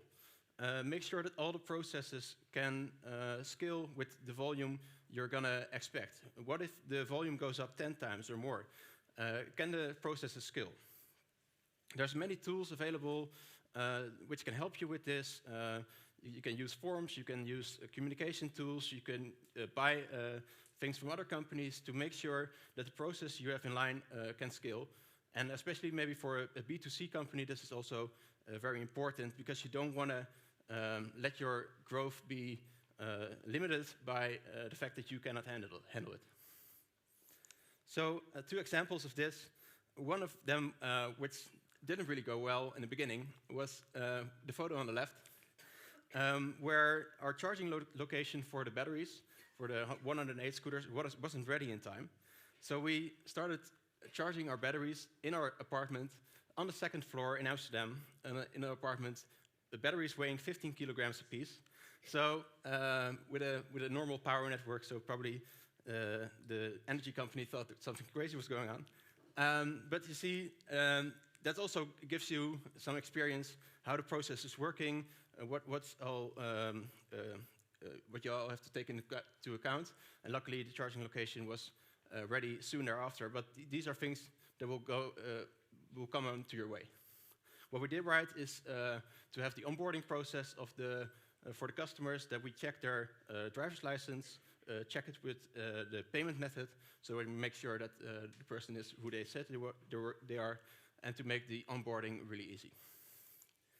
The last thing I think it's important as a founder and as a team, as a startup, is to celebrate success. Most startups are very cash constrained, so celebrating success, giving each other compliments for achievements, small achievements, big achievements, will get you a long way. Shouting out to the team if they achieve something. A little while back, I got hamburgers for the entire team because the software team delivered some nice product. It's little things, but it can be very important for people in your team, which you maybe cannot reward with a large salary, but which you can give a lot of energy by providing your gratitude to them. So this is also what we try to do at Felix, celebrate the important moments. This is where we won the national final of the Climate Launchpad competition, and to also get the team together to provide some energy for when the times get challenging. So these are some of the lessons I took with me over the last 2 years or 3 years, and thanks for that, and I hope you have a very good continuation. Thank you so much. Yeah, thank you. Next up, it's another Dutch company actually called SimPower. They work on the demand side management of the grid, so in order to help us sort of be more efficient with electricity and all that. And the best person to talk about that is the founder, Simon Bushell. Please give him a big hand. Good afternoon. I'm Simon, CEO of SimPower. Marathon unfortunately stole most of my talking points, but fortunately I only have one slide, which is our logo. So maybe there's a lesson there about improvisation, so we'll see how that goes. Firstly, very briefly about SimPower. SimPower's helping to pave the way to an all-renewable energy system. We do that by controlling when large appliances in commercial and industrial buildings use electricity. We started in 2015 in Estonia. And I actually moved to Estonia on a Monday, and on the Friday we started our Climate Launchpad Bootcamp, which was an amazing experience, and really, launched us, let's say. And on the Saturday we had to come up with our revenue targets. And next year we had the target of raising, of having 200 million euros in revenue in 2020. Unfortunately, that hasn't quite happened, but we're well on the way. We are present in 6 different countries across Europe and the Middle East. We have a team of about 30 people, and we've raised about 5 million euros in funding in total. So I also want to share 3 lessons with you. We've obviously learned well from our Climate Launchpad days. The first one is something about the importance of what we're doing. The second is about optimism and perseverance. And the third is about the importance of people. So firstly, about the importance of what we're doing. I've been to quite a few startup events recently, not necessarily focused on climate change. And I've seen a lot of people pitching products that maybe help revenue optimization for big corporates or help make wealthy people's lives a little bit easier. And don't get me wrong, I really admire anyone who has the courage to build their own company. But the world around us is burning up. We are in the middle of the biggest, most existential crisis that humanity has ever faced. And we, the people in this room, are the ones who are working on it. And that is incredible.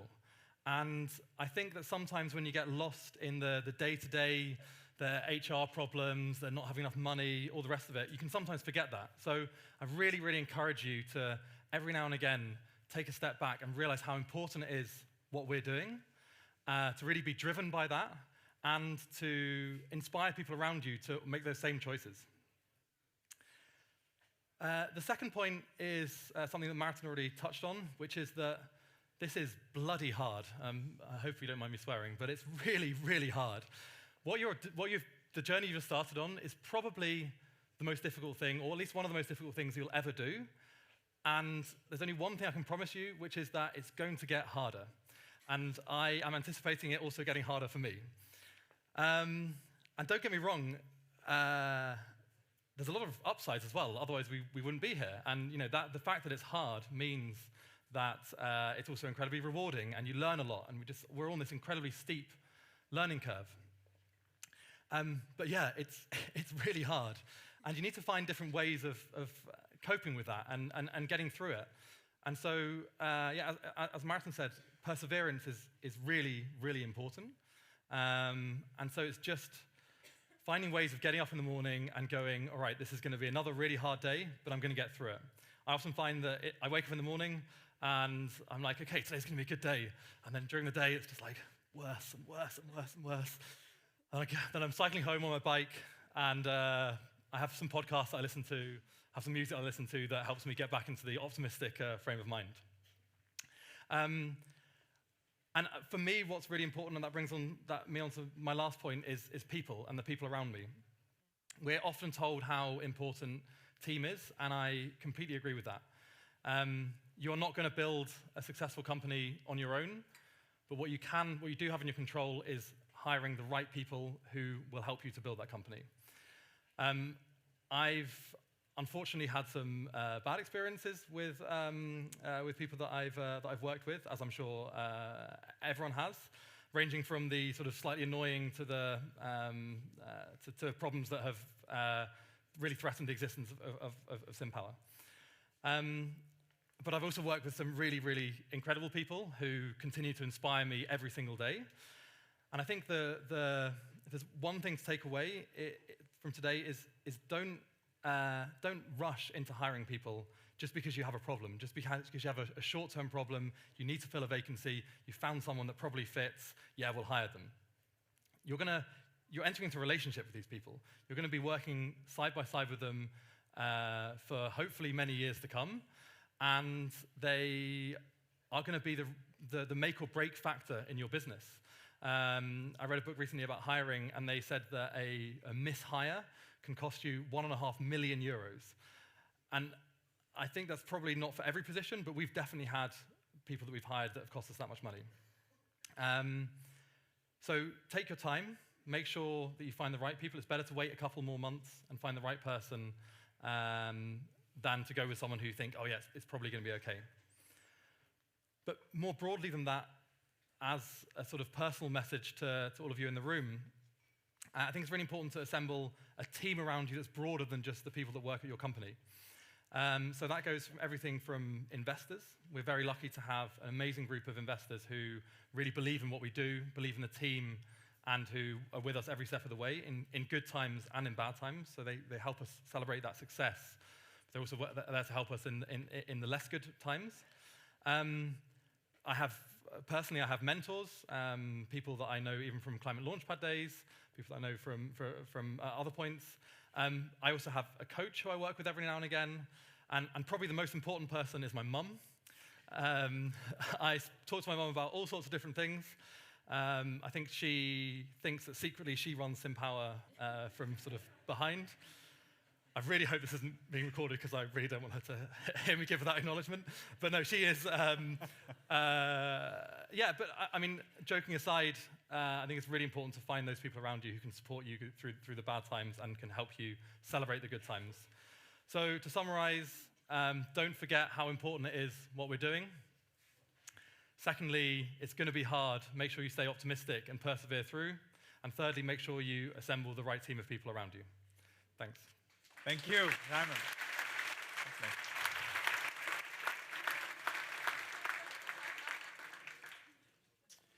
Yeah, here's your mom again.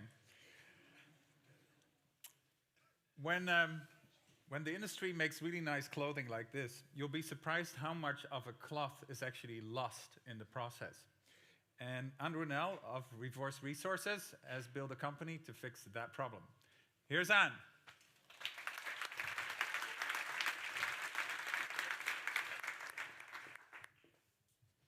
Hi. I'd like to talk to you about success. How would you define a successful startup? It's normally an IT company that has an online business model that can scale. It has traction, active users, monthly recurring revenues that prove the business case. And it has normally private investors investing, believing in that company, and press buzzing around them. Well, for Reverse Resources, none of these apply. We call ourselves an IT company, but actually 90% of what we do is everything else. We do have traction, but it can't be measured quite this way. And we haven't raised any private investment yet. So why am I here as one of the successful startups? I would say it's because we've been so lucky that we have partners like Climate Launchpad and Climate Kick that understand that it's a time where success needs to be measured in a completely different way. And I'd love to share our victories with you. Reverse Resources is a platform run by a mission to take waste and take it to the highest possible value chain we can take it to, so that our economy would need less and less new resources. And we have focused on textile industry because it's the most complex, globally spread, conservative, and most polluting industry on this planet. With this mission, we have raised 600,000 euros, but not from private investors, but through grants and awards. Through that, we have managed to develop deep conversations with some of the largest global fashion brands to talk about their circular economy goals and understand how we can really help them to get there. We've turned their attention to the fact that next to post-consumer waste, they should actually look into industrial waste, their own garment production waste, because there is so much more than they ever knew about. Around 10% of all our clothes could be replaced with recycled products made of production waste. And there is a whole bunch of new recycling technologies just entering the market that are able to turn that waste into high-quality new fabrics. But these recyclers are being pushed to use post-consumer waste, which is economically really difficult for them to manage their costs and quality with such a mixture of different materials that they can't understand what it even contains. So, if these recyclers cannot scale, then the fashion industry is forced to use recycled plastic bottles, turning this into textile, which is increasing microplastic pollution. So we are making recycling more cost efficient, and we have shown a business case how we can bring down the cost of recycling. We've built a four-sided, or actually five-sided business case, which goes quite straight against what we were taught in Climate Launchpad, that you have to have a two-sided case where I sell, you buy. In our case, we have proven that none of these stakeholders can be removed from this cycle because then it doesn't work. So how it works? Garment factories, they now push their waste together and push it out their door to the black market, not caring where it's going. We are helping them to get market insight, how to segregate their waste at source so that the waste maintains its value and background information. We work with waste handlers. We're not pushing them out of the door because they are there to help build that supply chain that recyclers need, collecting bigger volumes of similar materials. So for garment suppliers, they can get better money for segregated waste. Waste handlers can participate in the waste prices and market value going up and the boom happening. And recyclers get their cost down and feedstock under control because they can understand what are they buying, where they are buying, and they can reduce costs from lab testing, for example. And brands get to get transparency and circularity with no extra cost added. So, complex business case, we have also gone against other rules. Like, for example, you've taught us that start small, go big. In our case, we need to start big because the volume, there is no money in waste if you look at the small volumes. We need to start big. And things like that. But let's get back to our traction. So by now we have built a network of recyclers who are able to process 5,000 tons of textile waste, waiting for our shipments of pre-segregated waste now. And this 5,000 means 1.5 billion new garments. We've also built a database of 900 garment factories who create 5 times more of that waste that the recyclers need. So there's a huge potential now to start bridging these gaps. We are just 1 month away to demonstrate that we can replicate the process of tracing waste end to end and giving 360-degree feedback to all stakeholders that circular economy really is happening. Which brings me back to the question about measuring success and how to talk about circular economy in these success terms. Currently, I'm seeing that none of us, either as public state entrepreneurs, investors, or consumers, we have no means of measuring circular economy by the core of it. When we talk about circular economy, we measure the public sector, for example. They measure how much waste is created and how much waste was reduced over time. But when the waste is taken into the circulation and our economy again, then it's not waste anymore, and we stop measuring it. So we can't show progress.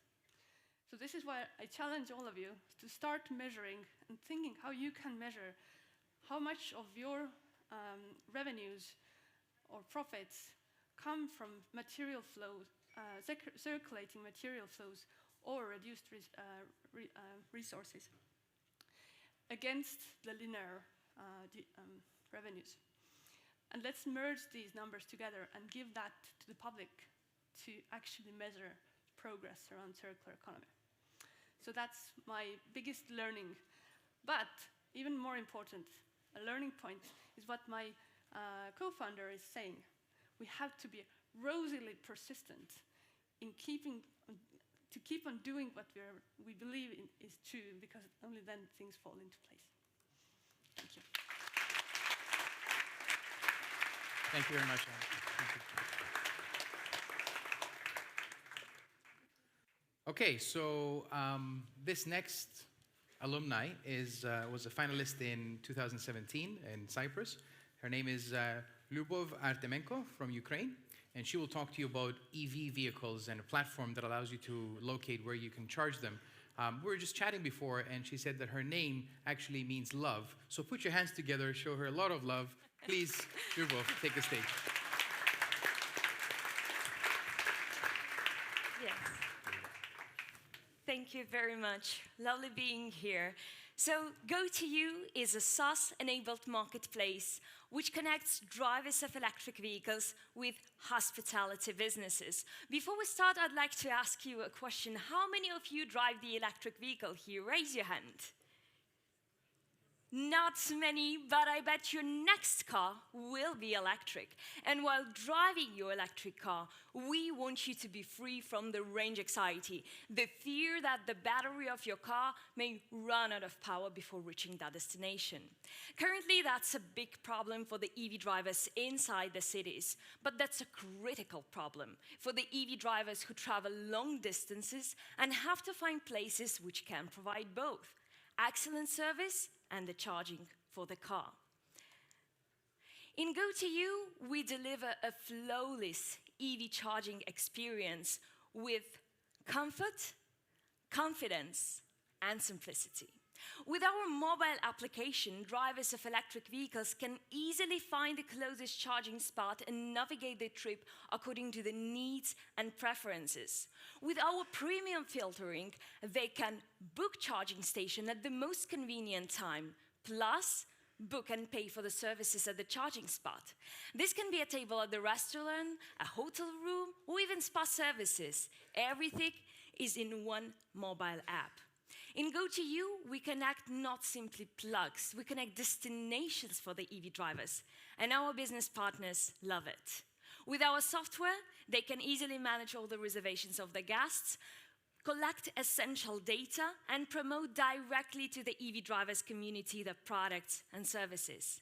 As the result, they have new and loyal clients every day. They collect excellent reviews and the customer check-ins at their location. With GoToYou, they can deliver the best EV charging for the clients, which is absolutely hassle-free for the staff. So in the last 2 years, we massively improved our product, we massively improved our business model, but let's be frank, startup journey has lots of pitfalls. Good news is that you can avoid lots of these pitfalls only if you are not afraid to ask questions, ask for advice, reach out to incubators, accelerators. In GoToYou, we massively benefited from the Climate Kick Accelerator program. Reach out to your communities, reach out to the startup ecosystem in your city, in your country. We truly appreciate Green Incubator in Ukraine, our true friends. And then listen. Listen to their advices because they can really help you to save lots of time, lots of nerves, and some money. For GoToYou, the most important, however, was to listen to the customers. Because we believe that the true success is not just delivering a new, nice feature. The true success comes with solving the real problem that the customers have. So our advice for you here is please get your MVP as fast as possible. Don't wait until it's perfect. It's never going to be perfect. And go to your potential customers, test it, validate it, listen to their feedback so you can really improve your solution. That's what we did in GoToYou. We tested and validated our solution from the day one. Currently, we provide information about 40,000 charging spots globally, and we are constantly gaining traction with the mobile application. Over 19,000 of the mobile app sessions in the last 30 days. GoToYou is a global startup. But believe me, it was really difficult to prove that, especially because we are from Ukraine. Especially because we heard lots of critics that women thinking about electric vehicles, EV charging infrastructure, no, it's not gonna work. So the challenge for us was to prove that GoToYou solution can go global. And just after the Climate Launchpad in Cyprus, we joined the Climate Kick Accelerator program here in Netherlands. Very soon after, we won the Startup Battlefield organized by Volkswagen Financial Services in the UK and got invited to work with the Volkswagen Future Mobility Incubator program in Germany, running the successful POC. Right now, we are the proud alumni of Impact Accelerator program, Horizon 2020 funds. We just recently won the Vinci Energy Startup Challenge in France, and our software is already certified by the top 3 manufacturers of the EV charging equipment in the world. We can count how many times we won. But believe me, we actually can't count how many times we've heard no. And that's good. Listen to all the no's that you will hear along your journey. Because every no is just another opportunity to improve your solution, to sharpen your application form, to sharpen your pitch deck, to work on presenting your unique selling point and why you stand out from the competitive landscape. So please, please don't take no as the answer. Listen to all the no's, but listen to yourself. Listen to your co-founders. Listen to your team. Right here in the room, we have the best co-founders, Lana and Nazar, but back in Lviv, we have the whole amazing team, the true source of inspiration. So every one of you here is unique, your ventures are unique, and please don't let anyone discourage you from fixing climate crisis with one startup at a time. Be brave so we can all win. Thank you. Thank you very much. Okay, and this final alumni, you're going to give me a moment because I'm going to speak from the heart. He has the right to be called a veteran from Climate Launchpad because William and his team took part in 2014, the first version, and they came second in Valencia. It's rare to see a pitch from a startup that really stays memorable. Even more rare where the pitch itself burns into your brain. So I'm going to pitch their pitch from 2014, at least the first 30 seconds. There's William on stage with his co-founder Alexei, and they're presenting a solar panel. And everybody's probably thinking, okay, another startup with a solar panel. And he says, in the business of solar panels, everybody is trying to deal with the paradox, which is the hotter the solar panel gets, the less electricity it produces. I didn't know that, but it was pretty interesting to realize that you need, sun is hot, hot equals less electricity. And when I thought, okay, I guess they figured out a way to make it cooler, he said the magic words that got stuck in my head. So we tried to make it warmer.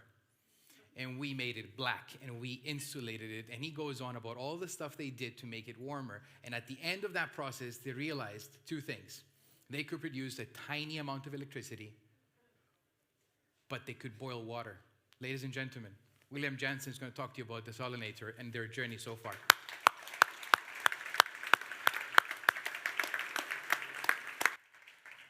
Thank you very much, Paris. I can tell you from experience that we've been able to work together more than just being a startup. He's in Cyprus, and we need to do testing in winter, and he has a roof, and we have rented his roof in the past. I don't want to speak too much actually about desalinator. People who want to find out about desalinator can just go to our website and read about it over there. What I want to do today is talk a little bit about some things that we came across and that I might share with you guys and see if it might be helpful. So, what are you guys going to do next week? Because there can only be one winner here. There are a few of the guys who end up with the prizes, but there is something that you can all do next week from the comfort of your couch. And it was already mentioned, touched upon by the previous speaker.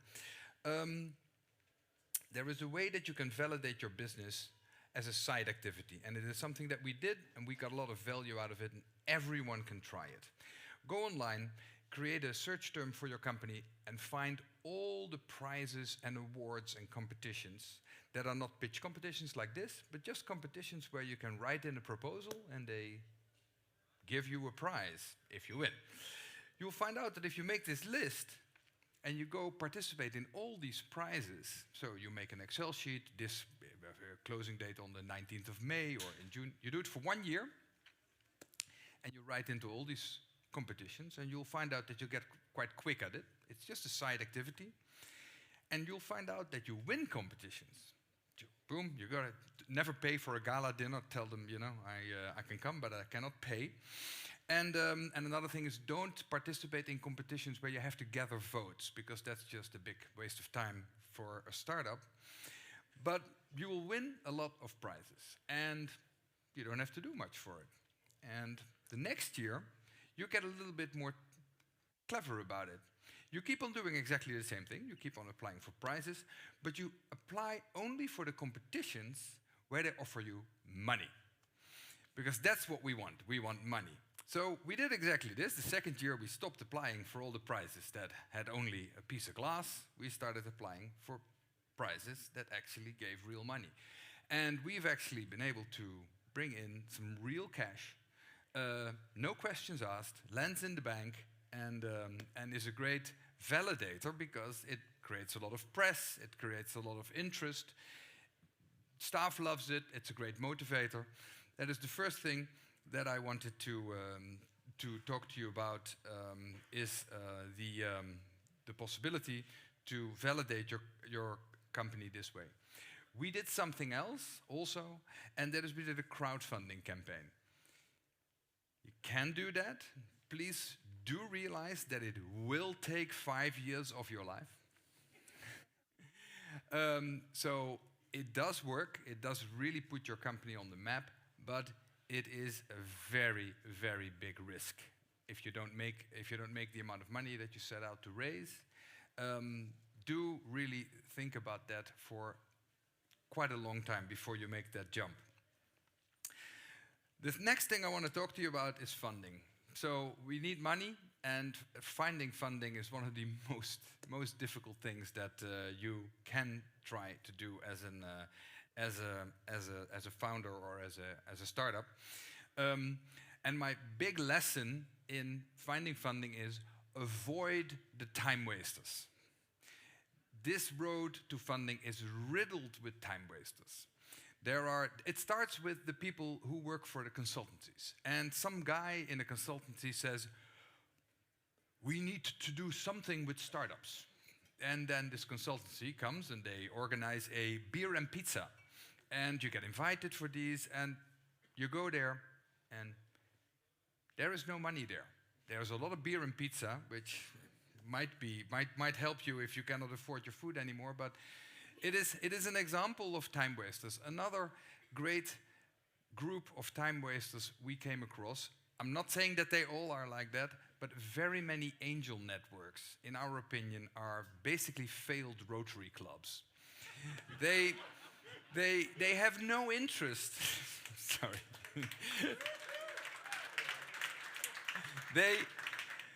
They are usually organized by 2 or 3 guys who are the gatekeepers for the so-called angels, and some of them actually make you pay to get into their network, and they have a little side activity of raising money for themselves, but very often this whole thing of going through angel networks is not really what leads to investors. What, in our opinion, can I give you that does lead to investors? And that, I think, is perception. There needs to be something between you and the investor that brings you together. And in our opinion, it starts with market. Find people. Search all of LinkedIn, but find people who have a link with your market. Because if they have a link with your market, they will be interested in what you're telling them. Then, if they like your idea, you have the potential to make magic happen. And then if you have a team and you have a good startup, then you have a chance. But finding the click with someone who has an interest in what you do is the trick. It is the trick that worked for us. So you won some competitions, you've got an investor, you're working on your company. You've done your proof of principle, you've done your proof of concept, you've done your prototypes, iteration 1, 2, and 3, you've done your demo, you've built your pilot plant. And you have magically found a commercial customer, you've delivered a project, and you think, let's go and sell. There are no customers. I'm sorry to tell you, but there are no customers. Markets are notoriously conservative. They do not like innovations. You have to be very careful about this, because if you want to succeed and you have spent all your money and you end up in the market and nobody wants to buy your product, then you're sitting with a real problem. So make sure from the time that you start to work on your first demo that you create alliances and strategic partnerships with some of the key people in your market or some of the key customers in your market, but prepare so that you are assured that when you want to go into the market that you can find customers. Because without customers, it's really not going to fly. Finally, I want to say one thing, and that is that once you start hiring, the first couple of hires will be very organic, but make your number 10 hire, it was mentioned here today, make sure your number 10 staff member is a talent manager. Somebody who does nothing but guard the culture of your startup and make sure they're full-time people who, or they can be a part-time talent manager, but they are dedicated people who know how to hire staff. That's their work, that's their business, that's their talent. And they will be your gatekeeper in making the wrong hires.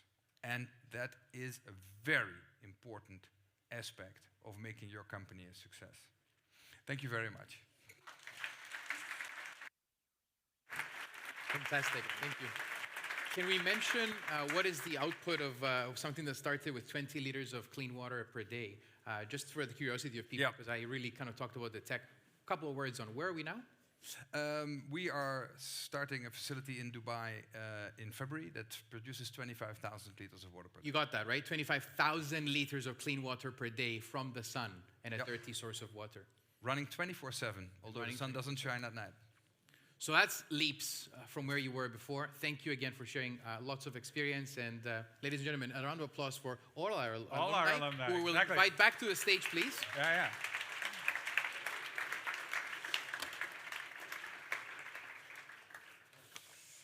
Because, well, I'm sorry, William, there's no money involved, but we thought it would be nice to give you something that you can hang on the wall. It says, I'm a successful alumni of Climate Launchpad.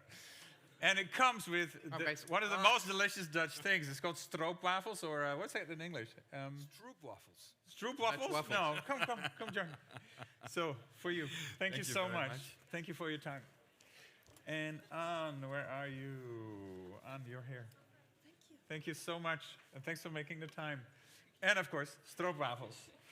And Liubov, for you, thank you so much. Your waffles. What are they called for you? Caramel waffles. Caramel waffles, that sounds... Oh, and where's Martin? Did we lose Martin? I guess we did. Well, we'll bring this to Martin in his office in Amsterdam. One last big applause for our alumni. Thank you so much for making the time and the effort. Thanks, guys.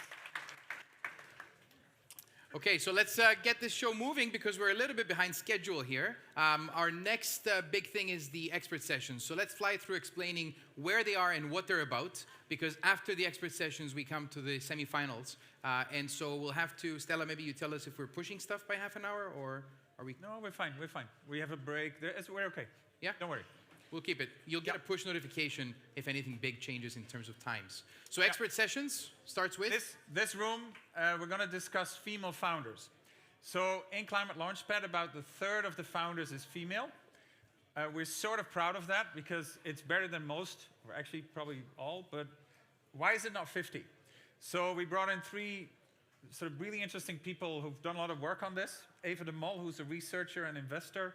Lisa M. Pinkerton, who founded the Women in Clean Tech in California, so she traveled all the way here.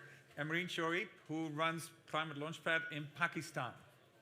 And then in room number 1, the topic of conversation is what clean tech investors are looking for. Our very own Climate Launchpad trainer, Pratap Raju, is going to talk about that. He's actively involved in India within the investment community. So if you want to know more about that, that's room number 1. Room number 2 is Joachim Blazer, one of our own Climate Kick, and he is also an author of the book, How to Value Your Startup. So if anybody is wondering how much you're worth, room number 2 is the place to go. And then, of course, Climate Launchpad is part of Climate Kick. After this is the Climate Kick Accelerator. The top 16 will automatically get access, but that doesn't mean that you can't get access. You just have to find a way in. And to tell us all about that is Benyat Egana, who runs the Climate Kick Accelerator. And finally, in room number 7, and this is probably more for the national leads, if you're curious to see how you can boost your startup recruitment for next year's Climate Launchpad, Edward, Hira, and Lucas will tell you all about their success stories and how they made that happen. So these are the expert sessions. And after that, you go directly to the semifinals. So an announcement. You don't come back to plenary after the expert sessions. You go straight to the rooms of the semifinals, which will start presumably at 3:30. Yep. And if there's any change, you'll be notified. And then after that, we'll see you here in the room at 5:15. Good luck pitching and enjoy the expert Good luck. session. See See you the rest later. of the day.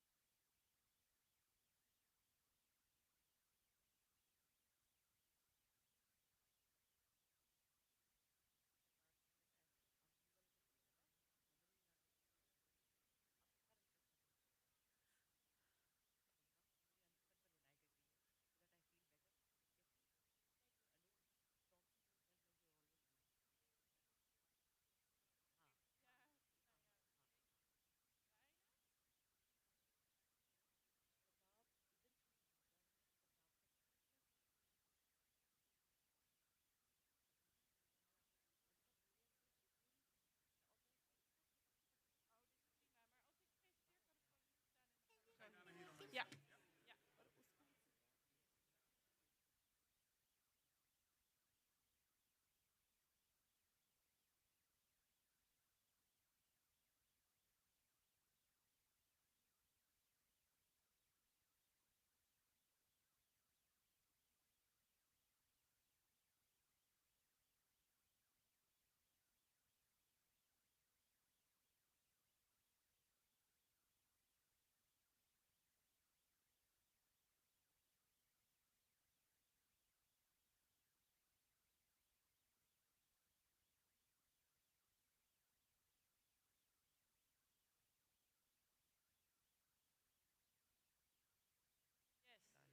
We've stolen his limelight, according to Hira. Hello? Yeah? Okay. Good afternoon. Welcome. Thank you for being here. And yeah, I just. Can we make it a little more cozy? Yeah. Yeah, let's move a bit. If you're in the back, just move to the front. We're in the Netherlands, so everything has to be cozy and gezellig. And no, I just complimented Frans that when I walked in here, it occurred to me that it was such a diverse group of people joining this conference. And I'm an investor, I'm a venture capital investor, and yeah, most investor and entrepreneurial events that I attend yeah, don't look like this. So I think it's a big compliment to the organization, and welcome to all of you. So today we're going to talk about female founders. I'm going to talk a little bit about the funding gap, but mostly talk about the opportunities that are here for female founders and also for investors. So a little bit about me, Eva de Mol. I'm a partner of Capital T. We're an early stage venture capital fund investing in software technology companies. Before I became an investor, I did my PhD in economics, and I specifically studied the effect of entrepreneurial team composition on venture success. So I tried to see whether there are teams that are more successful than others by looking at soft skills of people, but also human capital skills and team dynamics. Because in the end, the hard reality is that most of startups fail. And in 60%, that's due to the team. So the team is actually a key predictor of success of the venture. And that's also why it's so important, yeah, as founders, to think about how are you going to develop your team, and do you really have those resources on board to help you scale your venture. So I've done a couple of really scientific papers. I also write for more popular journals about teams. And what I'm going to talk about today is research into female founders. And are we there? Yes, and a bit about the funding gap. Although we were talking about this, it always sounds a bit depressing if you talk about the funding gap, but the reality is that it is there.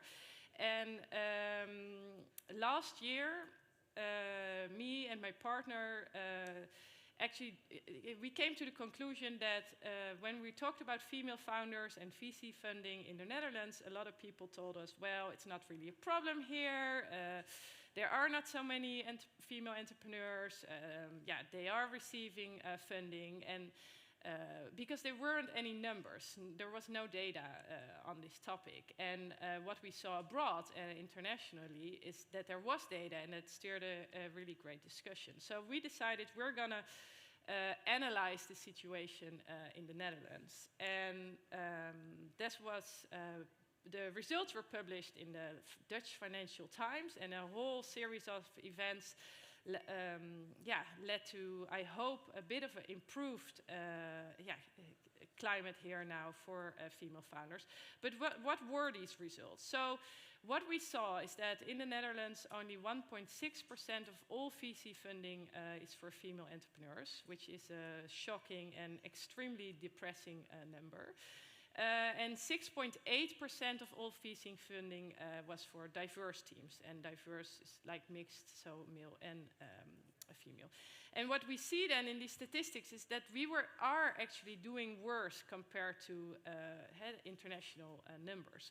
So we said this is time for action, which I will talk a little bit about later.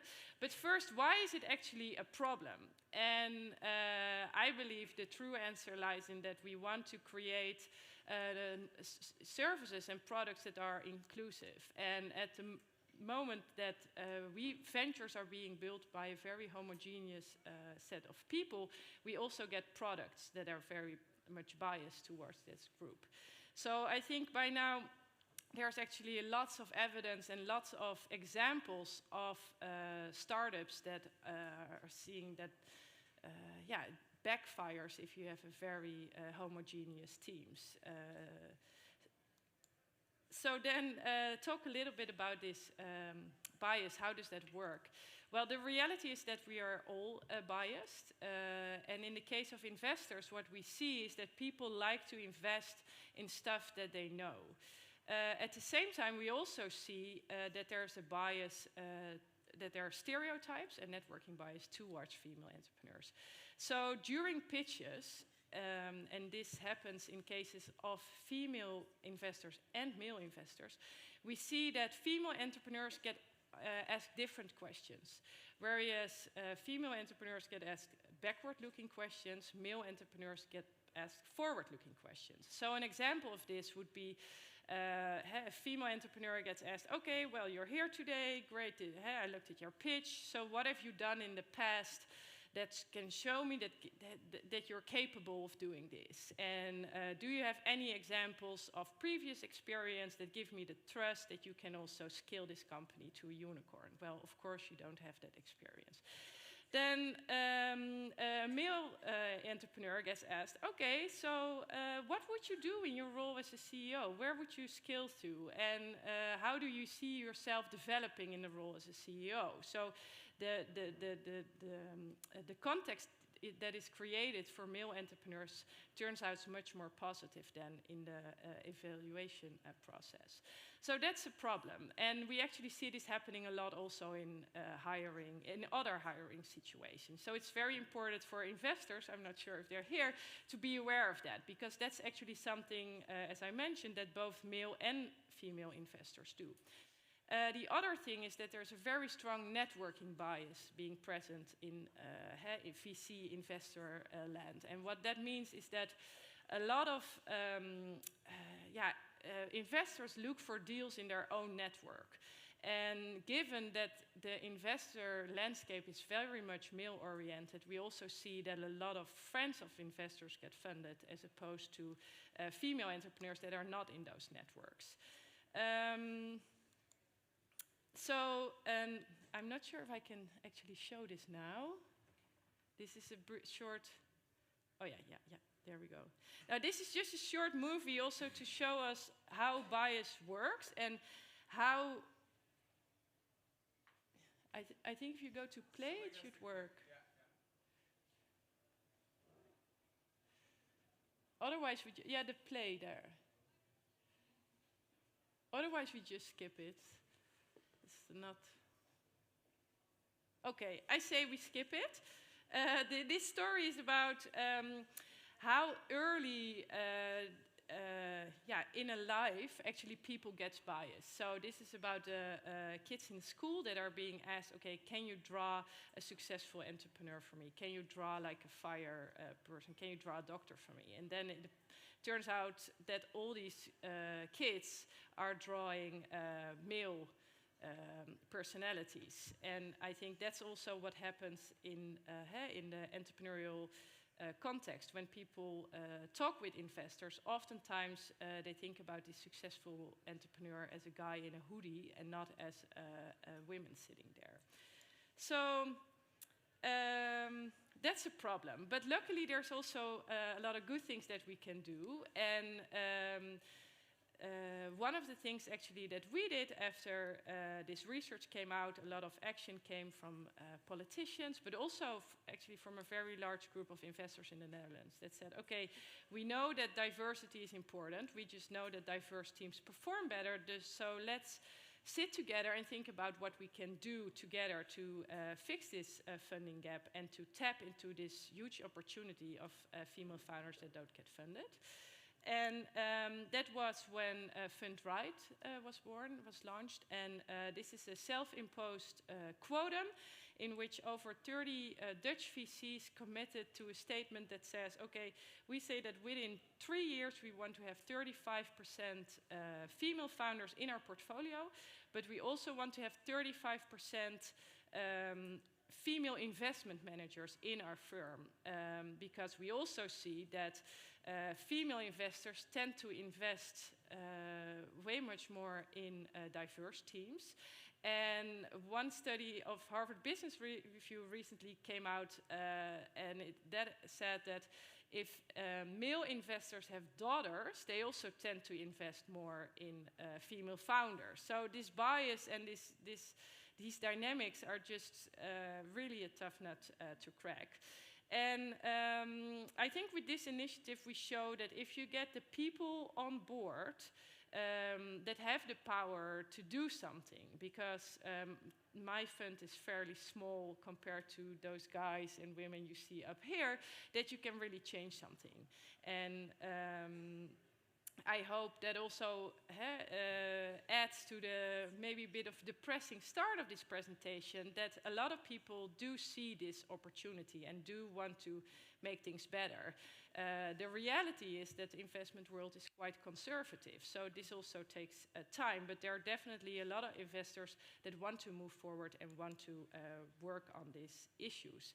Yeah, so these are just the goals and the actions that we commit to.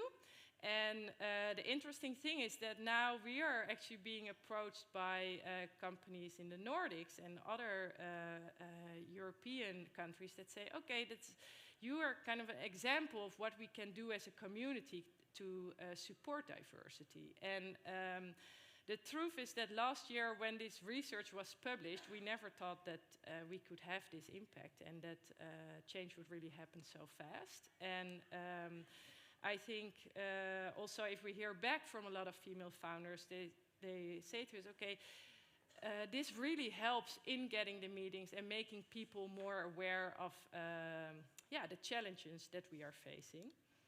I think my story was actually supposed to come with this slide. I think the truth is that innovation is of course for everyone, and I think we are only at the start if we talk about female founders and diverse teams, about the opportunity that we are going to capitalize in the next few years. So I'm very happy to give the floor to Lisa, and who's going to share her lessons about what can we really do then to make this work. Well, thank you very much. Let's give her a round of applause, yeah? Thank you, Eva. Some of those statistics can feel quite depressing sometimes, but it's good for us to know them so that we can overcome them, right?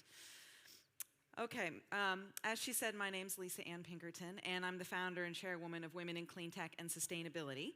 Oh, wait, let me go to my slides. Well, I'll keep going. Okay, thank you. And so Franz asked me to talk about how to bring more diverse teams into the clean tech and sustainability space, and that's a big topic. It's very nuanced, and I thought, how am I going to cover this? So I thought, well, I'm also a communications professional. That's my day job. I run Technica Communications, which is a PR and marketing firm exclusively for clean energy and sustainability companies. And, oh, here we go. And so for me, there's been one thing that's always really bothered me about the environmental movement, even when I was an NPR environmental science reporter for 10 years before I started doing public relations. And it's this idea that for me, it felt like the whole movement was suffering from bad messaging. And if we're really going to get more diverse teams in this space, we need to diversify how we communicate the message of the environmental movement and climate advocacy. And when we do that, we can make it universal.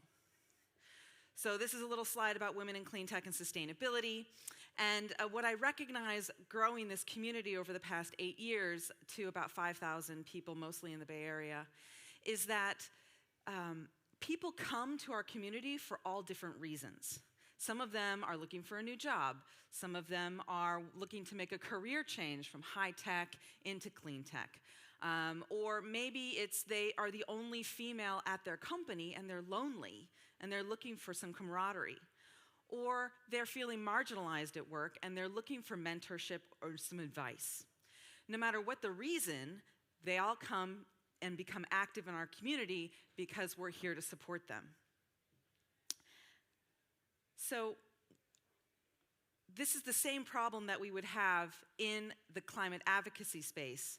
It's not one technology that's going to solve our problems. It's a myriad of technologies, and it's not one message that's going to bring everybody in. It's a diverse message. And if I can get this to change, there we go. I don't need to tell you the problems we're facing. We've talked about it a lot already, so I'm going to skip quickly through this slide, but I do want to reiterate that we are seeing the 6th mass extinction on our planet. That's not hyperbole, it's happening right now, and we do have a very short time period to reverse some of these effects. It's not climate change, it's climate crisis, and we really need to move faster, and to do that, we're gonna have to get a little bit more personal. And I don't know what happened to this slide, but when you ignore the scientists and you ignore what's happening, you get wonderful people like this young lady, Greta Thunberg, and she was unapologetically speaking truth to power, and she's definitely a voice that we need. And she has created what they call the Greta effect. She started her Friday protests in August of 2018. Many students around the world started joining her shortly after. We had the Extinction Rebellion. They started shutting down bridges in London by March of 2019. We also saw millions of people marching for climate in March and in September.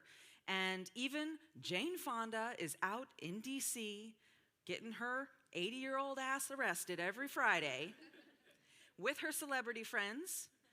And it might seem trivial, but what she's able to do is bring the awareness of the climate crisis to popular culture, which in America is pretty much the only way you can get a message through. And we also have another strike on November 29th. How many of you are planning to be at a strike in your home countries? Okay, good. Minds are changing, and this is important. All of these numbers that are on this slide have been trending upward, which is great.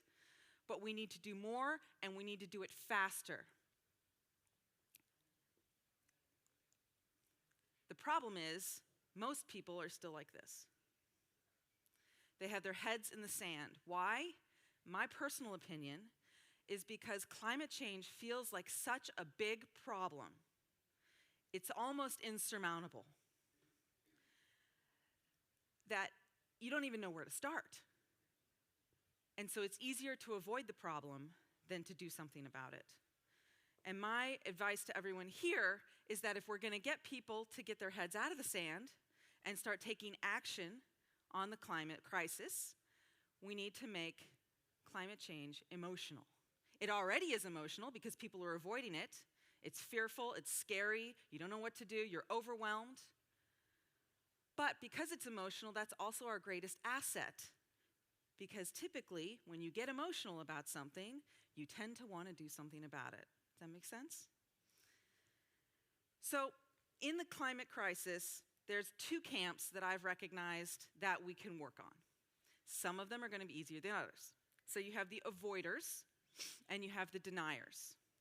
The avoiders are a group of the reasonable middle. I'm not even looking at my notes, so I don't know why I have this phone. They're the reasonable middle. These are people that honestly think that something's wrong, but they don't know where to start. Or they've been taken in by climate propaganda. The deniers are those who see it as a partisan issue, and they're resistant to change for a variety of reasons, usually because they don't want to betray their party, or they don't want to be seen as wrong. But when you have mass extinction, you need a mass mobilization. So to get more diversity in this movement, we get a chance to start talking to each other. We got to get out of our comfort zones, break down our silos, and start talking to people who are out of action. We get a chance to make the climate crisis less abstract and more tangible. We get to move from us and you to us together. There's 3 basic ways people are generally motivated to move from avoidance into action. One is adopting a scientific attitude. So this is the idea that the scientific community is willing to reevaluate its opinions based on new evidence. This is a very effective line of discussion for people who have bought into the uncertainty propaganda, which is this idea that climate change is just a theory, and so we shouldn't do anything about it until we're 100% certain that it's caused by humans. The second one is becoming aware that the extreme weather events that the world is seeing are actually caused by climate change. And so this is really when climate change becomes tangible for a lot of people, because when your house is on fire or underwater, it's kind of hard to ignore. The third one is children.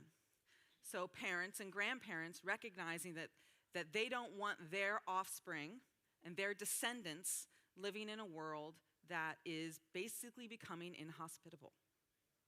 There's actually some really interesting, when I was doing research for this, I found this article in, I think it was Better Homes and Gardens or something like this.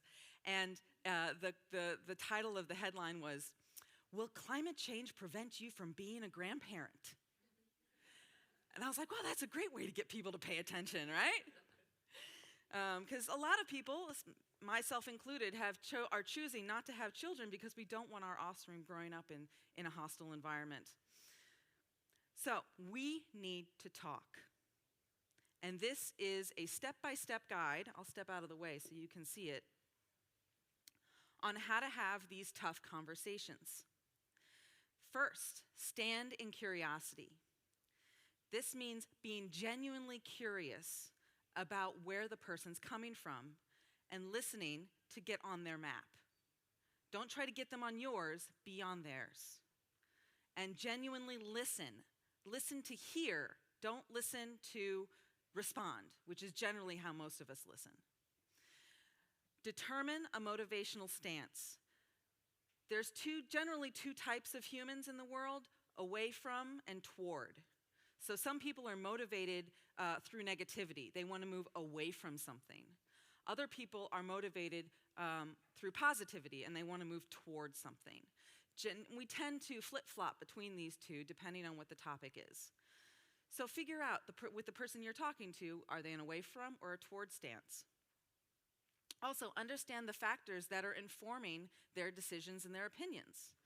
And then once you understand those core values, we call them the highest leverage value, then you can connect those values to participating in the climate crisis and taking action. Also, as you're talking to people, it's good to be flexible on how you're delivering your message. Adjust it as you need to, and also be patient, because you may not convert somebody on the first try. I've been working on my mother for a long time. We're getting there. And it's good, just have patience, be calm, stay curious. Don't let yourself be taken in by emotional ad hominem attacks. This is typically a way that some people might try to win an argument, is they change the discussion between the topic to attacking the person. So you can step back from that. Don't let yourself get taken in.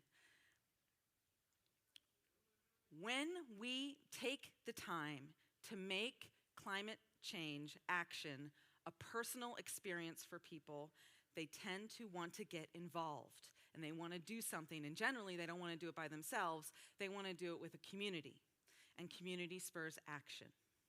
And when you're having these conversations with people, it's important to remember to share with them that yes, the climate crisis, it's a big problem, it's probably the biggest humanity has faced so far, and it's not like we haven't done something like this in the past.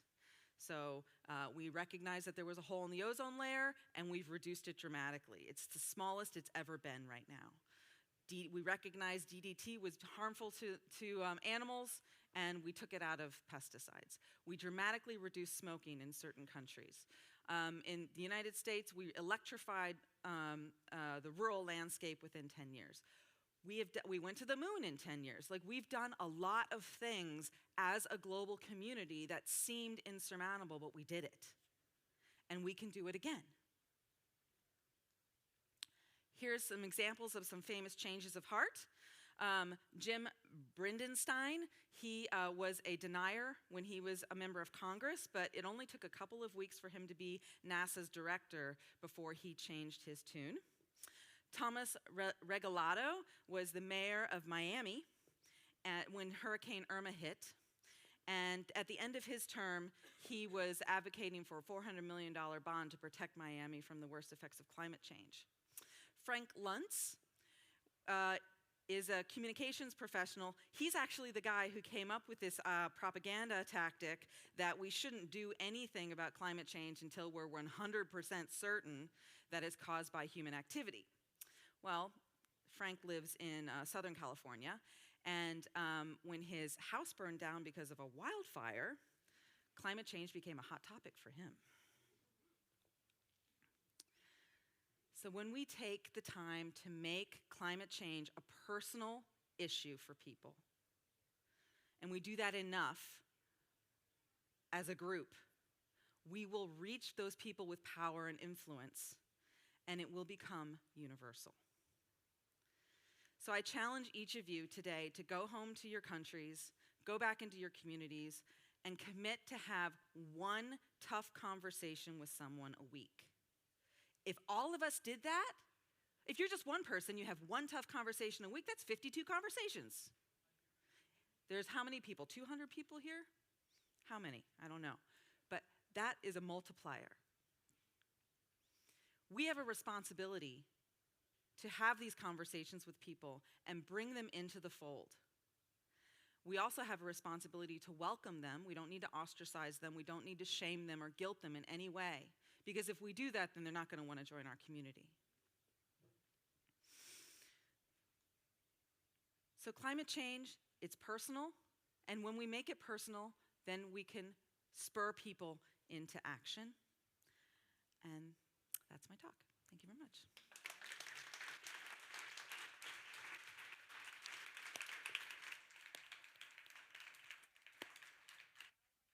Maureen Shabab to the stage. Thank you. Oh, I don't need that. Thank you. Hi there.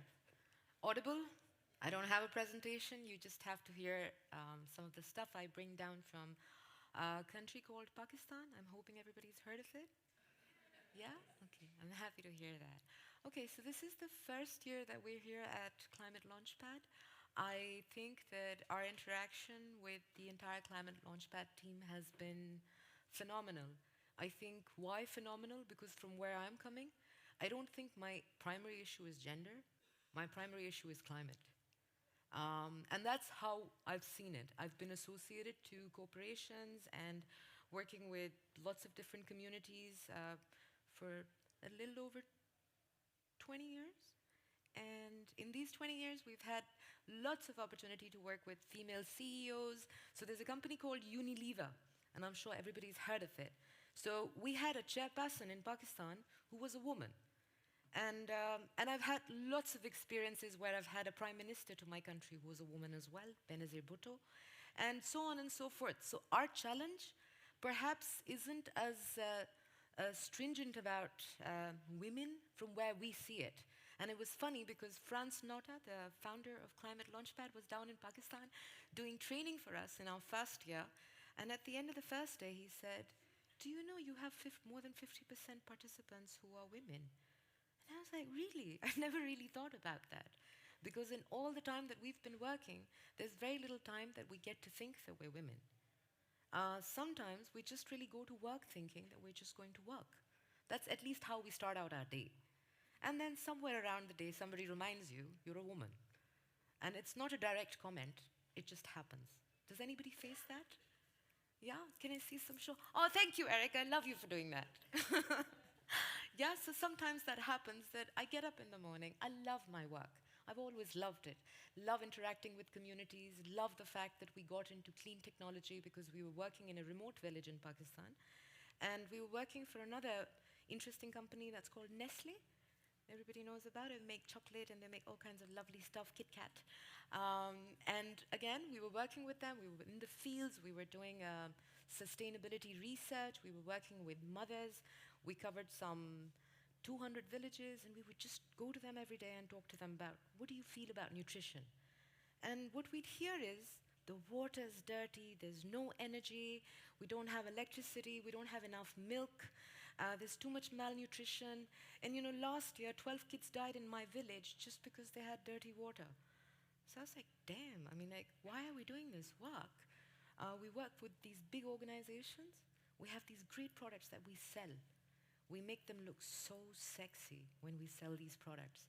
But at the end of the day, if we're talking about those that are the bottom of the pyramid, the bigger chunk of the earth, you don't really see that you're taking value to them or you're making things easier for them to reach out to.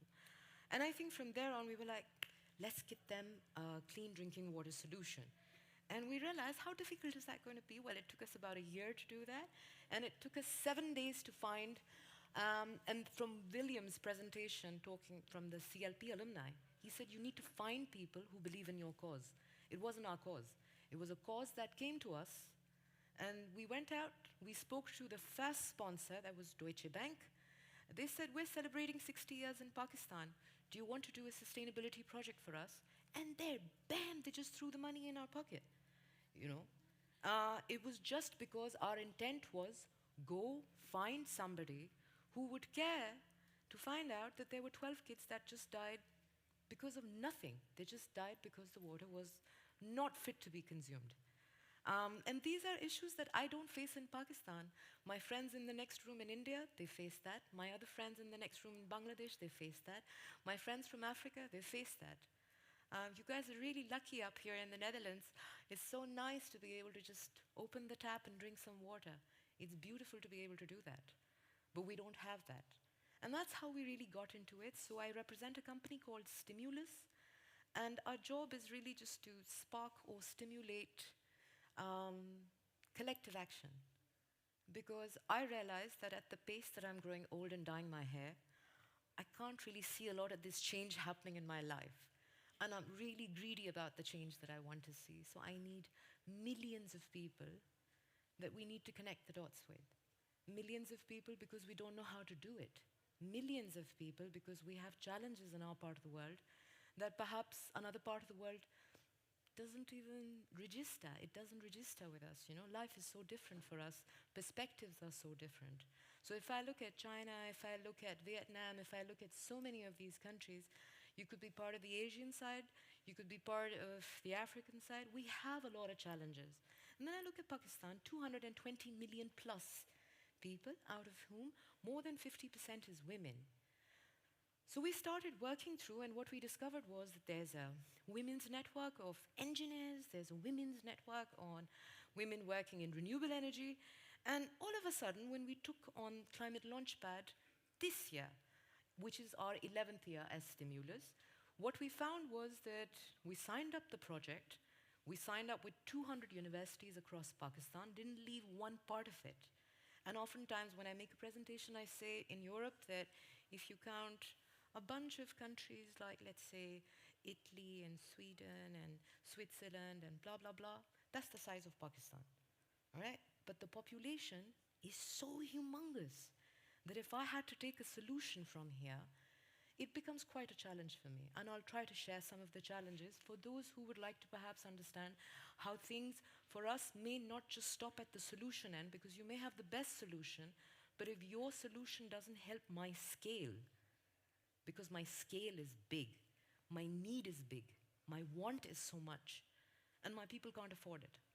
So from that, when we started working in this space, we started finding particularly experts from the Netherlands and from Germany and from France to come down to Pakistan, help us put together an ecosystem for clean tech. Why? Because we don't have an ecosystem for it. I loved the fact that the first time I ever read about Climate Launchpad, I was reading about an integrated strategy for Europe. I can't seem to make anybody in my country understand that. Because our reality is so far away from it, just to come to the point where I can have an integrated strategy means that I have to formulate so many different ministries to work together. So initially, when we started working on things like this, I remember I went to a bunch of ministries, and I'm not going to put anybody on the spot back in my country because I want them to be motivated to work with us. But some of the most obvious ones said, what do we have to do with climate change? And I was like, wow, that's so interesting, because climate change has something to do with all of us, because we have food security as an issue. We have a lot of women, and more than 38% of women that I kept getting contacted by were all engineers. Somehow, what they didn't have was the fact that we're missing out on the expertise, and our job as Stimulus is really just to work on the ecosystem, try to make sure that we can round off these corporations that talk about corporate sustainability and CSR. So I started the year with my first presentation to do some fundraising, and I went out and I said, this is your sustainability plan, so you must really look at this. And they were like, yeah, sure, we have these sustainability plans, but who really puts in money in it, Marine? Come off it. Be serious. And it's Pakistan. Give us something more painful than climate change. Give us poor women, give us poor children, dying people. And I was like, wow, it's like a product cycle, I love it. Raped women, battered ones. Those are the ones that you usually want to hear about in Pakistan. Or perhaps all those countries which have a perception. And on the other hand, I was interacting with university girls who were so crazy. Just about 2 weeks back, I had a company from Germany called Renac who works in renewable energy training and capacity building. They were down in Pakistan and they trained a bunch of 20 people. Once again, out of those 20 people, we had more than 50% women. So those German guys at the end of it were like, you people have some real bad misperception going on about you, because we don't realize that there's so many women. And then when we were coming down here, once again what I realized is out of my 3 finalists, 2 are women-led organizations. One of them is actually sitting right here somewhere. I'd like her to wave out. Oh, thank you. So I have one of them sitting right here. It's been a real privilege to bring them here. Why? Because our expectation from everybody in Europe is you've already done it. Can you share some of that with us? Would you be willing to come to our part of the world and test it there, where it's needed at such a large scale? And I'll give you a little insight on scale. About 6 years back, I'd approached a consultant in Germany, and I said that, you're like one of the most renowned experts working on dairy. We're the 3rd largest dairy-producing country in the world. We work a lot with the Dutch. Nobody knows these statistics about Pakistan, But what we'd like to do is get you into Pakistan. We have a lot of milk wastage. So, in the next couple of days, everybody was really excited. We have this person coming in, and he's going to be helping us. So he said, can you send me some capacity, some statistics so that I can understand the quantity of what you're talking about? Let's do a pilot. So my pilot was about 2,500 farmers that he had to work with. He vanished. He vanished on us. He vanished on us, and after we found him after 4 months, we said, why'd you vanish on us? He said, I'm sorry, but I've never worked with 2,500 farmers, and that's just a pilot for you. We don't do a pilot with more than 5.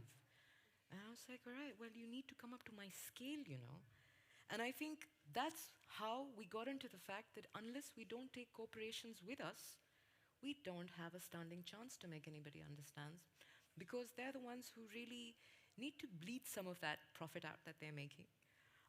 So we earmarked areas for ourselves like food security and agriculture. So we work on areas like precision agriculture. We work on things like solar and wind and water. We want to improve, and we were looking for local innovation, because what we realized is every time we tried to bring something from Germany and Europe, so we took a couple of franchises from here and we wanted to represent those products in Pakistan. Our challenge is that with the exchange rate, and I'd like you to understand the exchange rate when I'm talking about a country that's down south, has really enormous needs, where you have people who work as low as not even $100 a day now, $100 a month. And that's painful, because that's the reality of where they're working. But it's women, They are the ones who make decisions about what kind of an energy purchase that they want to have. They are the ones who decide if they want to use a regular kerosene stove or if they want to switch over to something that's clean, like solar stoves. And we kept finding these products, but the challenge was that there was no distribution to take it to those villages. So again, we said, why reinvent the wheel? Why don't we find corporate sponsors who are able to extend to us, if not money, their muscle, their resource, their distribution, in exchange for the fact that they would be able to go to the last mile. And again, I think we reached out to more women. The first time I ever went to sell solar lights in a village, I stumbled upon an association that has 5,000 women who do all kinds of embroidery. Like the little pattern that I have on my pocket. So in countries like India and Pakistan, and a lot of that stuff comes down here. We were working with women who were doing all kinds of handicrafts. So I asked them, I said, do you make enough money, for this beautiful work that you do? They said, no, we also in the evenings, because we don't have any electricity, sitting in 2017 in the world where we're talking about different things, we don't have electricity. And sometimes at night, last year 2 of my daughters died because they went to the loo. And I was like, sorry, your daughters died because they went to the loo? They were like, yeah, because it's dark. And they got bitten by a snake. And because you can't see, and we don't own any mobile phones, so they just died. So the cost of life is so low when we're talking about deep, intense concepts like climate change. And how climate change happens to a country like us is very personal, is very emotional for us. Because we've been more affected. So if I was looking at the emissions that were being shown this morning, we're perhaps very low on the emissions. We don't have much to emit, aside from what we're doing as human activity. But if I look at the fact that how much weather-based disaster we've had, we're the 5th most climate vulnerable country in the world. And it doesn't affect us on a daily basis. So what we try to do is we connect the dots with women and men. Because unless it's diverse, and we have bigger challenges to sort for ourselves, then to become part of issues such as gender. Because mainstreaming gender and opening up these spaces, perhaps it's not just a challenge of Asia or Africa, it's a global challenge. Earlier on, there was another person who was presenting over here, and she was talking about the fact that nobody assumes women to do the tech stuff right. You can't come up with a car, you can't come up with a battery, how can you be technically astute? It's a man's job. And I think from what we've seen is that for a lot of these teams that we've worked around with, they didn't really give themselves a chance to get lost into the gender war. They were just in it to get it done. And I think that's one of the important messages that I got from the morning was that not every war is for all of us, and what's good for you is good for me, and if we can just work on the basics of that. So with that intent, I think every time Franz talks to us and he says, how many people have you reached out to? We tell him that just this year, we reached out to 273 corporations in Pakistan. We went out to each one of them individually and tried to make them understand how climate change affects their organization as a business. So if it was a chemical business, if it was an agri-business, if it was a dairy business, and that's what my team does. They work tirelessly to make other organizations understand how climate change is very relevant to them. In doing so, we've had all kinds of organizations from the Europe part of the world, where, for example, if I look at companies like Vopak, so being introduced to Vopak in Pakistan and then figuring out that Vopak is welcoming us with open arms in the Netherlands and saying, come and have a discussion with us in Rotterdam. We'd love to understand how you people are working in Pakistan and if there is a context for women. Interestingly, Vopak is the same company right now who's talking to us about enforcing a lot of support to universities where women in clean tech want to pursue their careers. So we're trying to tie up with the French, with the Germans, with the Dutch, create this kind of an expert pool that can work with these women in Pakistan so that they can come up with clean innovations, they can be supported by expertise also. And whilst they do that, we keep working on creating funding pools. It's a challenge, but I think if it weren't challenging, There'd be no fun. I love the fact for every 35 companies that we get across to, half of them says, I will put in some money. So, and then from the half, which is the 12 and a half, and I'll tell you why the half is existing, because they keep telling us every day that it's really good what you're doing, it's really brave, you know. And it's good to hear that, you know, because somebody needs to keep the momentum going. And then some of them tell you, and eventually that number comes down to 5 who are actually going to work with you, you know. And even the ones that are going to work with you don't quite understand, so you'll have to break down the problem for them, make it so personalized to them. You know, like we've been to companies and we've said, what's your greatest challenge? And they say, we produce a lot, we still operate a lot on paper, you know. So can you make us an organization that actually has a strategy that does not indulge so much in paper, and can we get paperless? It means that we have to make it relevant to them so that they can become part of this channel.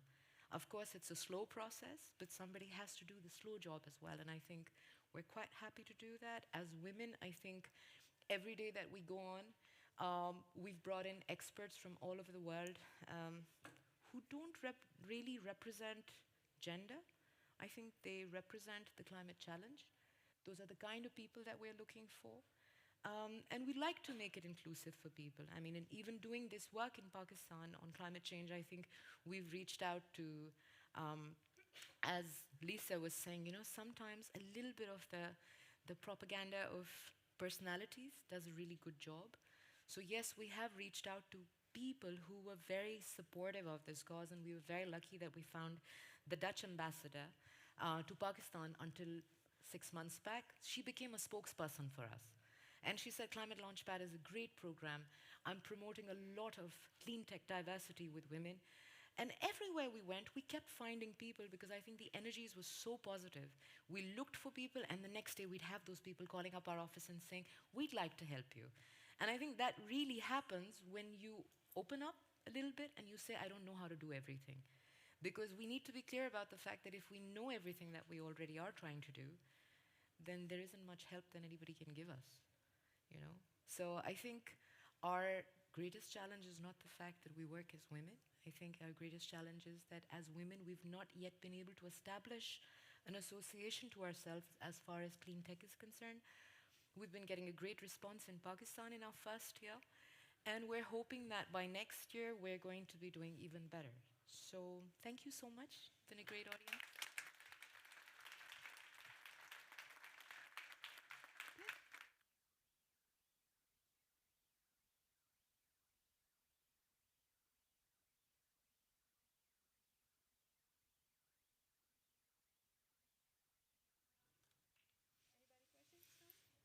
Great, then the stage is yours. Please come. I saw a hand right here. Yeah. No, I was calling on this person here first. Did you have a question? Okay, you go first. Maureen? Yeah. Speak loudly so we can hear.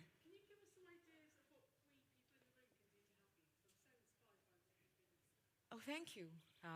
Thank you. Well, that's something that you've already given me. It's given me another boost because, you know, sometimes what you need to hear the most is not a big fat check, but the fact that there's enough people standing willing to talk about it. And I think that's very important, is to be able to talk about the kind of issues that we have in Pakistan.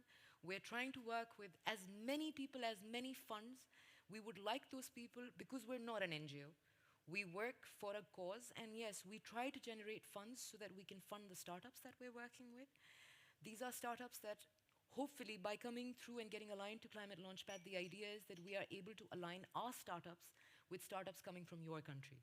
So that if there is something that your country's already done, we don't have to reinvent the wheel. We can already bring it over.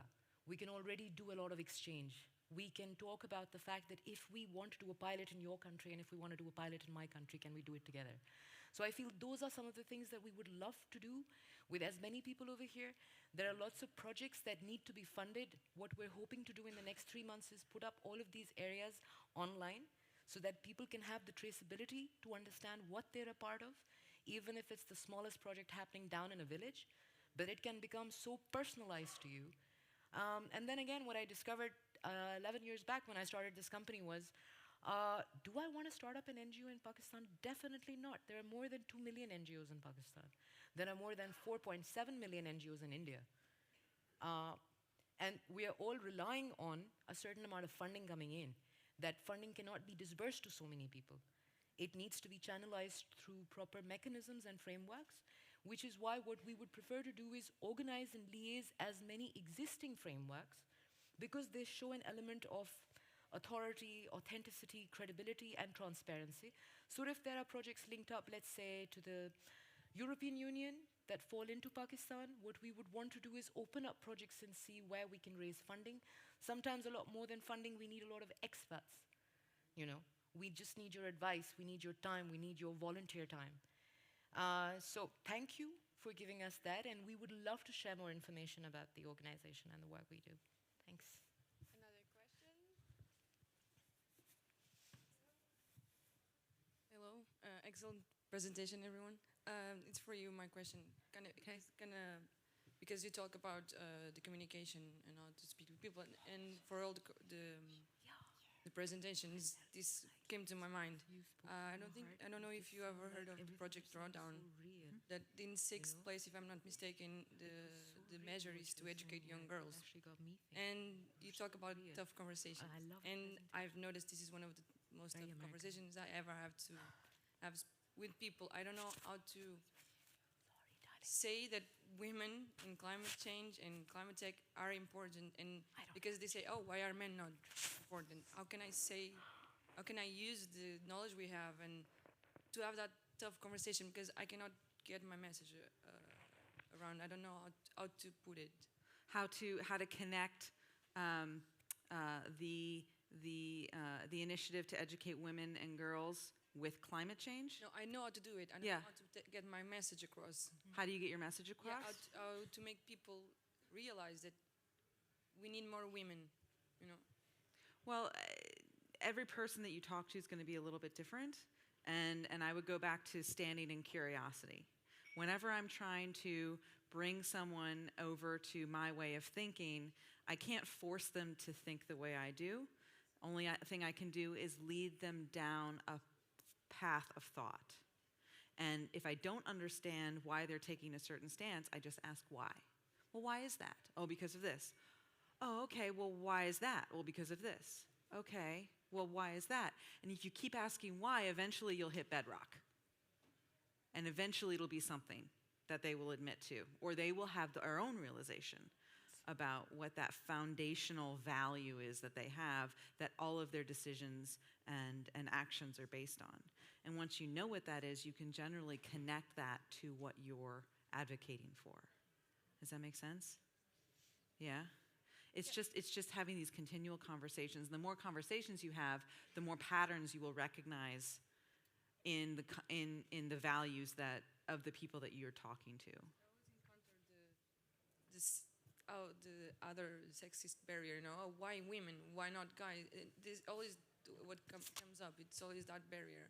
Mm-hmm. It's harder to, because sometimes I can make people understand less packaging, blah blah blah. But this topic is one of the most the hardest I've encountered. Sorry, maybe to add. Please. Yeah, I think what really helps is to show the data, and there's so much data. Actually, there's in that context, there's really little that we don't know yet.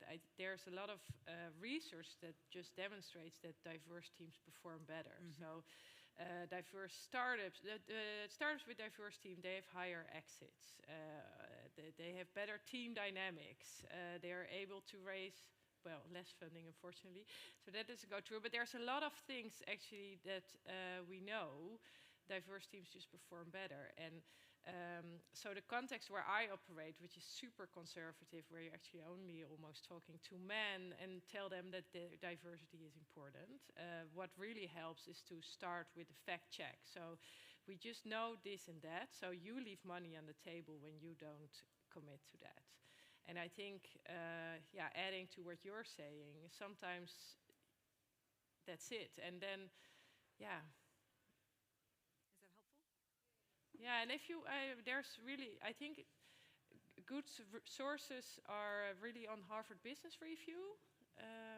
if you type in there diversity, startups, then you'll get a lot of interesting data sources. Any other questions? That helps a bit. No? Okay, good.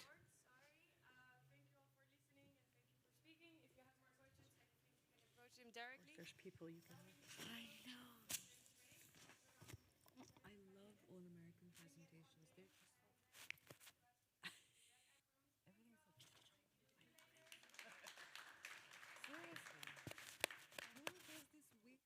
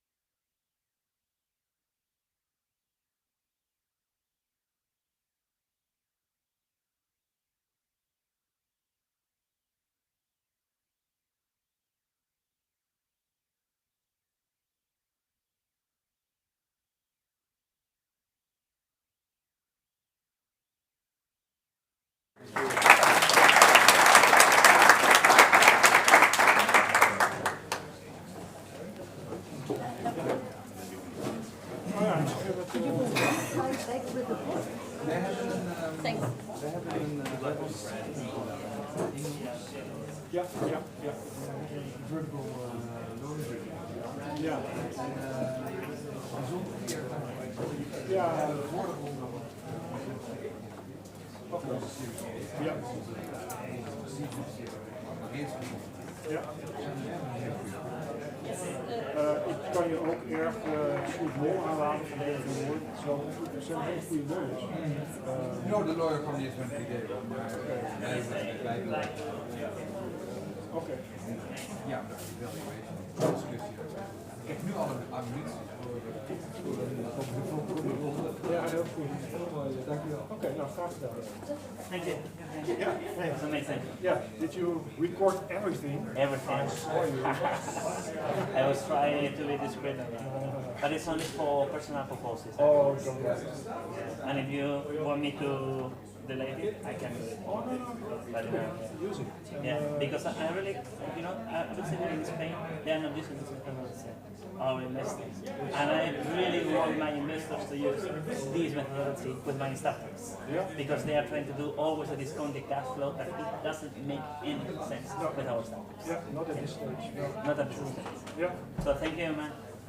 I will give your book to all the investors in Spain. You are a hero. So with that, I just want to thank Starlene and Mridula for coming and saving me for this session. They have much more experience than I have in clean tech investing. And for those who haven't pitched, good luck in the afternoon. And for those who have, good luck. Thank you.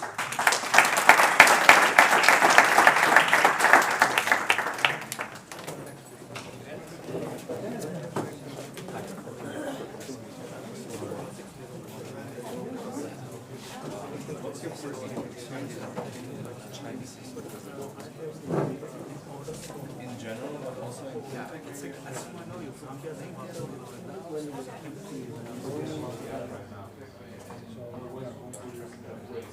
Yeah.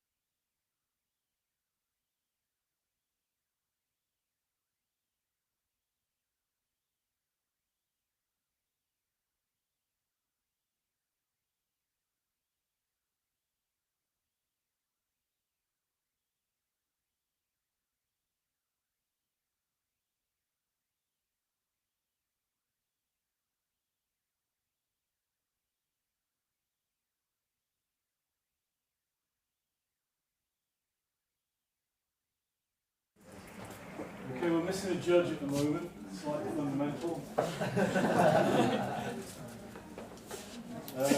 Got rebuild recyclers. Let me just check through again. Recyclers. Yep. AB fashion. Yep. Great. Fougères. Yep. Femme. Yep. Energy efficiency. No energy efficiency. Eco-Jude and Clean Ocean just come out at the moment. Okay, well, looks like sorry? Time for a joke now. Time for a joke. Yeah, now this is really important, everybody.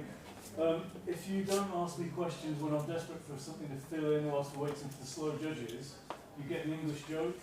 And I can assure you, most of you won't understand what I'm talking about. So please try and avoid that at all costs. So we're waiting for a judge, we're waiting for one team. However, as I always say, we've got to start on time, so I'm now starting. Which means I'm going to waffle for a while until the judge arrives. So let me just tell you how everything's going to run.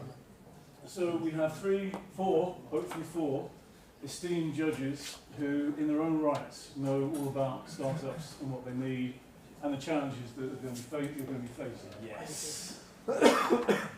So those are the judges. Their view is end of story, I'm afraid, and what they'll be doing is scoring every single team. So they've got a template, they put the scores down, and then as a group of judges they will discuss who they think is number one, and they will discuss who they think is number two. And that's from this morning and this afternoon. My job is to say to the judges, I agree, I think you've got the right choices, and my job is also this particular presentation did not meet the format requirements of the competition, in which case we need to deduct the following number of points. And unfortunately, in some instances, that might mean the team that did the best presentation also cheated, or didn't comply, or whatever. So, obviously that's not a very pleasant part of the job, but it's not going to happen, I don't think. This morning's pitches were awesome. Awesome, really, really good. So I'm just going to sit here and look forward to an amazing series. Energy efficiency in the room yet? Okay, so we've got our judge in the room.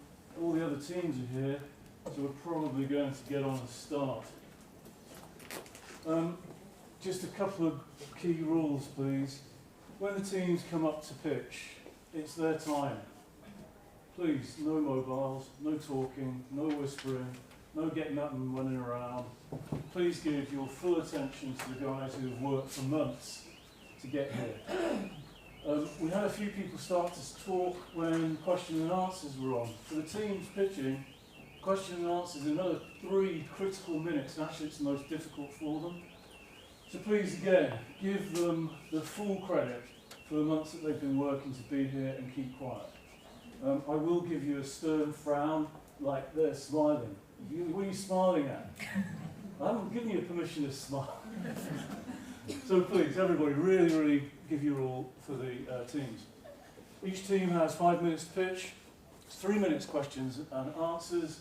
And then, as I say, I will do a little bit of talking between that time that the team leave the platform and the time that judges do their work.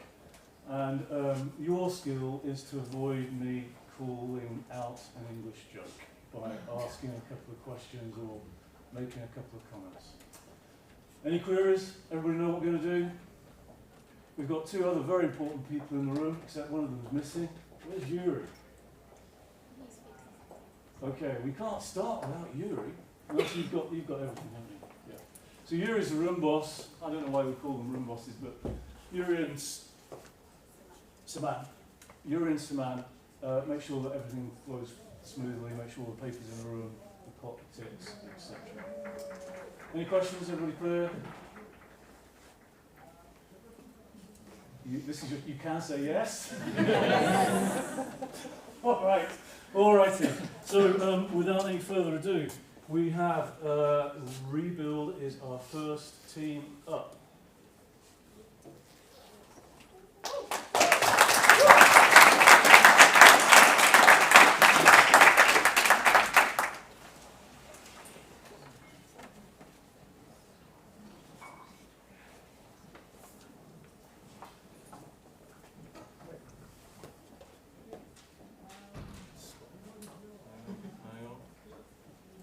searching for something. That's a really nice round of applause for Rebuild. Thank you very much.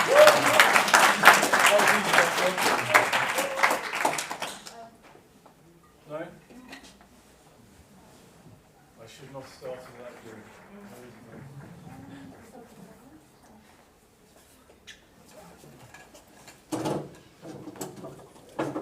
Can't do that. There you go. Thank you.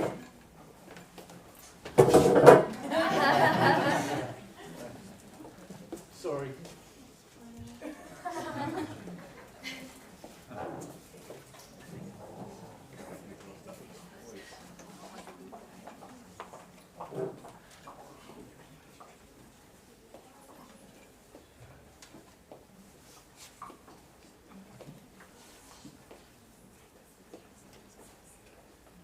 Anyone do that computer things? One of the Ask Me guys, can you go and find somebody on the technical desk, please? Oh, we've got one more. Oh, okay.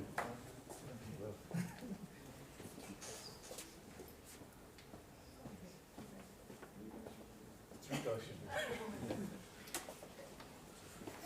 So, before we do it, so there's a kingdom, and it's called the Purple Kingdom.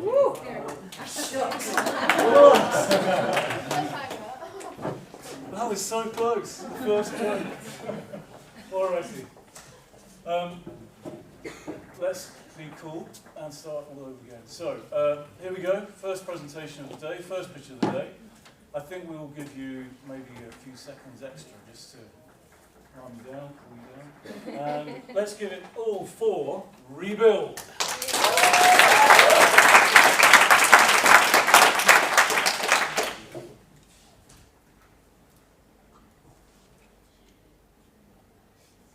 Yes, you start. 22% of Caribbean households dispose of plastic waste incorrectly, and of the top 30 global plastic polluters per capita globally, 10 are from the Caribbean region. Production is equivalent to the weight of 19 million Teslas. Now, Rebuild is here to provide a solution to that problem. We're going to use this plastic debris to create heat-reflecting tiles. So, Rebuild will sell these heat-reflecting tiles to tile companies at a cost of US $1.64 per square foot. Our beachhead market are tile companies in Latin America, which currently have a valuation of $646.4 million, which is only a segment of the global market, which is valued at US $58 billion. We then intend to expand to hardware stores and to export markets to increase our market share. Our customers are guaranteed a 34.2% decrease in the amount of carbon dioxide being emitted, thus increasing their carbon credit, and the product is durable and 32% more affordable. Our competitive advantage is that we have a combination of features in one. We use non-potable water, no coating is needed, the anti-slip nature of the plastic is incorporated in the tile itself and is antibacterial with the use of nanotechnology and photocatalysis. The product also has a variety of uses, including coating, roofing, and decorative purposes, and contributes to a circular economy. Now, upon going into our market, our key assumptions are that buyers are looking for a specific product. Cost would also be a direct incentive to buyers. And lastly, persons did not have a current solution for this problem, and if they did, it definitely had faults. After interviewing these customers, we discovered that they were looking for product quality and product effectiveness. They also wanted supply reliability, and they wanted a product that was flexible, thus having many uses and variations. Also, with all these factors considered, they wanted affordability. Our key financials in 2025, that's our 5th year, should be close to up to US $6 million, with our key drivers being our net price or market share and our cost to make the product. Our climate impact not only reduces CO2 emissions and toxic materials, but also increases the annual solar reflectance index. So with 18% of our beachhead market, we save 493.3 tons of CO2 annually.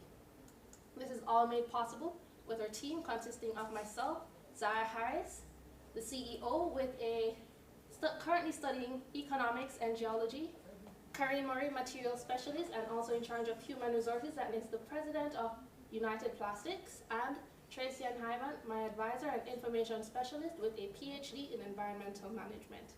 Our goal is to use non-biodegradable materials to create quality new materials as well as achieve a valuation of $6 million by 2025 and employ skilled workers and conduct business in less economically developed countries in India, the Caribbean, Africa, and Europe. Thank you.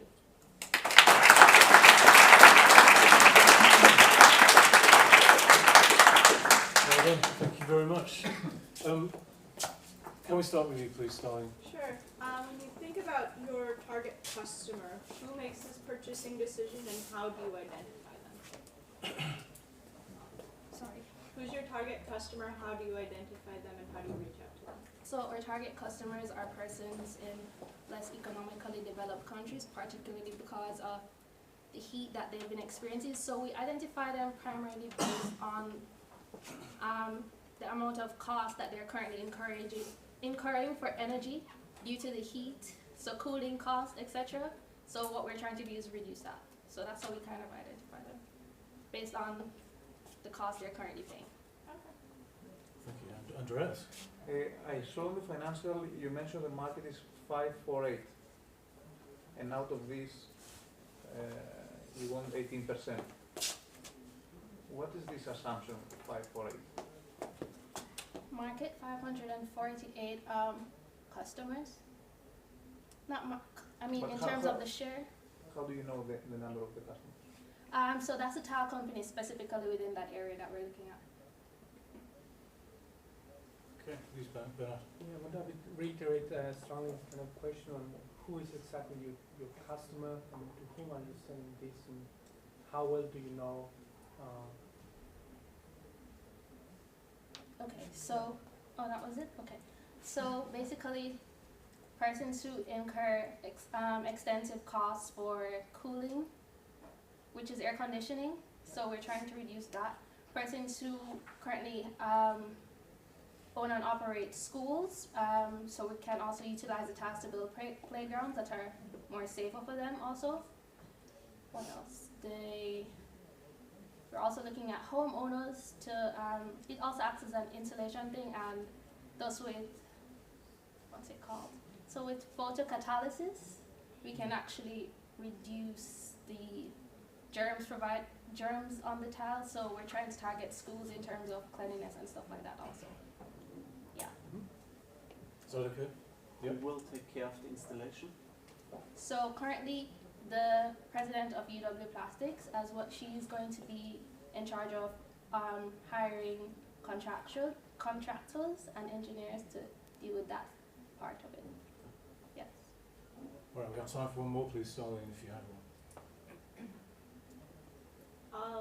When you think about, I live in India, when you think about expanding to other markets, how do you think of, like you said India, like why India?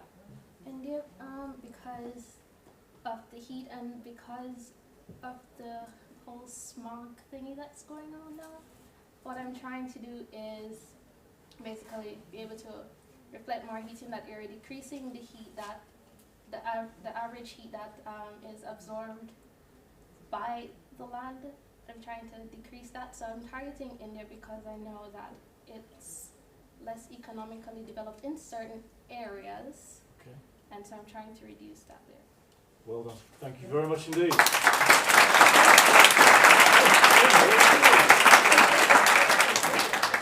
There we go. Well, so well done. I know we started a little bit early. We didn't have Yuri in the room, but thanks ever so much for the guys that jumped up and fixed the technical issues. So our judges are just going to make sure they've got their numbers in the doors. My name is Mike Goodfellow-Smith. I am a Climate Launchpad trainer, been with CLP right from the beginning. So I guess the list of people I've trained now is into the hundreds. Some of them were here today, and some of them were the alumni which were up today. What I haven't done is introduce you to our judges. So So I think we should do that before we go into the next area. Maybe just take 2 of our judges now, and then we'll take the next 2 in the next gap. So, no, Starlene's still writing. So Philip, would you please? Yes, sir.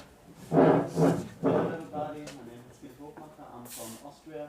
I work with an online news agency focusing on startups, innovation, digitalization, and I'm really looking forward to all your great presentations. Thank you. Yes. My name is Kunjan, and I'm managing entrepreneurship leads at Climate Key. Working at Climate Key for the last kind of half years, and I'm enjoying a lot the pitch sessions and looking forward to the coming ones. Thank you very much. So those are our judges, and we are ready for the next pitch. So put your hands together, please, for Recyclist.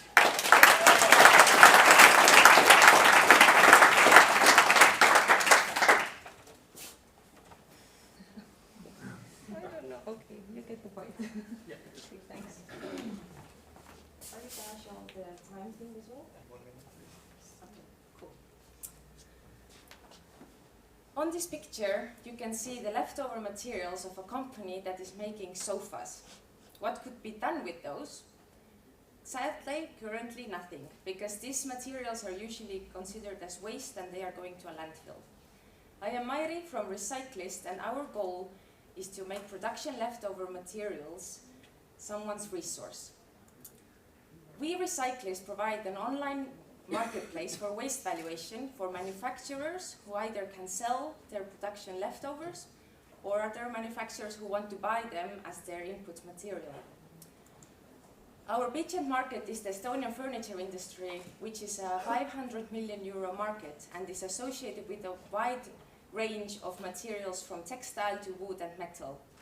By 2021, we would like to expand to the 90 billion euro European furniture industry, and at the same time also expand to other markets and materials in Estonia as well.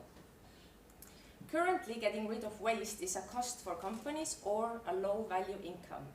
With the Recyclist platform, companies can actually maximize their income on leftover materials and lower the costs on waste collection.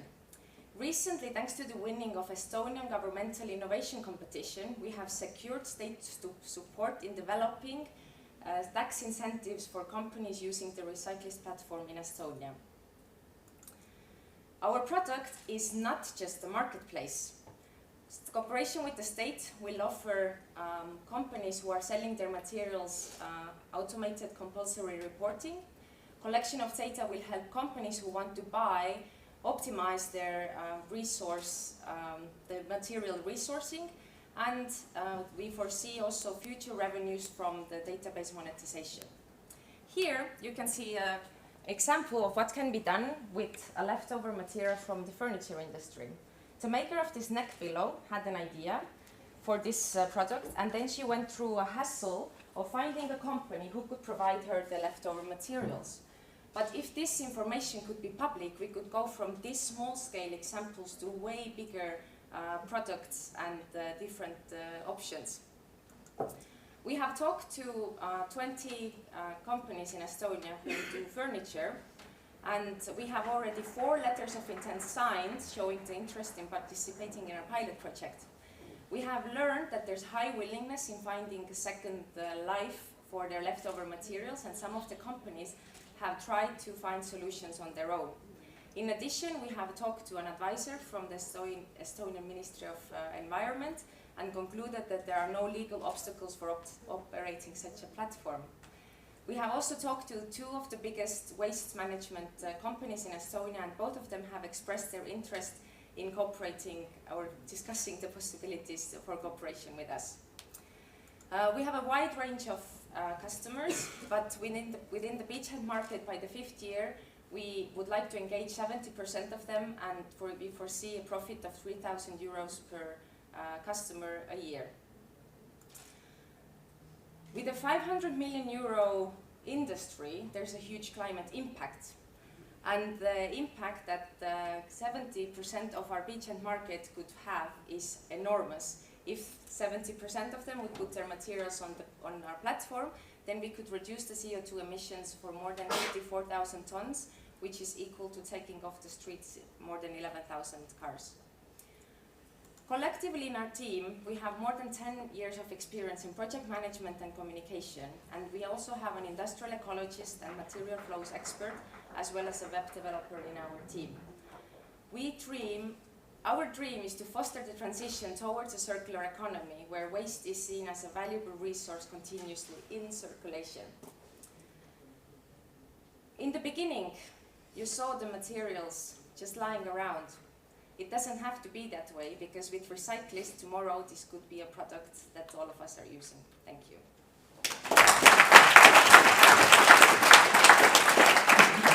Somebody wants to text it. Thank you very much indeed. Philip, can we start with you, please? Yeah. So you have a clear dream and a clear vision. Maybe you explain to us what's the biggest challenge you're facing at the moment. The biggest challenge we are facing at this very moment is that people do not really understand how leftover material can have value. As in, they don't see it in advance that there are already people in landfills mining resources, and they don't see that if we don't give a title of waste to things, that there's already value there. So this is kind of the explanation that we have to do a lot for different parties who are interested. Like, that's interesting, but how can there be value? So the lack of future vision. Okay, Beat. Maybe you can help me understand better the business model behind. So is that you have a subscription model for the platform? So we have the business model is that we would offer two types of services for companies. So one time is that you can have like this single-use purchase, so you have a transaction fee. And then for the Estonian companies, well, now we're starting in Estonia, the subscription model will provide them with this automated reporting for the state, because companies have to do the reporting for the state how much waste they are generating. And by joining our platform, because now we're cooperating with the Ministry of Environment, then we're now exploring how we can automate this, that they get free from the burden of making the report.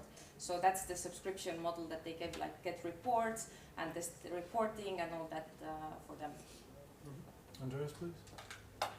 You say 3,000 euros per customer per year. I understand is the fees to enter to be a member of the application. How did you decide this number? How did we decide that it's 3,000? This number, yes. Who's going to pay 3,000 euros just to have the credentials? Because at this very moment, big companies are paying a lot of money for waste collection. So we see that if, like we were asking around companies how much they are generally paying for the waste collection, and then we were estimating that if they do not have to pay for the waste collection, but they pay part of it for us, and then they generate also extra value, then we ended up with that number based on our estimations and calculations. You happy with that? Yep. How do you determine the price for the products that you're off-taking, both like at the time that you're off-taking them and then the time you're reselling them? And what do you do with products that you've taken from a company that haven't been purchased by someone else? So here actually also with the deal that we will be like a marketplace, so we will not actually purchase the materials for ourselves. We will not have a warehouse, so the company will have them, and the company will state what is the price they would like to get for this material. And with production companies, that their production is continuous anyway, so it could be that in the beginning we foresee this happening, that somebody wants something and then hurry up. Okay. Then somebody doesn't want something, that they will sometimes sell and sometimes not sell, but since it's continuous, they can.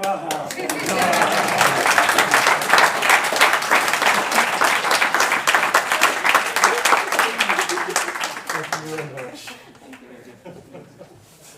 Oh, I hate that bit. I really hate kicking somebody off in mid-flow. So that's the second of our presentations that for today. Judges are writing away, but if I could ask Andreas and Starlene just to pop up and say hello to everybody and introduce yourselves, please. Good afternoon. My name is Andreas Solomonidis. I'm working in Benosur Ship Management, and concurrently I'm working in Hanseatic Maritime Advisory Services, which is a startup company in Benosur. Thank you, Andreas. Hi, I'm Starlene. I started India's first clean tech incubator, first clean tech accelerator, and have been an ambassador in the clean tech space in India for the last 4 years. So you've actually got 4 people at the front here with a wealth of experience, access to monies and investors or institutions that can help. If you don't talk to them, that would be pretty silly, really. So please try and get to them. Right, I think we're okay. So we will now invite to the platform AB Fashion.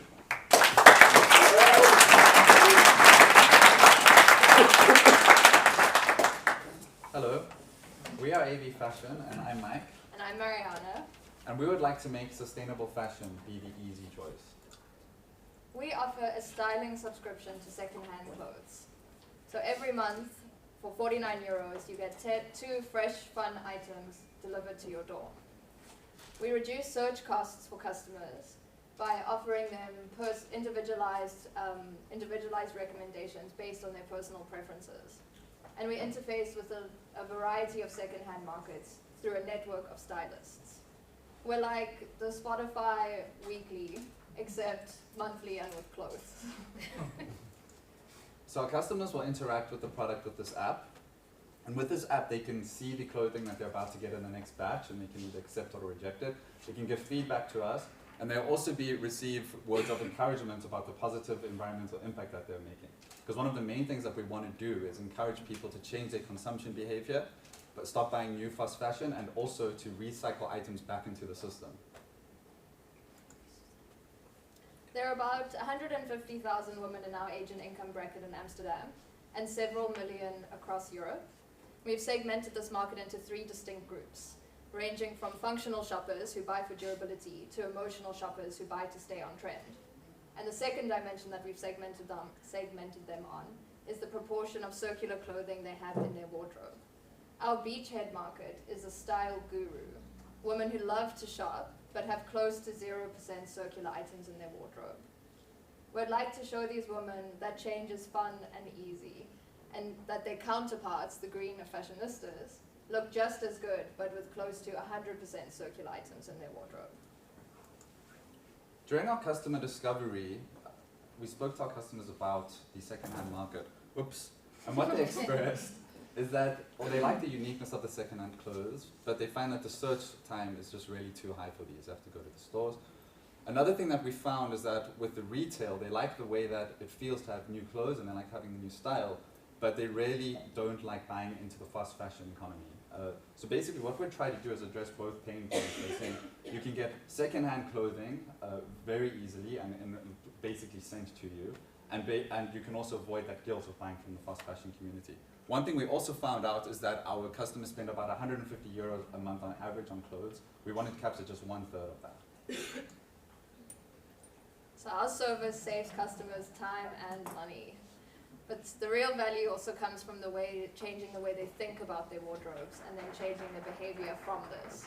So if we can convert one customer's wardrobe to 50% secondhand, that avoids 110 kilograms of carbon emissions. And if we can achieve our target markets, our targets for market share, then we'll start to see a huge environmental impact.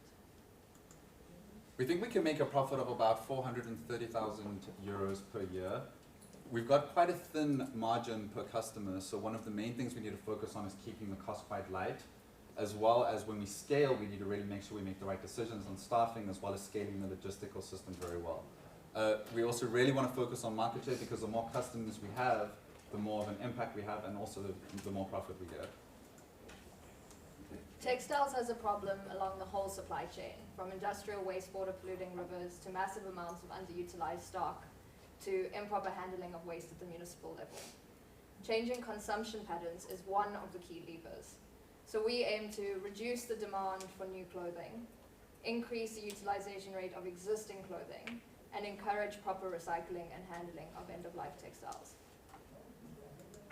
What is our dream? By the year 2022, we would like to be the name that people associate with sustainable fashion, and not only the customers, also people that work within the industry, like stylists and photographers, things like that. But we're also conscious of the fact that we don't want to solve one problem only to create another problem elsewhere in the world. Would like to funnel our profits into textiles production centers to ensure a sustainable transition to a circular economy across the world. I'm Mariano. I have a background in circular economy products and partnerships. I'm Mike. I have a background in strategic finance and data analysis. And our partner as well, Mafalda, is a brand strategist, and she is experienced with launching brands, and she'll be handling the social media, which will be crucial for our success. Thank you very much. Thank you.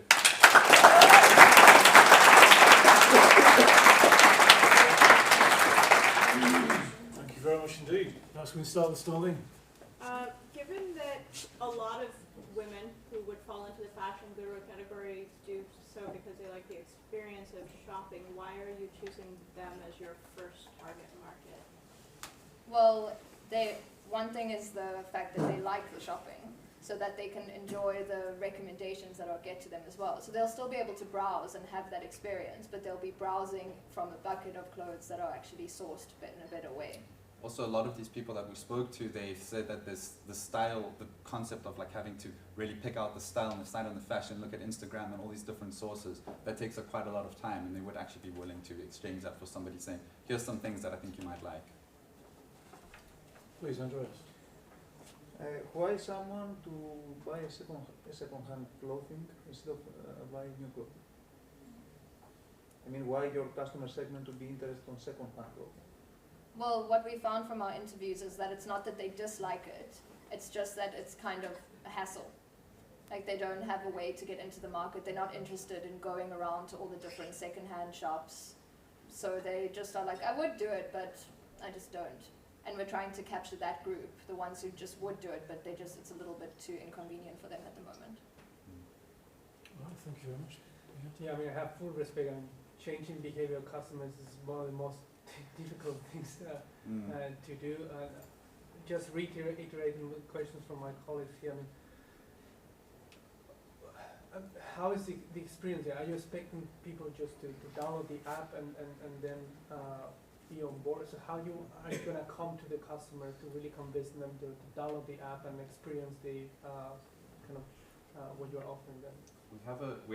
We really need to launch through social media. That's really the strongest point that we can get. We get influencers on board who start using the product themselves, and then they can start talking about it from that perspective. And then we can launch with maybe focusing on, these are the 30 best pairs of jeans in Amsterdam that you can get, and you can get them on a lease. So we start capturing people through these really targeted, segmented ideas. Right, we wanted to have sort of like iconic items that get people on board. And then with that, so that comes with the branding and the strong voice. But then with that, we really focus on the user experience as well, because now online shopping has kind of a disaggregated user experience. It's not so optimized. So we're like, okay, we'll just nail the brand and the user experience and start really small from which products and profiles we offer, get that down, and then add additional profiles and additional customer segments. How's the process of matching products with customers? That's probably one of the more difficult ones. It'll be very, very data driven, and probably we'll use some kind of a machine learning. We really want to get people to make pre-selections up front perhaps, and then that we start recognizing patterns in what they've selected, and then give them selections based on that and refine it continuously. And the stylist, How long will this take? We need a lot of data, so realistically it'll take probably to get it really down maybe like 6 months to a year. Yeah. Very good. Well done, guys. Thank you very much.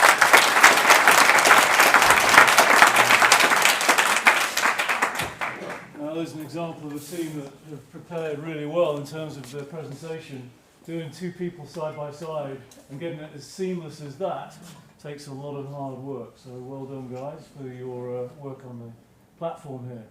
So we are halfway through almost now as we move to Fruges.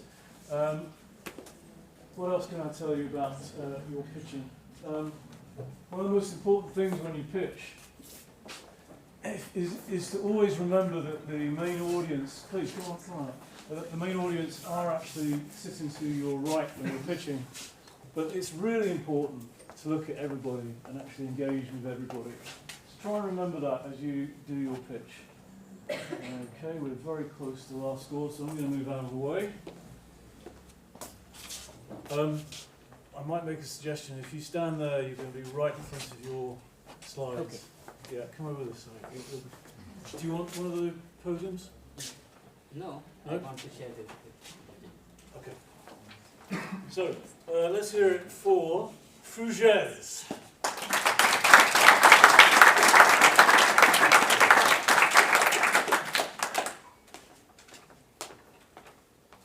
Hello everyone, my name is Syed Akbar Ali and we are here to present Taza Grow, a product of Fridges. Hi, this is Sadaf Sajjad. Taza stands for fresh, and we are making food production healthier and eco-friendly. In Pakistan, farming consumes 90% of our fresh water resources. It is estimated that in 2025 or in next 5 years, Pakistan tap ran out of dry. So, Taza Grow seed microbiomes. We deliver it to the customer. We deliver it to the farmers. They pay us euro 30,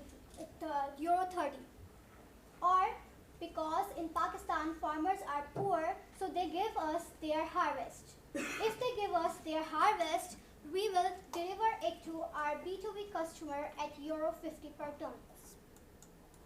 Focusing on our farmer sites, we are targeting our beachhead market, Karachi, coastal city in Pakistan, with the economic hub of 5,000 farmers holding small and medium land and with low distribution cost.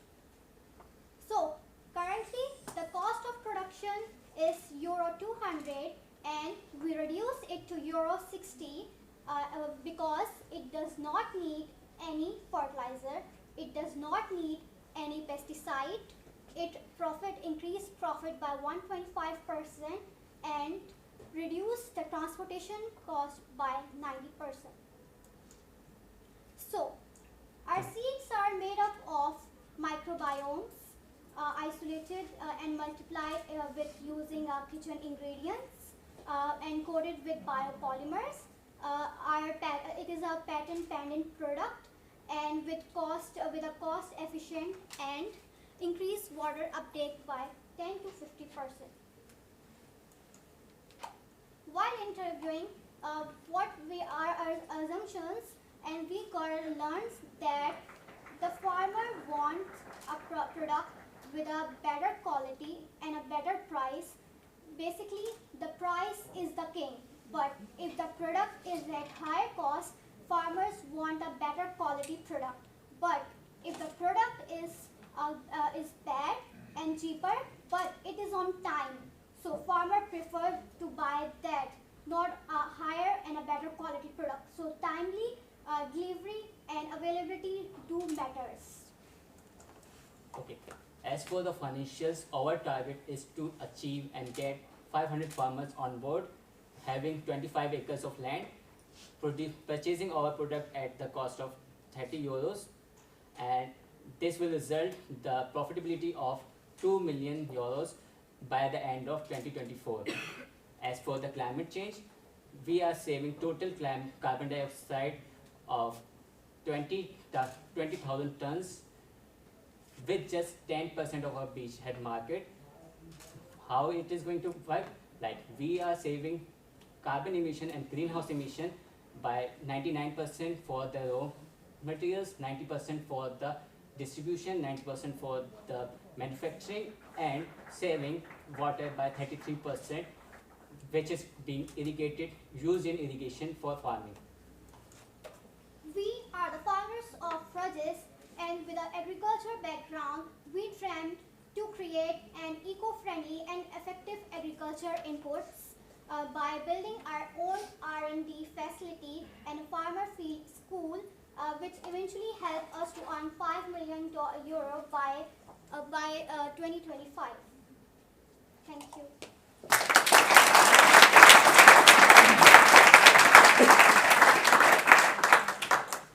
Well, thank you very much indeed. Can we start with yourself then, Philip, please? Yes. What exactly do we have here? Okay, it's a sunflower seed coated with biofertilizers, biopesticide, and biopolymer. Okay. So the seed doesn't require any extra fertilizer nor the pesticide to protect himself, and the biopolymers holds the water for him so that in drought condition it can survive. Okay. Bea? So does this only apply to certain type of seeds or? Okay, these coatings can be manufactured according to the seed and the requirement, because every seed has particular requirements for nutrition and the protection it requires. Like the cotton seeds require different pesticides or different biopesticide, but while we are producing fodder, it requires different. So we can manufacture each of these. Okay, Andreas, please. What is the real value you add to your customer? Because I saw some customer value propositions which mainly sounds like assumptions. Okay, so we talk to the consumers. It's like they're consuming a lot, or their fertilizers and the pesticides cost too much for them. So we initially start manufacturing biofertilizers, but by the time we found the actual value could be added with seed, because that way we can reduce the delivery time as well as the productivity and the transportation cost. So real value is the farmer doesn't need to hassle for the go and purchase the fertilizers, go and purchase the pesticide that's being done on almost weekly basis. So farmer doesn't need to worry about all of these. Okay, Starling. Yeah, I presume the agriculture market in Pakistan is pretty similar to India. Aren't the farmers just saving their seeds from the season before? And if so, why are they going to purchase them much more expensive? Okay, seed? currently that accounts only 10% of the market.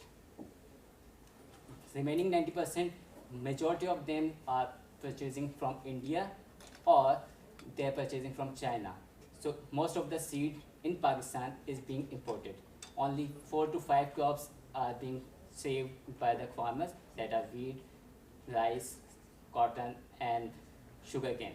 All other are imported in Pakistan. All right. Any other questions from the judges? We have time for one very quick one. No? Okay. Thank you very much indeed. What percent of crops are not wheat, rice, sugarcane, and otherwise in Pakistan? Can you repeat the question? What percent of crops are not wheat, rice, sugarcane, and so forth in Pakistan? Okay, that accounts around 15%, just estimating. Like these are the major crops of Pakistan, but actually the major crop is maize. So maize and sunflower, that's where we are going to make. Wonderful, thank you very much.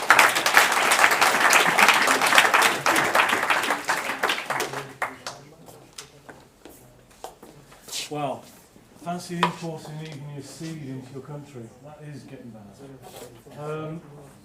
That's the first pitch I've ever seen where you've got a picture of somebody actually being interviewed for the customer discovery, so that was quite interesting to see that.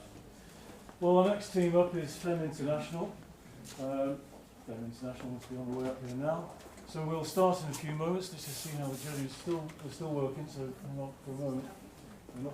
Just stay here, that's fine, that's fine. That's fine.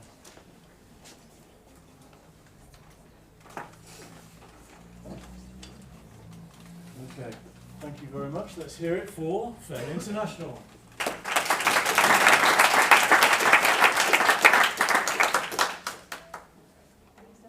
You can, please do. In rural East Africa, over 71% of the menstruators face a food versus menstruation dilemma. This is because the most popular product in the market is the single-use disposable pad, which retails at about $2.50 per month. Now, $2.50 per month can buy a family 3 kgs of rice, 5 loaves of bread, or 4 liters of milk. So what do they buy?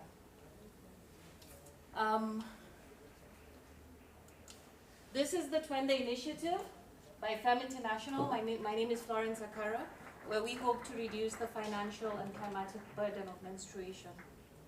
Using women from the local communities, we will go into the most remote areas selling menstrual pads, reusable menstrual pads at $5 per packet. They will last the woman 1 year, eliminating her $2.50 per month food versus menstruation challenge.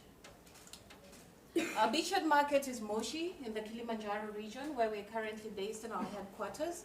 The reason being that we're already educators in menstrual health, and our beneficiaries, now amounting to about 12,000, have used our products, and their families, members who are menstruating, have approached us to already buy the products from us.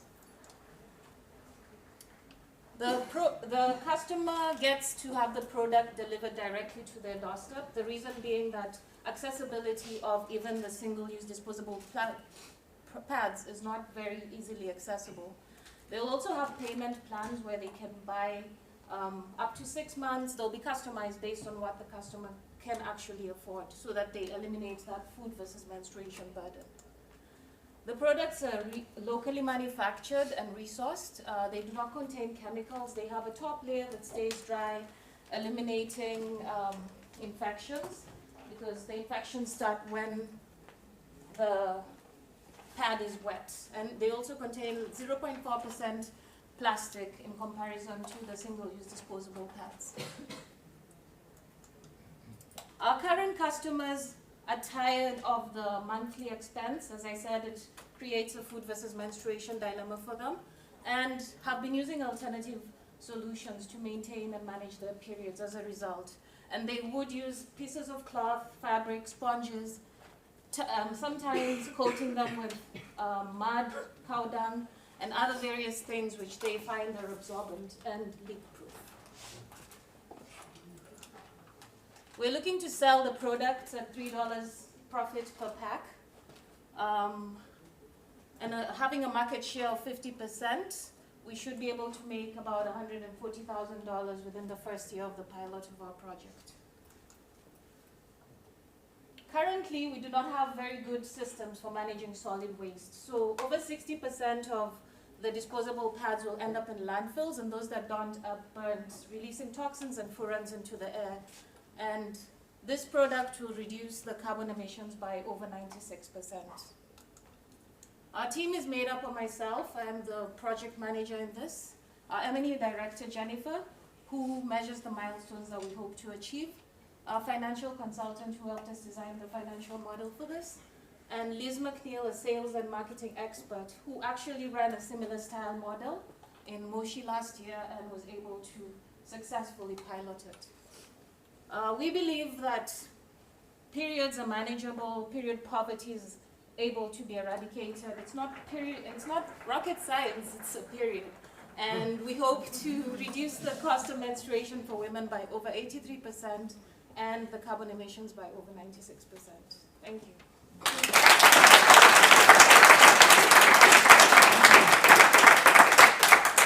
Thank you very much. And Starling, can we start with you, please? How would you think the growers scale this to other areas? We will grow and scale it. We're currently working with Tanzania in the Moshi region where we're based, simply because of funding issues. Nobody is really taking on menstruation as a big agenda. So challenge has been financial, but we have established through the menstrual health management stakeholders that we have in the different areas in Africa that the problem is the same, the need is the same. And we would be able to scale into Kenya, Tanzania, into Kenya and Uganda and the rest of Africa if possible. So funding is the biggest challenge. Andreas. I understand it's already in production and is being used, correct? Yes. We've already had about 400 sales in Moshi at the moment. And these customers come to us from our current, we have an in-school program where we educate girls on menstruation and provide them with these for free. So their menstruating family members would come to us and ask us, can we buy them? And we have been availing them for sale, but we haven't been able to do it in a larger scale as we would like because of funding issues. Okay. Yeah. So, there have been a lot of startups that are trying to introduce the cups, and especially in Africa. So, and many of them also running a lot of difficulties to introduce this. What is your advantage with this solution? Our advantage is we already work with cups. Up to today, we've distributed about over 2,000 cups, I would say. And we are a menstrual health educator already by nature for the past 6 years. and we would be able to, the women who will be going to these communities will be also delivering a menstrual health curriculum, training the women how to use the products, not only just selling them. And we do know that with sensitization, people get to use them once they understand. The local women also trusted people in the community. In Africa, we revere the advice of women. So they would be able to take up, it would be a trusted source selling the product as well as delivering them to the markets, to their doorsteps. There's a similar company in Austria with a very similar product. What really worked well for them is encouraging people to use word of mouth. Do you have any plans of having an incentive for people to? Yes, so in our ambassadors are trained local women who will be moving from community to community, hosting menstrual health education workshops, as well as sales drives where they will be selling these products to the women in various payment plans. And usually we want to, I mean, one of the biggest things in the past 6 years that has worked well for our organization is working with the local people, because people take on information better from trusted sources. And we will also have a variety of products, because we know that menstruation is not a one-size-fits-all solution. So, but we're starting with menstrual pads, because this is something which is already in the market and people are familiar with it, so it will be an easier product to start the pilot phase with. Brilliant, love it.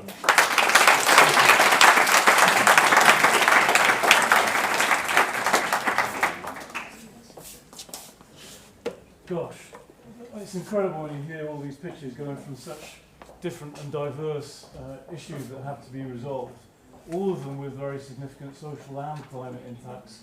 So thank you very much for that excellent presentation. There she is. She's right at the back there. What do you call the scarf on the head? A scarf? A head wrap. Head wrap. No particular name? It's just a scarf that I wrapped it, so head wrap. Okay, scarf wrap. I managed to get some very nice Ghanaian cloth when I was working with the Ghanaians on Climate Launchpad this year. It's very, very nice, Kenyatta. Okay, thank you very much, and judges. Some really excellent questions from the judges. Now, are you energy efficiency? Yes. Excellent. Let's hear it for energy efficiency then, please.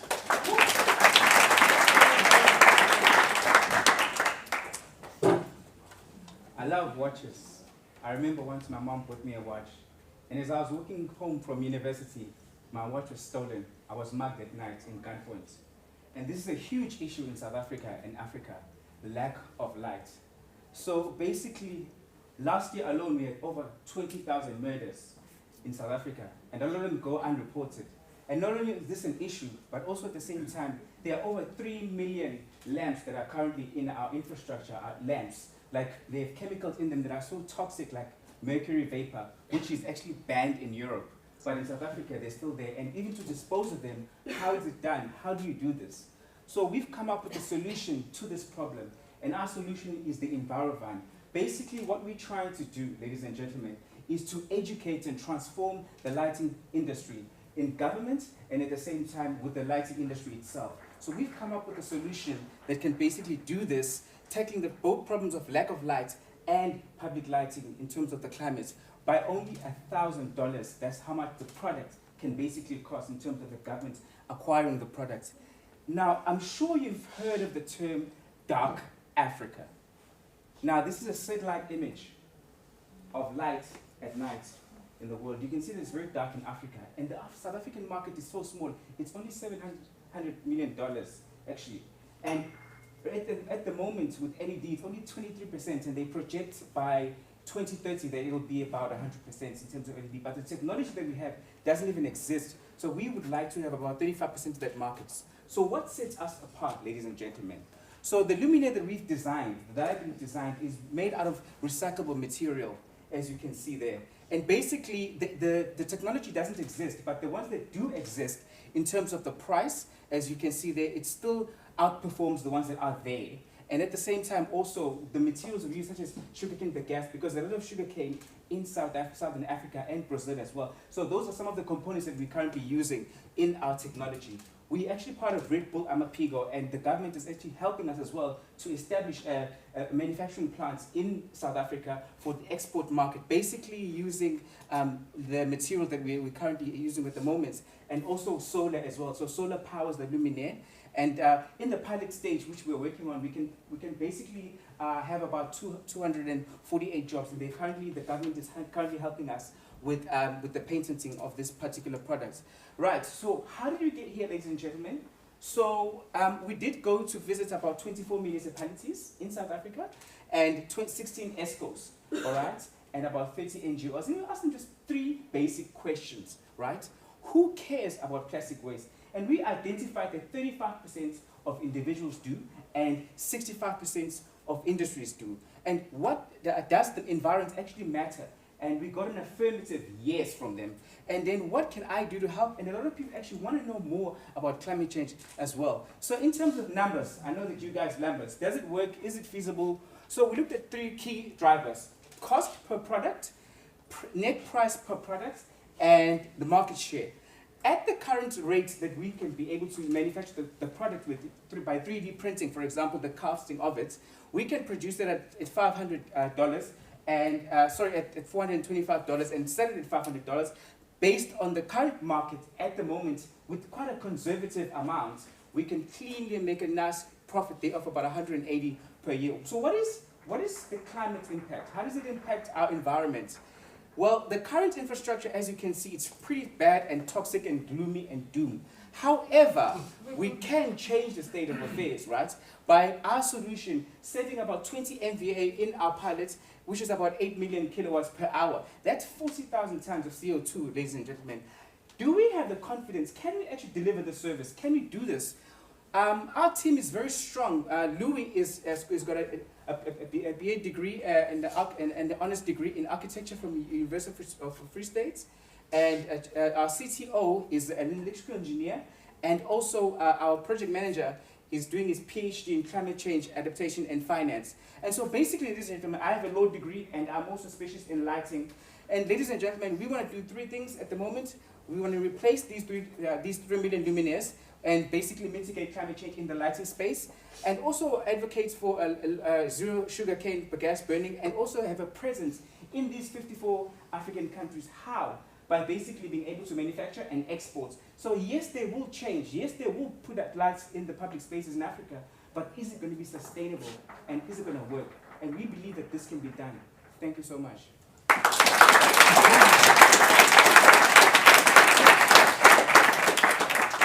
Thank you very much. Spot on timing. 1 second left, or 1 second over. Please, questions and answers. Can we start with Philip? Yes. Thanks for the pitch. Can you please shortly recall what's really the main benefit of your technology, other than saving the environment? The main benefits is the way that we manufacture it, which currently isn't being done. So the technology doesn't exist. So the way that we manufacture it is going to benefit even the industry itself, even the lighting manufacturers themselves. So it's the technology. In other words, we're using recyclable material and clean materials. So that's one of the main reasons. Okay, thank you, Benyat. In your story, the issue with the crime. So you are substituting existing lamps with a much more energy efficient lamp. Correct. How does solve the issue of crime? There's a strong correlation, so thank you for the question, between light and decrease of crime. And because the technology is actually clean, we don't use power from the normal grid, and at the same time, it's not those old technology that is out there at the moment. Okay.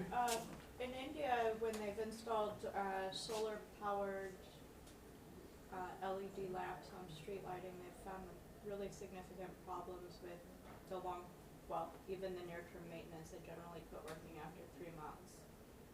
So what are your plans in terms of batteries as well as like the cleaning and maintenance? Yeah, so thank you so much for that question. And it's generally a lot of the problems where you have a lot of these cheap materials that they actually put out there. The difference with us is that we're working with the industry itself. So the specification is very, very high. So we're comparing apples with apples. Right? So the technology is highly spec'd, at the same time, so that the battery system that we're using at the moment, we're using lithium ion in this sense, but there will be obviously better technology in the future.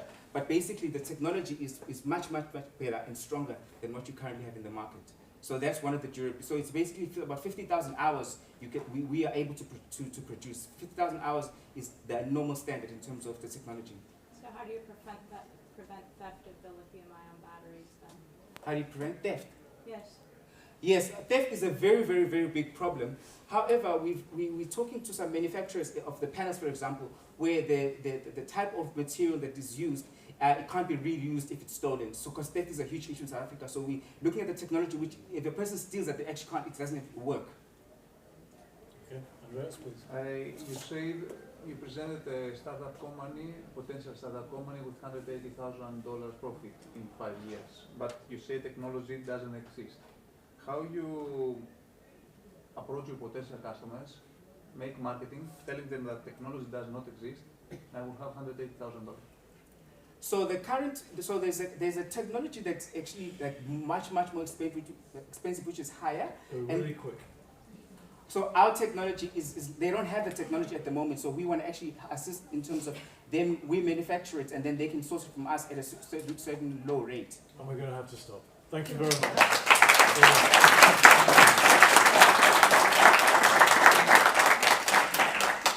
Okay, I'm going to give an award here. The award is for the most words in 5 minutes ever in history. The Climate Launchpad to energy efficiency. So well done on your presentation. Another incredibly difficult issue to tackle. We're moving now into the last two presentations. This will be EcoDew Pure Water Solutions coming to the platform now. And our judges are getting faster and faster, and we're ready already. So, over to EcoDew. Let's hear your hand for them, for EcoDew. So I'm Mohammed, I'm the CEO of EcoDew. So this idea actually comes with a story. So I went to a customer where I was working as a sales engineer, and I went to a customer where he had some problem with his sewage treatment plant. And when I went there, he was not running the blower because it was a bioreactor, and a blower or air is necessary for the bacteria to grow. And when I asked him, like, why are you not running the blower, because that is part of your system, he said, like, see, the electricity cost is so big, we can't afford it. Because in India, we don't have what you call central sewage networks. Apart from few of cities that have been planned earlier, India, we don't have a complex network of sewage systems. So every apartment who has a building area of greater than 2,000 square meters have to build their own STP at their home, at their apartment. That is the rule there. Okay. So what we made is, we made a flocculant which is made of herbal agents that can treat the water, wastewater the natural way. So we'll be selling the compact wastewater recycling system plus the water treated herbal agent to the industries, households, hotels or restaurants and IT parks at 3,000 euros and €150 euros per month for the herbal extract. And this is our market. So we are now focusing on the industry market, which has less than 10,000 kiloliters capacity, because you can see that there are almost 63 million micro industries in India, and all of them can't afford a big bioreactor system. So this is a customer value proposition. You can see like for our system, this is all data is on a context of 10,000 liters. So in this system, we only the cost is just 3,000 euros, and for the conventional system, it is 10,500. So it is like 1/3 of the capital cost, and electricity cost and the maintenance cost are also 1/3. So what is our product? So herbal agent is made of 4 herbal extracts. One is drumstick, cleaning nut, neem, and tulasi. So the functions of each of them are, the drumstick and the cleaning nut are flocculants, and neem is a disinfectant which kills the E. coli and coliforms, and tulasi is actually an oxidating agent which gives oxygen. Okay, so this product actually goes into our BMF system, which also has a filter and two small pumps. So it will be taking in wastewater, treating it and giving it outside. And the sludge formed is actually a natural biofertilizer. So one other problem is the handling of the sludge. So this sludge can be used directly in your plants as a natural fertilizer. So these were the customer discovery that we have done, and thanks to Climate Launchpad, we actually got one client who had paid us almost 12,000 euros for setting up a plant at their factory. And the key assumptions, cost to earn, profit. So cost to earn, well, like 50% reduction we were able to make, and then the customer was asking what is the profit that I can get. So I said, like, if you're reusing the water that you make, then you can get a return out of your product. Maybe in 3 years you will get the return which you have invested in the product. And 60% customers don't care about conserving water. So I'm based out of Kerala. We have like 41 rivers, so we have a lot of water. So, and financials, we are like 60,000 units have considered for a year, and just for 1% market share, we are like making 300,000 euros per year. And this is a climate impact. So in Europe, for example, 1% of the total energy consumption goes for water recycling, water wastewater treatment, and 60 to 70% of that is actually going into the aerator or the bioreactor. So if you just eliminate that, 60 to 70% of electricity can be saved. So this is our team. I'm the technical director. Mr. Jonas is the management director, and these two boys at the end, they are IoT engineers. They are looking at automation. Rifad is the business manager, and we are actually planning to make a water technology innovation center to make research in industrial water, and like we want to be a $1 million company in 10 years. Okay, thank you very much indeed.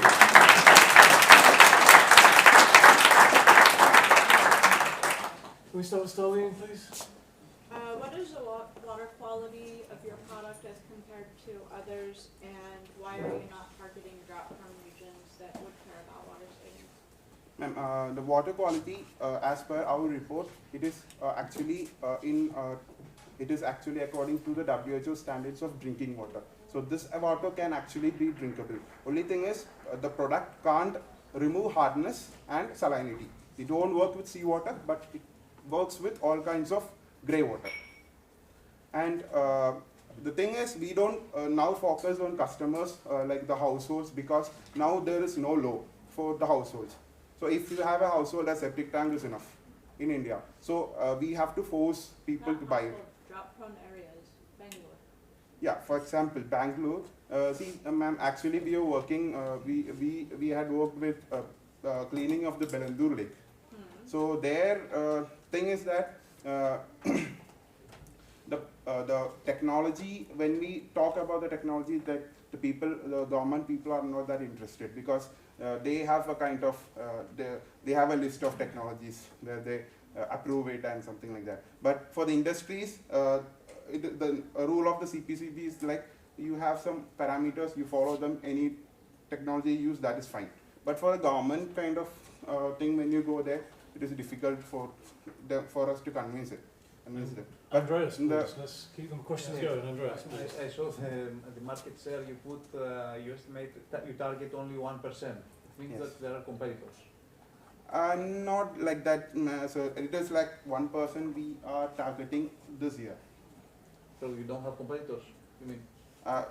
Yeah, we do have competitors, but not by the technology. Because most of the people will be adopting a bioreactor, because that is what the so what is your competitive advantage compared to your competitors?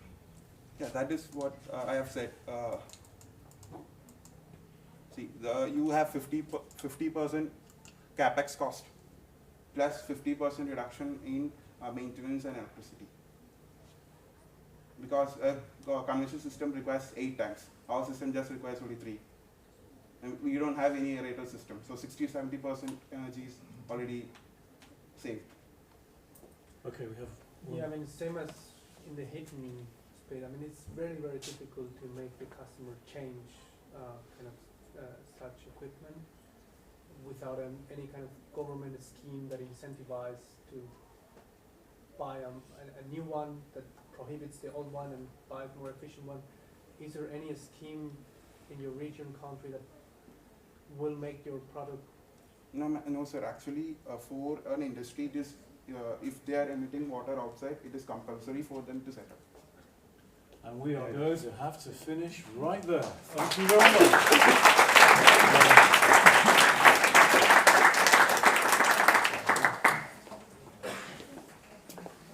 Well, it's with sad news that I have to tell you we've just got one left. It's an hour and a half actually, it's quite hard. The last competitor today is Clean Ocean, and we'll start very shortly on the last presentation. We'll just see how the judges are doing. And the scores are rolling across the page here. Excellent. Okay. So let's put our hands together for Clean Ocean.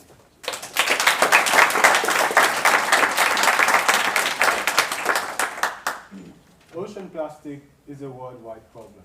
Many countries are investing billions in order to solve this problem. There are some devices out there that can remove ocean plastic, but it's mainly at the surface, which is 30% of the problem. Ocean plastic have a negative impact on the livelihood of fishermen. It has a negative impact on the tourism industry, and it decreases the national heritage value of the nation. Clean Ocean is a company offering ocean cleaning service to resorts for a fee of €62 per hour. Our beach-headed market is the east coast of Mauritius. We are already in negotiation with 2 resorts. Also, you can observe that we plot some places which is actually not near the ocean. This is because the ocean cleaner device can also be adapted into lake, rivers, reservoir, dams, fish pond, fish farm. So we have already started speaking to different government institutions about it so that they can hire our service. Furthermore, since we launched last year, we have been approached by different stakeholders in 4 different countries that would like to collaborate with us. The ocean cleaner device is much more effective than the current solution our customers are using.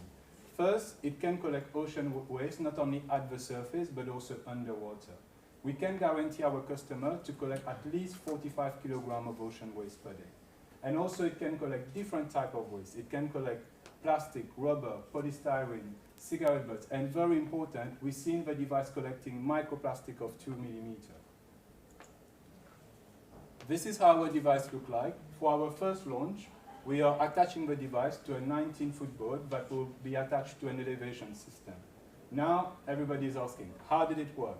So basically, when you put the ocean cleaner device in the water, we will have a tube called the plastic attraction unit.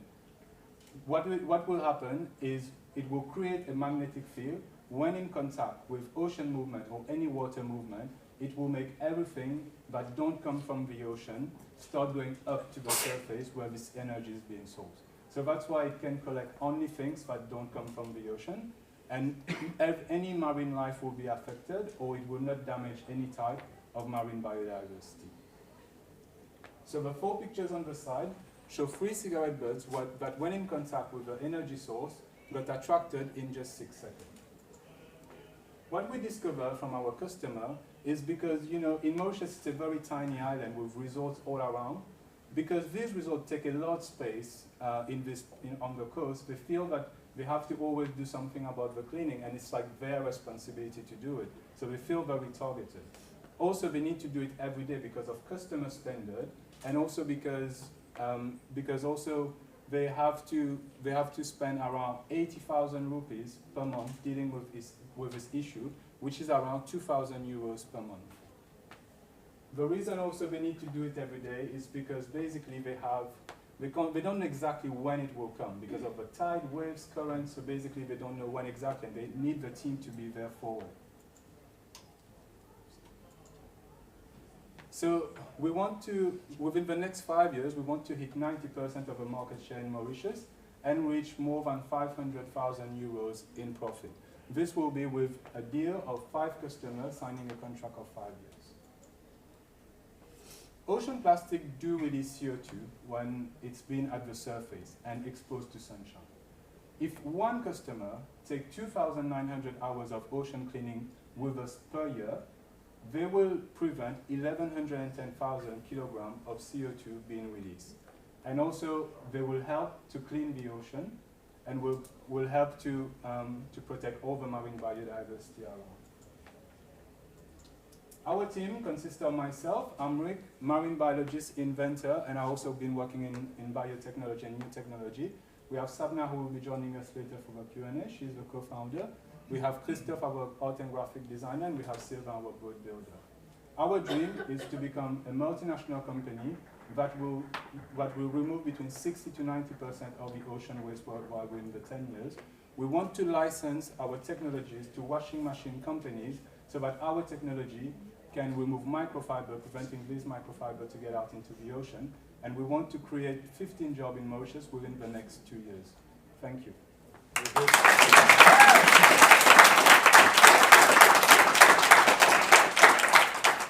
Very good, thank you very much indeed. Our co-founder.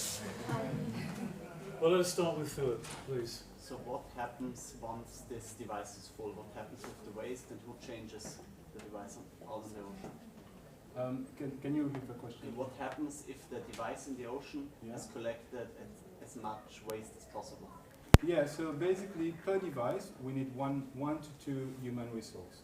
So then there will be a good collection system. And then what we will do with the waste is it will go for upcycling company, which with third-party companies that we work with. So in terms of like collection, for our first launch, so our target is to have around 100 kilograms that we can store on board.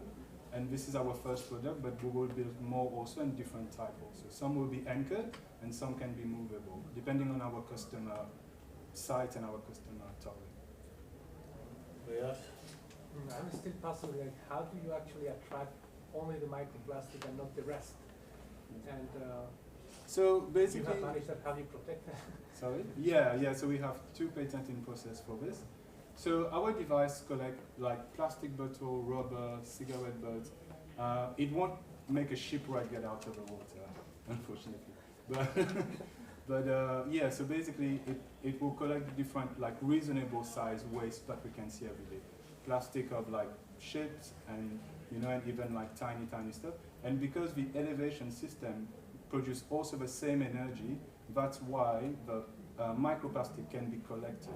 Because even if it goes to the surface, but it's not easily collected, but with this energy source, they can actually be collected where the energy is being produced. Andreas? You said that you interviewed 8 coastal resorts. Yeah. So I understand that your first customer segment is some hotels, resorts, something like this. Yes. So we are talking for clean beaches, not clean ocean. Yeah. So how you'll make the clean beaches the next step, clean oceans? Who will be interested to invest? So basically, the reason why resort is interested for this type of service is because they have comments about polluted lagoons. Mauritius has lagoons where people snorkel and dive, and you can have bad reviews and bad comments because of this issue. So this is actually why the customers are interested in it. Now, in terms of when the waste will come to the beach, as a marine biologist, by the time the waste will come to the beach, the impact that it will make in the region is big.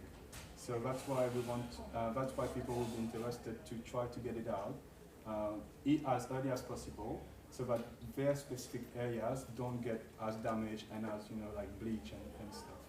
One important thing to mention is actually the resorts.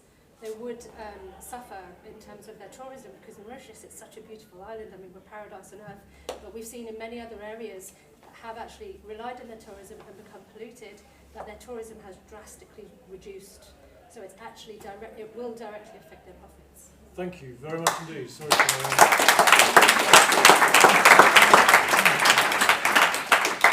Well, we've now concluded the pitches for this afternoon, so thank you very much for all of your attention. The judges will now be doing a bit of work. Oh, and we have some gifts for the judges to say thank you. Oh.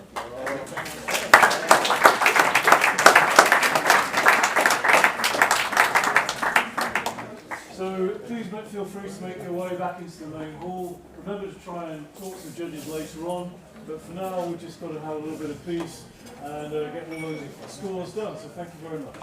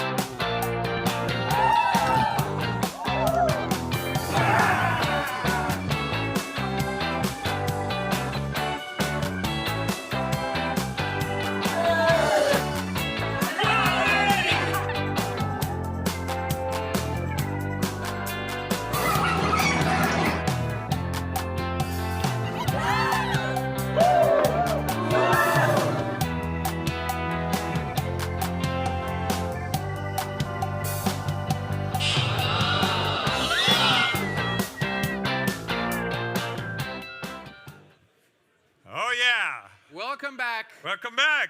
How was day one of Climate Launchpad? Yeah. Good.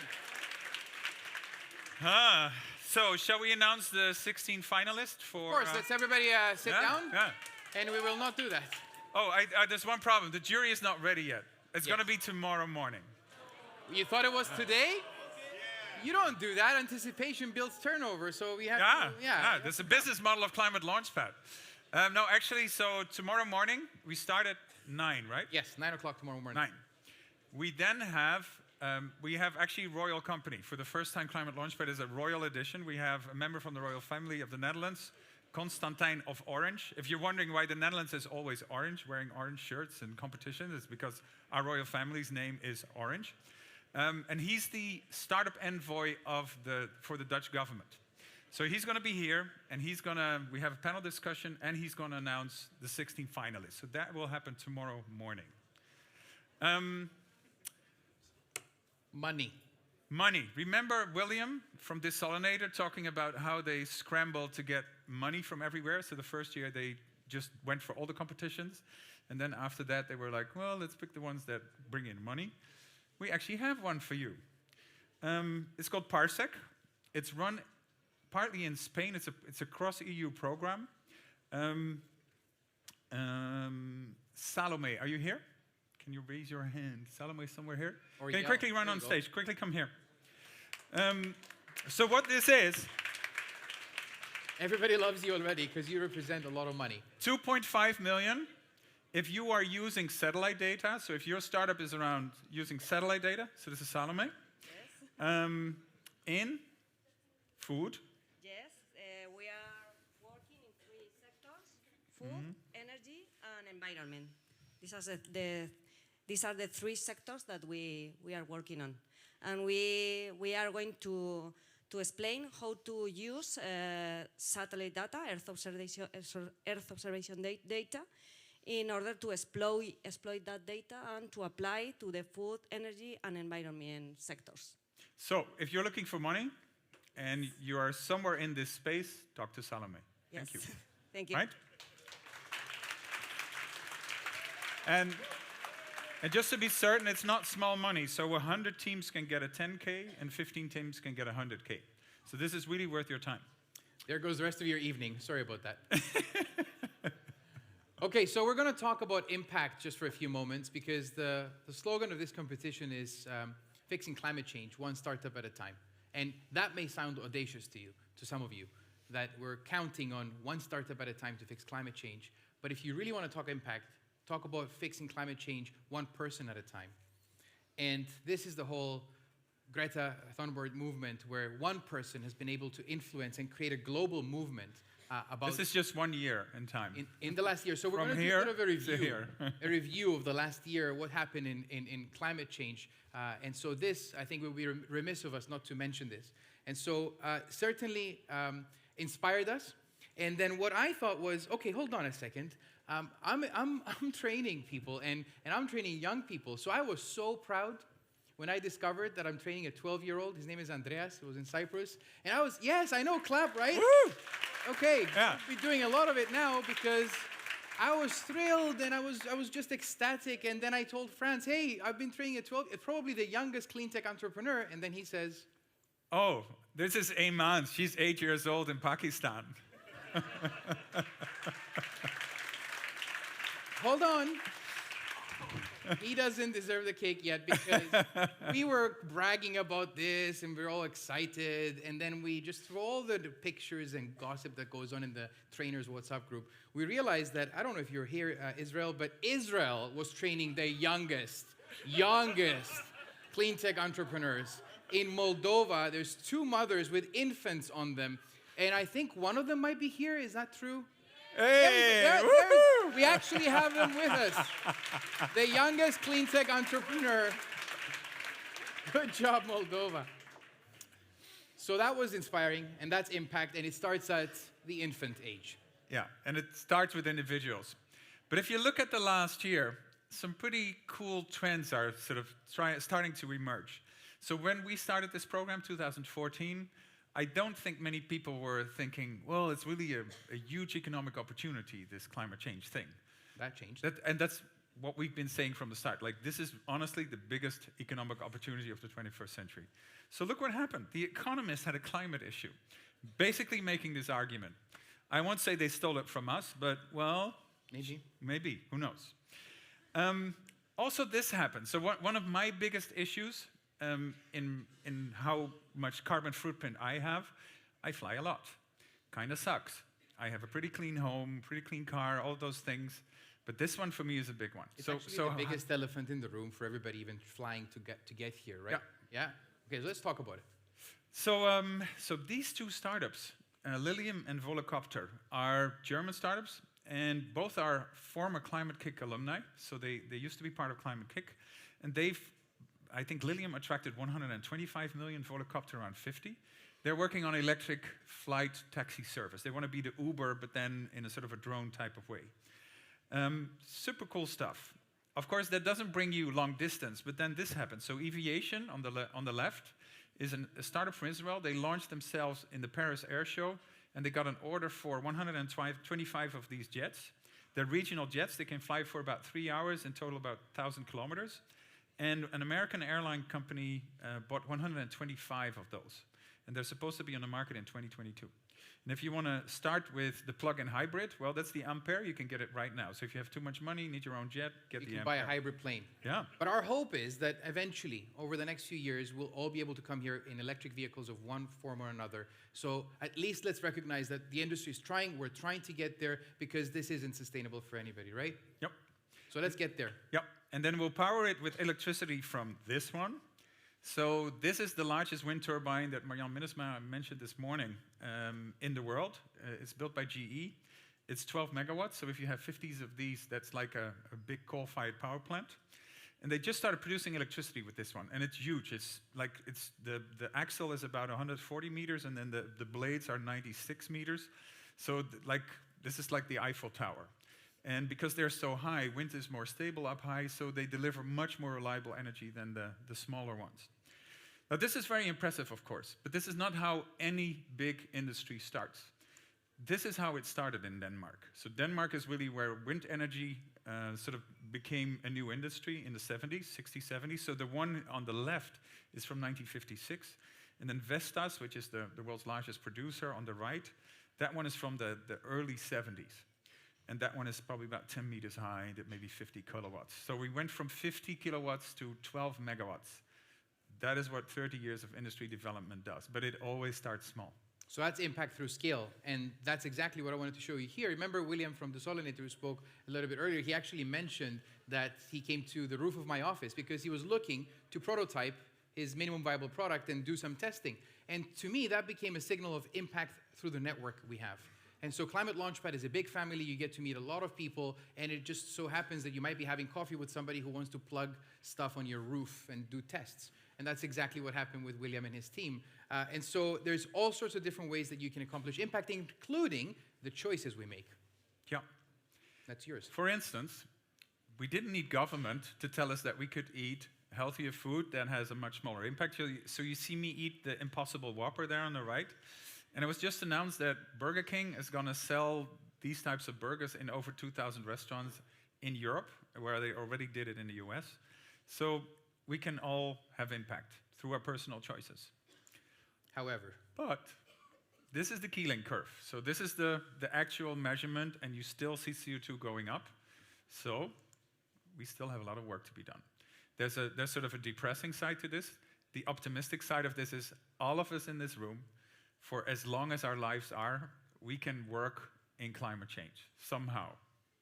So I kind of enjoy working in this space. I meet lots of really inspiring people that are trying to do good, try to take care of the planet, try to take care of each other. Always like our coffees down there, it's always so warm.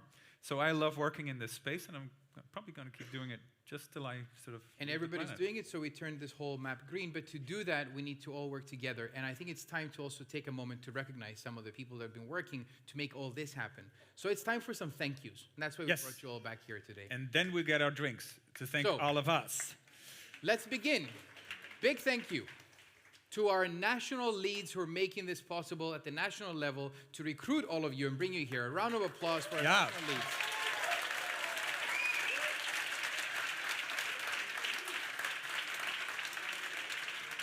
To our trainers from Climate Launchpad, the ones that wear the shirts that says trainer, we actually shirtify people, that's what we call it. And so we've been growing as a family, the WhatsApp group is getting bigger. A big round of applause to the trainers who trained all of you to be here.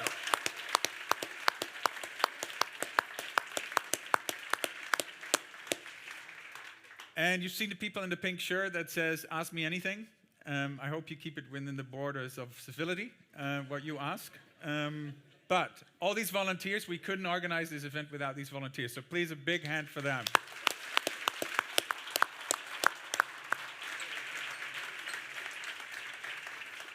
Now this is an interesting thank you. Yeah, there's an unlikely one here. Unlikely, thank you. So one of the hard things to bring a group from 50 countries together is visa issues. We had a lot of teams who couldn't make it last year.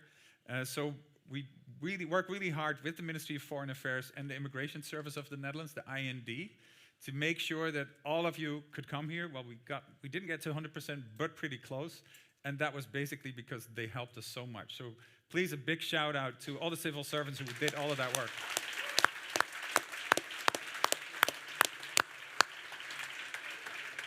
Let's get a bit more specific now. Yeah. We would like to have 6 people on stage. They get waffles. And we have waffles for them. But I'm not sure if this one is here. Where is Erik Vaassen? Is Erik Vaassen in the room? Erik, are you here? I haven't seen him. Nope. No. Okay, I'll take those from Erik. Those are mine. 5 years of work for nothing. So Erik has worked from Climate Kick for 5 years, sort of as one of these crucial persons in the background that make everything smooth. And since it's European money, it's pretty complicated with admin, and he's been just a Where's Erik? Where's Erik? Is he here? Yeah, there he is. Come on. Woo-hoo. There you are. Thank you. Thank you, buddy. No problem. Yeah. Thanks. Awesome. Thanks. Pratap, where is Pratap? One of our Climate Launchpad trainers who did 20 boot camps. 20. Where are you, Pratap? He's probably giving a boot camp somewhere. He's probably running another one. It's like Groundhog Day. You don't even know if you're in day 1 or day 2 anymore. But Pratap did the most boot camps, so he definitely 20 of them. deserves. When he comes in, we'll call him back. And this is an Emilio. interesting story. This isn't a story. Emilio. Where is Emilio? Yeah, okay, so next time we have to We warn should tell them. everybody. You need to be in the We room at wanted to make it a 5:15. surprise, but Yes. we're the ones surprised. Hey, Not here. so one is for you. Yeah. One is for you. One is for me. Oh, thank you. So what's the story with Emilio? So this was quite something. Of course, we need to travel for these trainings. So as it turns out, if you want to travel from within South America to another country in South America, so from Brazil to Colombia, you need to have a vaccination for, I think it was yellow fever, something like that. And you need to show that in a little passport, which our trainer Israel didn't have on him. So we had to improvise, and Emilio happened to be there. So we trained him to be a trainer overnight over Skype. And then he gave the training in 2 days, and he did amazingly. Talk So- about overcoming problems. A round of applause for Emilio, who is Yeah. now going to be a trainer.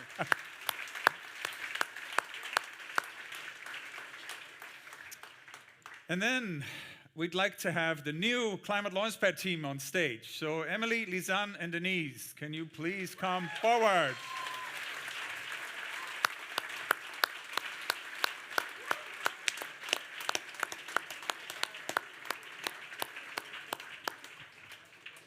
Yeah. I guess it's only Emily, huh? So these stroopwafels that you bought yourself will now be handed over to you. And I'm going to give you the other two for the whole team. So, little side story here. Basically, all of them were hired 3 months too late. And that was before we knew that we had to organize the finals in Amsterdam, too. So that we are here, that everything is almost according to schedule, is nothing, actually it's not a small miracle, it's a big miracle. And it's a big part to you three. So thank you so much for all that hard work. Hey. And this is Pratap. He just woke up from Hey! I was working, Franz. 20 boot camps, man. So the goal for you next year is not to do more than 10. Can we agree? Which 10? I don't care, but you're going to be overworked if you do this another time. It's good for your air miles, I know, but it's not good for other things. So we had a lot of applications from all sorts of different countries, and it's good to recognize the top three. Well, obviously India, with 574 teams being amazing. trained.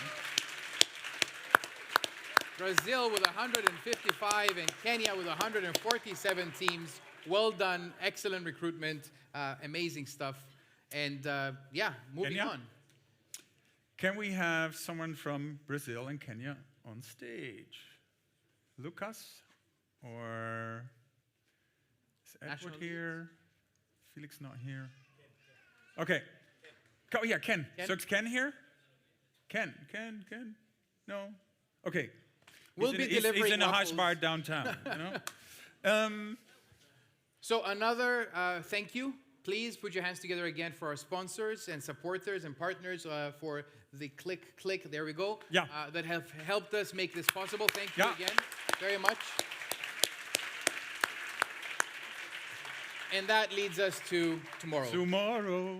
I'm not doing that. So this is my favorite quote. It's a mystical land where 99% of all human productivity, motivation, and achievement is stored. Yeah. Or Yeah. it's do the day, Om sound with me. Om, you know, it's amazing. Or it's just the day where the Oh grand no, final is happening. it's the global final. Yes. That's tomorrow. Yeah. So you'll find out tomorrow morning, 9 o'clock, which I guess 13 plus the 3 already we know are going to be competing. Until then, good luck not sleeping tonight. A lot of drinks, whatever else you need. We'll have drinks in the foyer there. Right outside. Thank you so much for today. See you all tomorrow.